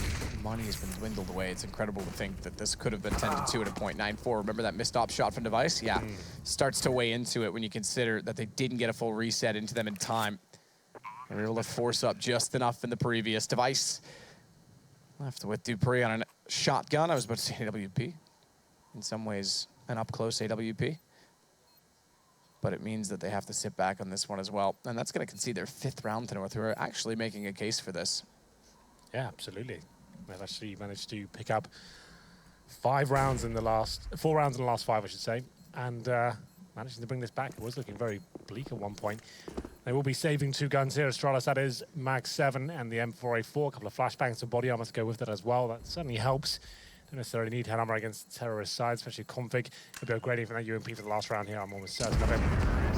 Device Device and Dupree live to see another round, it seems, as we go into the final one of the first half. 9-5. Actually looking quite promising now for North. They get the 9-6 here, which is very likely considering the money remaining for Astralis. Win the pistol in the second half, you've got yourself a very nice situation. So the final buy comes in for Astralis. M4, 2 UMPs, mag 7. Zipex once again, just in that 5-7. 5-7, but can certainly... It's kind of gotten, I think, overwhelmed by some of the other pistols. There was a time when everyone thought that was the go-to. P250 5-7, it's now Tech 9 and... CZ. I mean, that's when, ultimately, the exact point of when this gun became less used. I still have it equipped. I don't like the CZ, never have. Well, easy. He's not having it that nonsense. He finds the first frag. Zipex, though, he gets one towards ramp, and I think that's all they'll get out of this round. It's going to be a 4-on-2, and Dupree, still the shotgun. Do not shoot your teammate. Looks like a little bit of possibility there. Yeah, definitely thought about it. Yeah. Easy, though. 5 HP. Cajun's going to hold off towards Silo. Bombs out toward Big. But Dupree thinks it's going to go secret. This could, in the perfect world, work. Because they're inside of Big Garage staring at the main entrance. And he could slip up and get close enough if they don't move fast enough, but they are starting to head toward Heaven instead. Was he spotted by... Yeah, I think he was. Cajun's turned his full attention toward that stairwell. USP, hope for the best? No, not going to be. The one-hit wonder. Yeah. Well, this is very problematic now for Astralis. Cajun B still watching towards outside. Dupree's towards low with 18 HP. Shotgun smoked out as well. Just going to be pumping the shots in when he hears the bomb going down potentially, yeah. That's to take away a bit of aggro there. Zipex gets 1. And that should be round done. So after going 8-1 down, Matt, it's going to be North actually finish up the half 9-6. So that's actually pretty really decent. Good. Yeah, very, very good. Really good. It's that one round as well, like you said. That one round from Device, that one missed shot, that's got North back in this game. Yeah. That's actually ridiculous as well. I mean, you saw him shaking the mouse, you saw his disappointment, but the circumstances by which that happened is just, it's incredible. So after getting absolutely thumped on overpasses, Astralis coming back with winning the first half here, but in my opinion, it should have been a lot more. It's going to be 9-6. We'll take a quick break. Do not miss the second half of Nuke.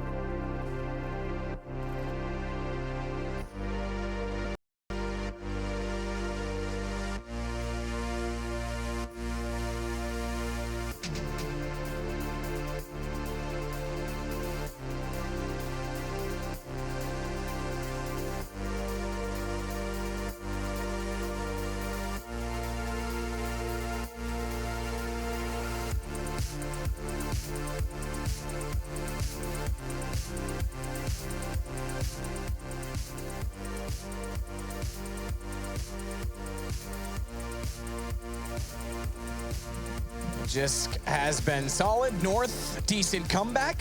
Astralis haven't been as convincing as you thought. Both maps that started back and forth. This one was a little bit more than back and forth. It was 8-1. Device misses one crucial shot, and he gives North a shot back into the game. He absolutely does. And now North, like we said, if they win the pistol here, it's 9-9. It's a balanced map. No reason why they can't pick this one up. But still, for now, Astralis have the advantage as we swap things over. We'll have a look at the T-sided buy here. It's going to be Astralis now with 9 rounds and 3 sets of armor for now. Got some intense music this week, Matt. It's changed up. Yeah, I like it, you know? It's dark like my soul. Yeah, say that again. 4 sets of armor. Glaive with, as usual, the utility blade. I like my coffee dark too, by the way. He'll be having 1 smoke and 2 flashbangs. It's going to be 5 sets of armor here for North. No utility or diffuse kit for them whatsoever as they set up here. Some teams like to go aggressive on the pistol, but not North, as it's going to be Cajun B to find the first shot there. Takes down Glaive, and he's got a teammate as well, Config, trying to take down Kiabi. They know he's there, apparently, as Major's boy finds a second frag. That was towards Ramp. Oh, the shot from AZ against Dupree will shut down any entrance toward the main, toward Annex. Give them a bit more breathing space, but Xyp9x has gone all the way through the ramp. Another clutch situation for him to pull back. He's got 1 kill in the round already. He's got 3 more to find. He's going to get taken down by MSL immediately. Very fast-paced from Astralis, but not really all on the same page. Well, North do win the pistol. We said that would be a deciding factor here. As we enter the second round, no bomb planted for Astralis. Means they will be forced buying into the second round here, including Device as well. Means he will be extremely limited if they lose his round in that first go round. It's going to be Tech9's, Deagles, 1 smoke to work with. Where did that smoke go? We saw North with a similar buy in the first half. They actually went towards Squeaky Door, trying to get the bomb down towards that vents area. It's going to be Xyp9x with that smoke, so watch out for him. He goes towards Ramp for now, hasn't deployed it just yet. As we get into a bit of a stalemate here. No one wanted to give too much away. Options very limited for the T side. Yeah, very limited indeed. MSL gets a little bit closer onto the UMP. Instead, he'll get on top of Hut. There's a bit of a wraparound toward the outer catwalk position with Cajun down. They've got room to wiggle with. But Glaive and Dupree shut and shot means that no wrap exists any further. Kiabi does have bomb to work with. He's going to try and push through, though. They want to try and figure out exactly where Magisk is. If he overcommits to the step on the right on Kiabi, that's when Xyp9x will have a better chance to strike. Doesn't even need to. Kiabi goes through and finds 2, grabs a gun as well. AZ's left on Heaven. And MSL, coming down from the rafters, will head toward the vents. They're expecting and anticipating this to now head lower with Ramp giving up. A spot toward Squeaky should confirm that they can head toward lower, and bomb gets planted. They've got more confidence in the situation, especially because Device will pick up MSL.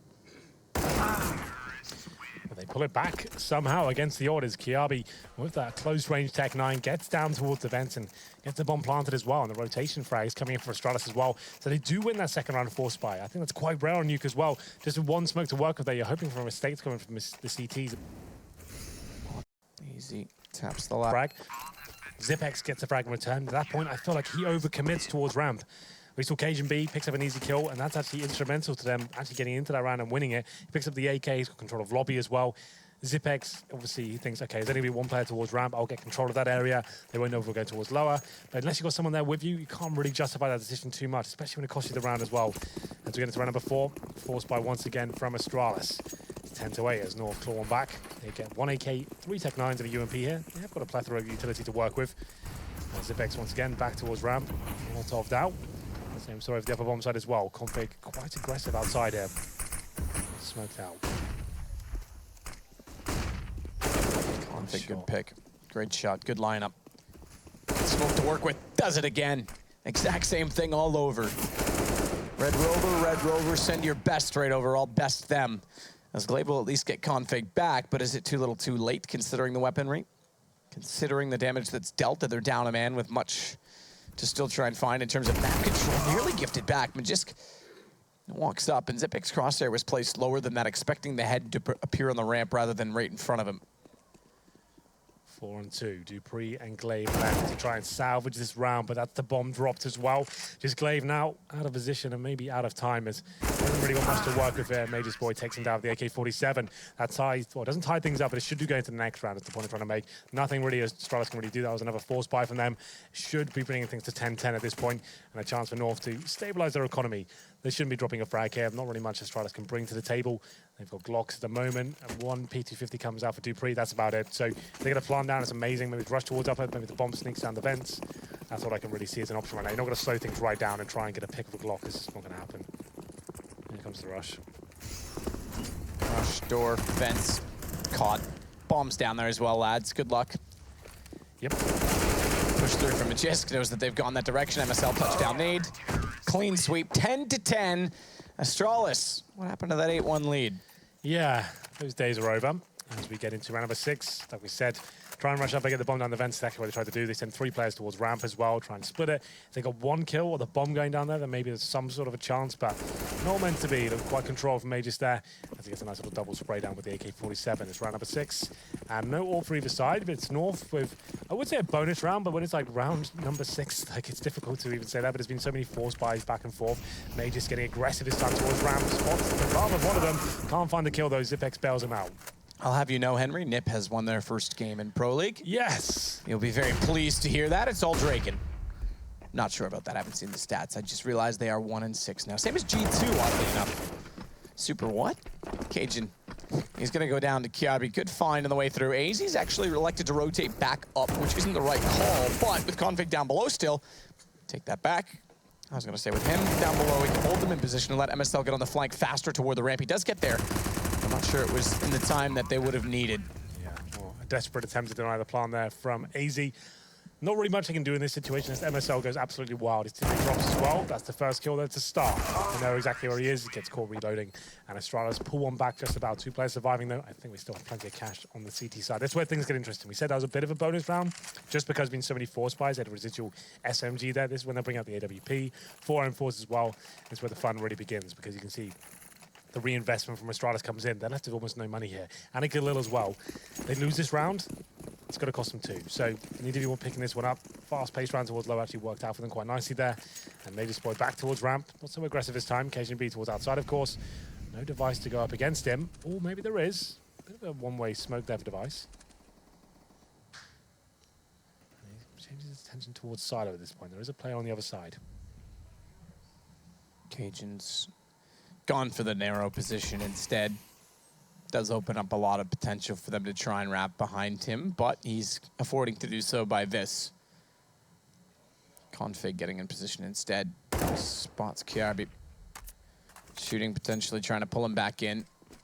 Config's going to give up Secret. Zipex, meanwhile, will get toward Hut. Flashes go out. AZ's on top. They have not yet committed to the doorway. Glaive is going to try to push out ramp, and Zipex will go with the Molotov, though. That's going to buy more time at a minute as well. Not only have they bought more time, but Bakiri is tagged to 14. That was their chance to try and cause a little bit of chaos outside and create space elsewhere on the map.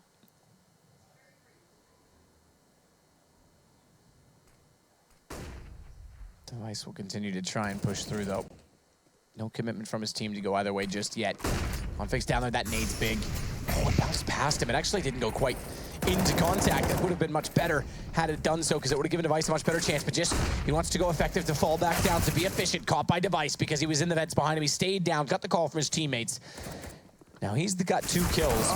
He's also got the highest amount of HP left. In fact, more than that of his 3 teammates combined. Yeah. So he's got to stay pretty alert in this situation. That's a bit of a problem here, but it should be fine at this point. It's 4-on-2. Yes, they have low HP, but at this point, you're probably not going to go for the retake, considering the bomb's down. You're not together. You've got an AWP to save as well. They might as well go and save towards T-spawn. That's exactly what they do here. So MSL will be going in first, making sure the coast is clear. Device is hunting, and he takes down the AWP as well. Yeah, forget. He'll sit and hold the angle now, but he won't chase down the other guy. Forget it. Very good read from him to realize that they were likely going to save immediately as well. Yeah. I don't have in-game sound turned up to exactly the same as what they would, obviously, while we're casting. But I'm not sure he heard MSL running from the lobby or not, but it was a good read if he didn't. 4 players survived just about. Look at the HP there. So much damage inflicted, so many things going on from North. I think they have enough to buy one more time. Not really. So MSL could drop an M4. They could buy it with shotguns, UMPs and stuff. I don't think it's worth it, considering the scoreline now. Astralis now getting touching distance of taking this map. I think give the more conservative approach here, maybe send the M4 towards outside, or boost it up towards outer. That could be an interesting idea. We'll see what they decide to do.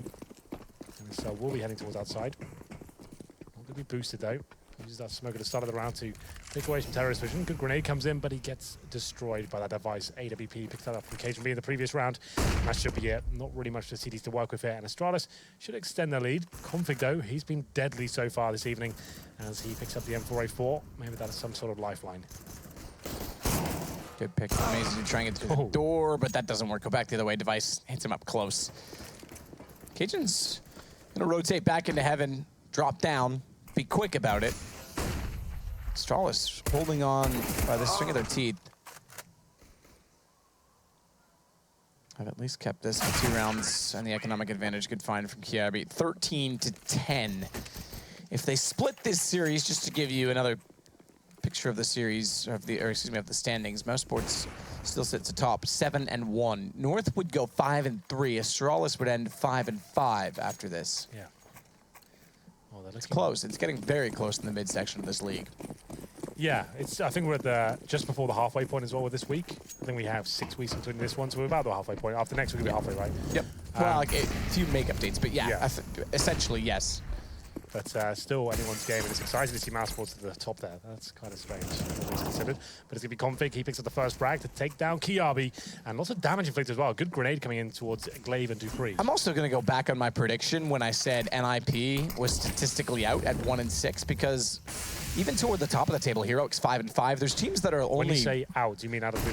I didn't think they'd make playoffs. They're not statistically out, but I didn't think they would. When you actually look at some of the losses these teams have, there's a chance they could still make it through. Everyone's very close, even though they are 1-6 in terms of losses, and that's obviously the number you need to avoid. Good shot from MSL as he drops down off the yellow crossbeam. It'll be Xyp9x and Glaive versus MSL, Magisk, and Config. Bet blown out. Knifed out, poked out. Slashed out. Slashed out, I like that word.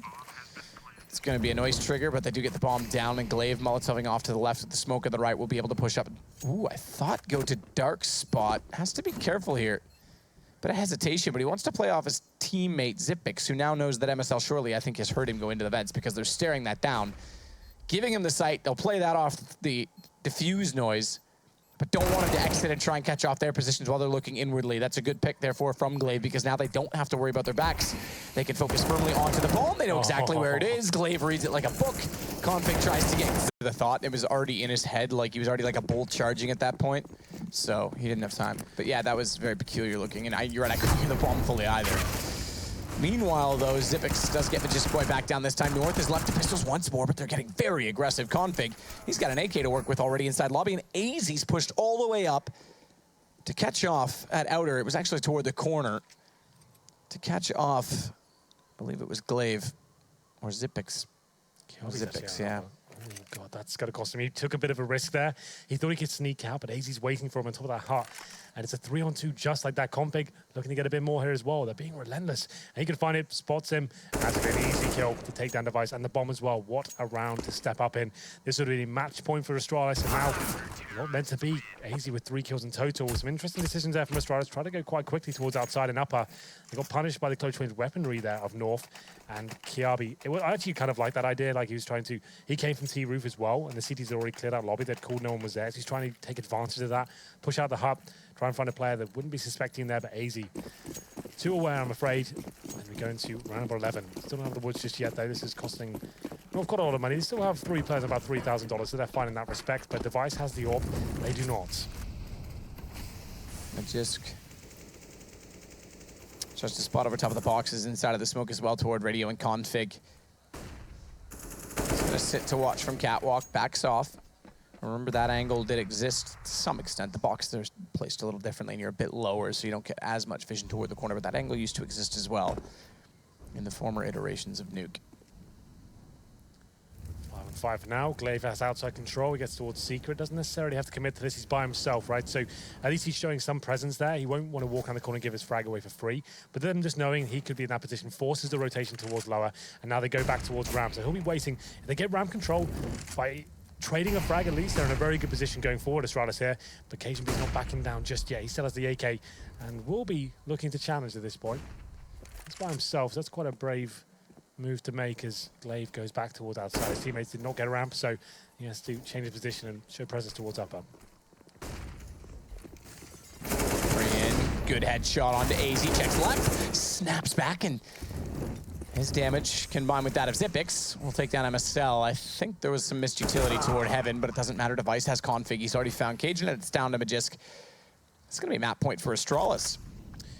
Yeah, that works quite nicely. Like we said, getting that secret control forces the rotation down towards lower. Cajun Bees, they know he's in ramp as well. They've ascertained that information, so there can only be very limited amount of CT presence towards upper. Maybe 2 players tops. That's actually the case. They find those 2 frags, they go in. Decent flashbangs come in as well. The T's are there challenging together, giving them multiple targets in front of them. That's actually a very nicely played round by Astralis. They've managed to find match And a big map point here. It's going to be Major's boy doing some damage to the economy. They know where he is. I don't think he'll be taken down. Kiabi is sneaking in behind him, so maybe he will. Not worth the knife. He just wants to guarantee the kill, but Majors can hear him. And he's actually playing that very smartly indeed.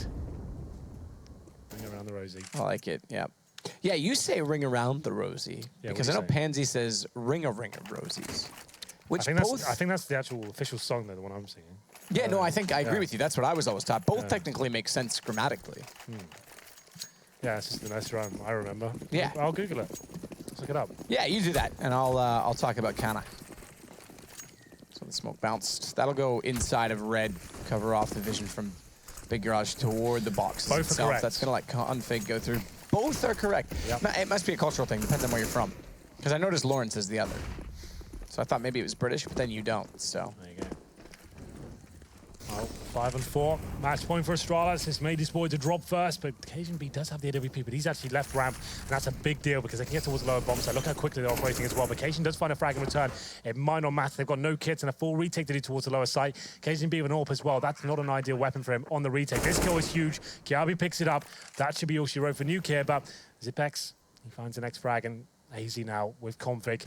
Very limited, but AZ finds a little bit of wiggle movement now as we go into a desperate situation. I think that's one way to put it. AZ finding Zipex. Config. Ooh, get out of the flames. He's blinded, so he won't exactly know where the edge is. Doesn't matter. They found the edge. Astralis has pushed them over it. It's 16-11. And they recover not only from losing the last map, but from giving up an 8-1 deficit and going to 10-10 at one point. Yeah, well, Astralis, it looked pretty bleak after getting the 8-1 lead, and they managed to keep composed. The second half was good. After losing the pistol as well, the second round force buy comes in. Lots of back and forth in this game, to be fair, especially on overpass. Lots of eco wins, and there was no difference here on Nuke as well. But Astralis put some good rounds together towards the end at that point, and some good execution towards the upper side, managed to secure the victory. Absolutely. Well, if Thorin thinks I'm the best in esports, it's because we have something far greater than that. We have esports Buddha, and I rub his head every game for good luck in casting. That's you, Moses. You messed it up after map 1, so you felt like you had to come back a little bit stronger. Took you 2 games to come up with the another ball joke, actually. I gave him that one, actually. Really interesting. It always comes back to hair with this guy. I went to him in between the halftime of that game, and I said, you really? Yeah. I said, Matt, throw to us like that. At 2 sponge? Well, I'm sorry. I thought it was funny. Right, let's just end this show. I'm done. Let's just end it, out of boys. here. It was a good week. We got through 3 days. How's your second? Oh, wait, it's only Wednesday, and we didn't work yesterday. We didn't work yesterday. Yeah. So this is day 4. It's going well. How's it? I don't know. How's it going? Let's get to the game. Astralis do bounce back. They go 1-1 on the night over North. Looked a little bit dicey there. Henry mentioned it. It was a little bit scary. They had to make a little bit of a comeback in that game. Overall, I mean, Astralis Nuke looking good for them? Yeah, I think the weird factor for me was the device didn't just shine. Speaking of shine, with the AWP. You too. Sorry. It was a solo shiny Another for ball too long. joke. I'm sorry. The point is that he didn't actually shine with the AWP that much to a degree. Just let her fall apart on camera. Oh, it's already been happening for years since I joined ESL. But the fact he started off really well, got them back onto a good point, you know, kind of resetting the tilt from the last game, just coming back in strong. Yeah. Once he was able to get the AWP, didn't particularly need it. He was doing just as fine with the rifle. He had a great game individually device there. Dupree incredibly quiet, to be fair, throughout the series as well, which is a bit of an off-peak. Magisk on the other team played very well in a similar spot, so Magisk was completely dumpstering Dupree throughout that game. But yeah, overall, it was a good watch, to be fair. But Yeah. Building on the Magic's point, I know that you noticed it as well. The round where he just pushed ramp into radio or trophy room, whatever you want to call it, it was hyper aggressive. The thing with this that people have to understand, there's quite a few players who do plays like that. You can look at maybe your Simples. He's a good example.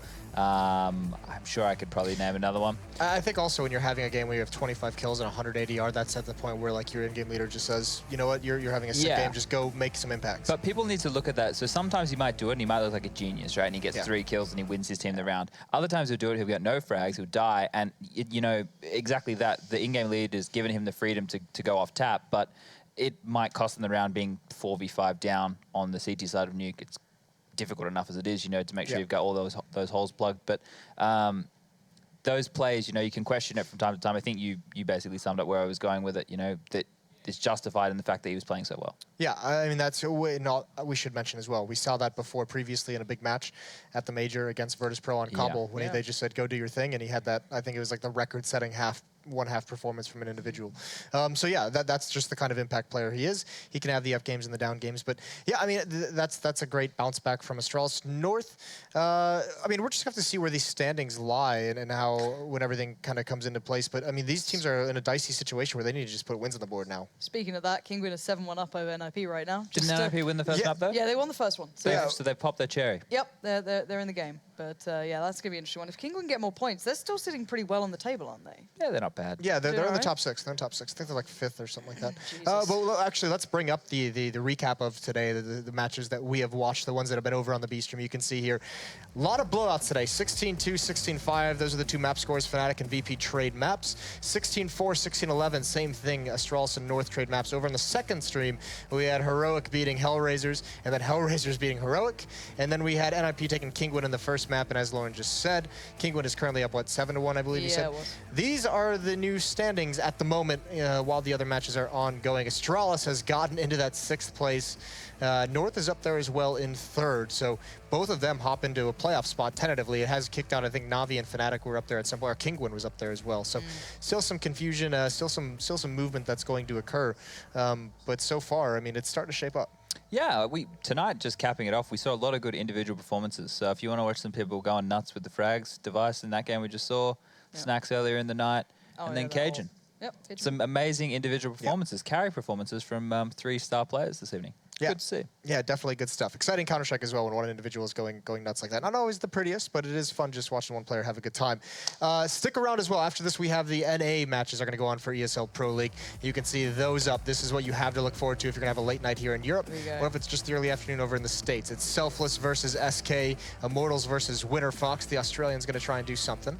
New Zealanders, the majority. Sorry. Can you get that right? I apologize. Thank you. Sensitive. Rush versus Team Liquid, and then Luminosity versus Misfits. Those will be going on over in North America. This is what we have in store tomorrow. Fnatic again, and so is North. Fnatic is going to take on Navi, Envy going to take on North, and then we're going to have Astralis versus Heroic, another Danish matchup. And then that is the new LDLC logo, which always throws me off, and Mouse Sports. If Astralis beat Heroic on Nuke, they've beaten both other Danish teams on Nuke in 2 days. So you'd say they're the best Nuke team, wouldn't you, Jason? Yeah, that's flawless logic, I feel. That is good stuff. That's how we do it here. Yeah. Do we get paid yet? Well, that's going to end it for the evening. That's going to be our show. We'll be back tomorrow. Join us then. Thanks for tuning in and have a good evening.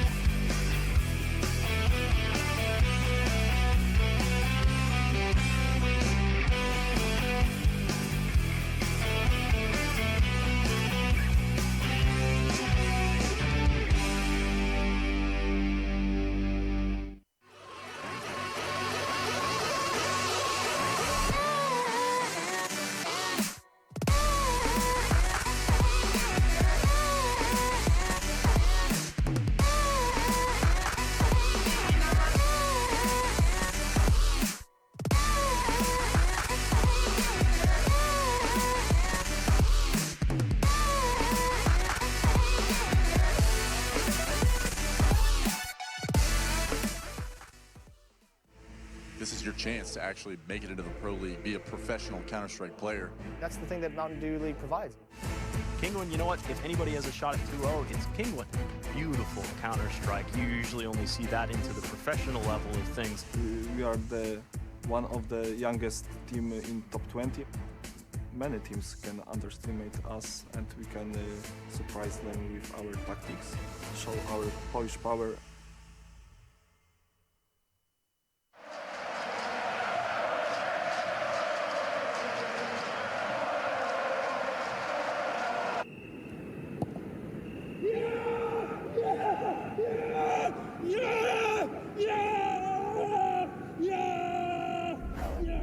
Start your esports career now at play.eslgaming.com.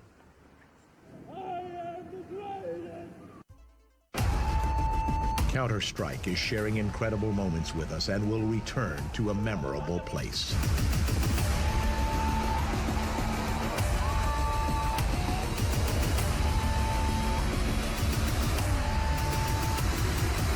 Get your tickets now at proleague.com/Dallas.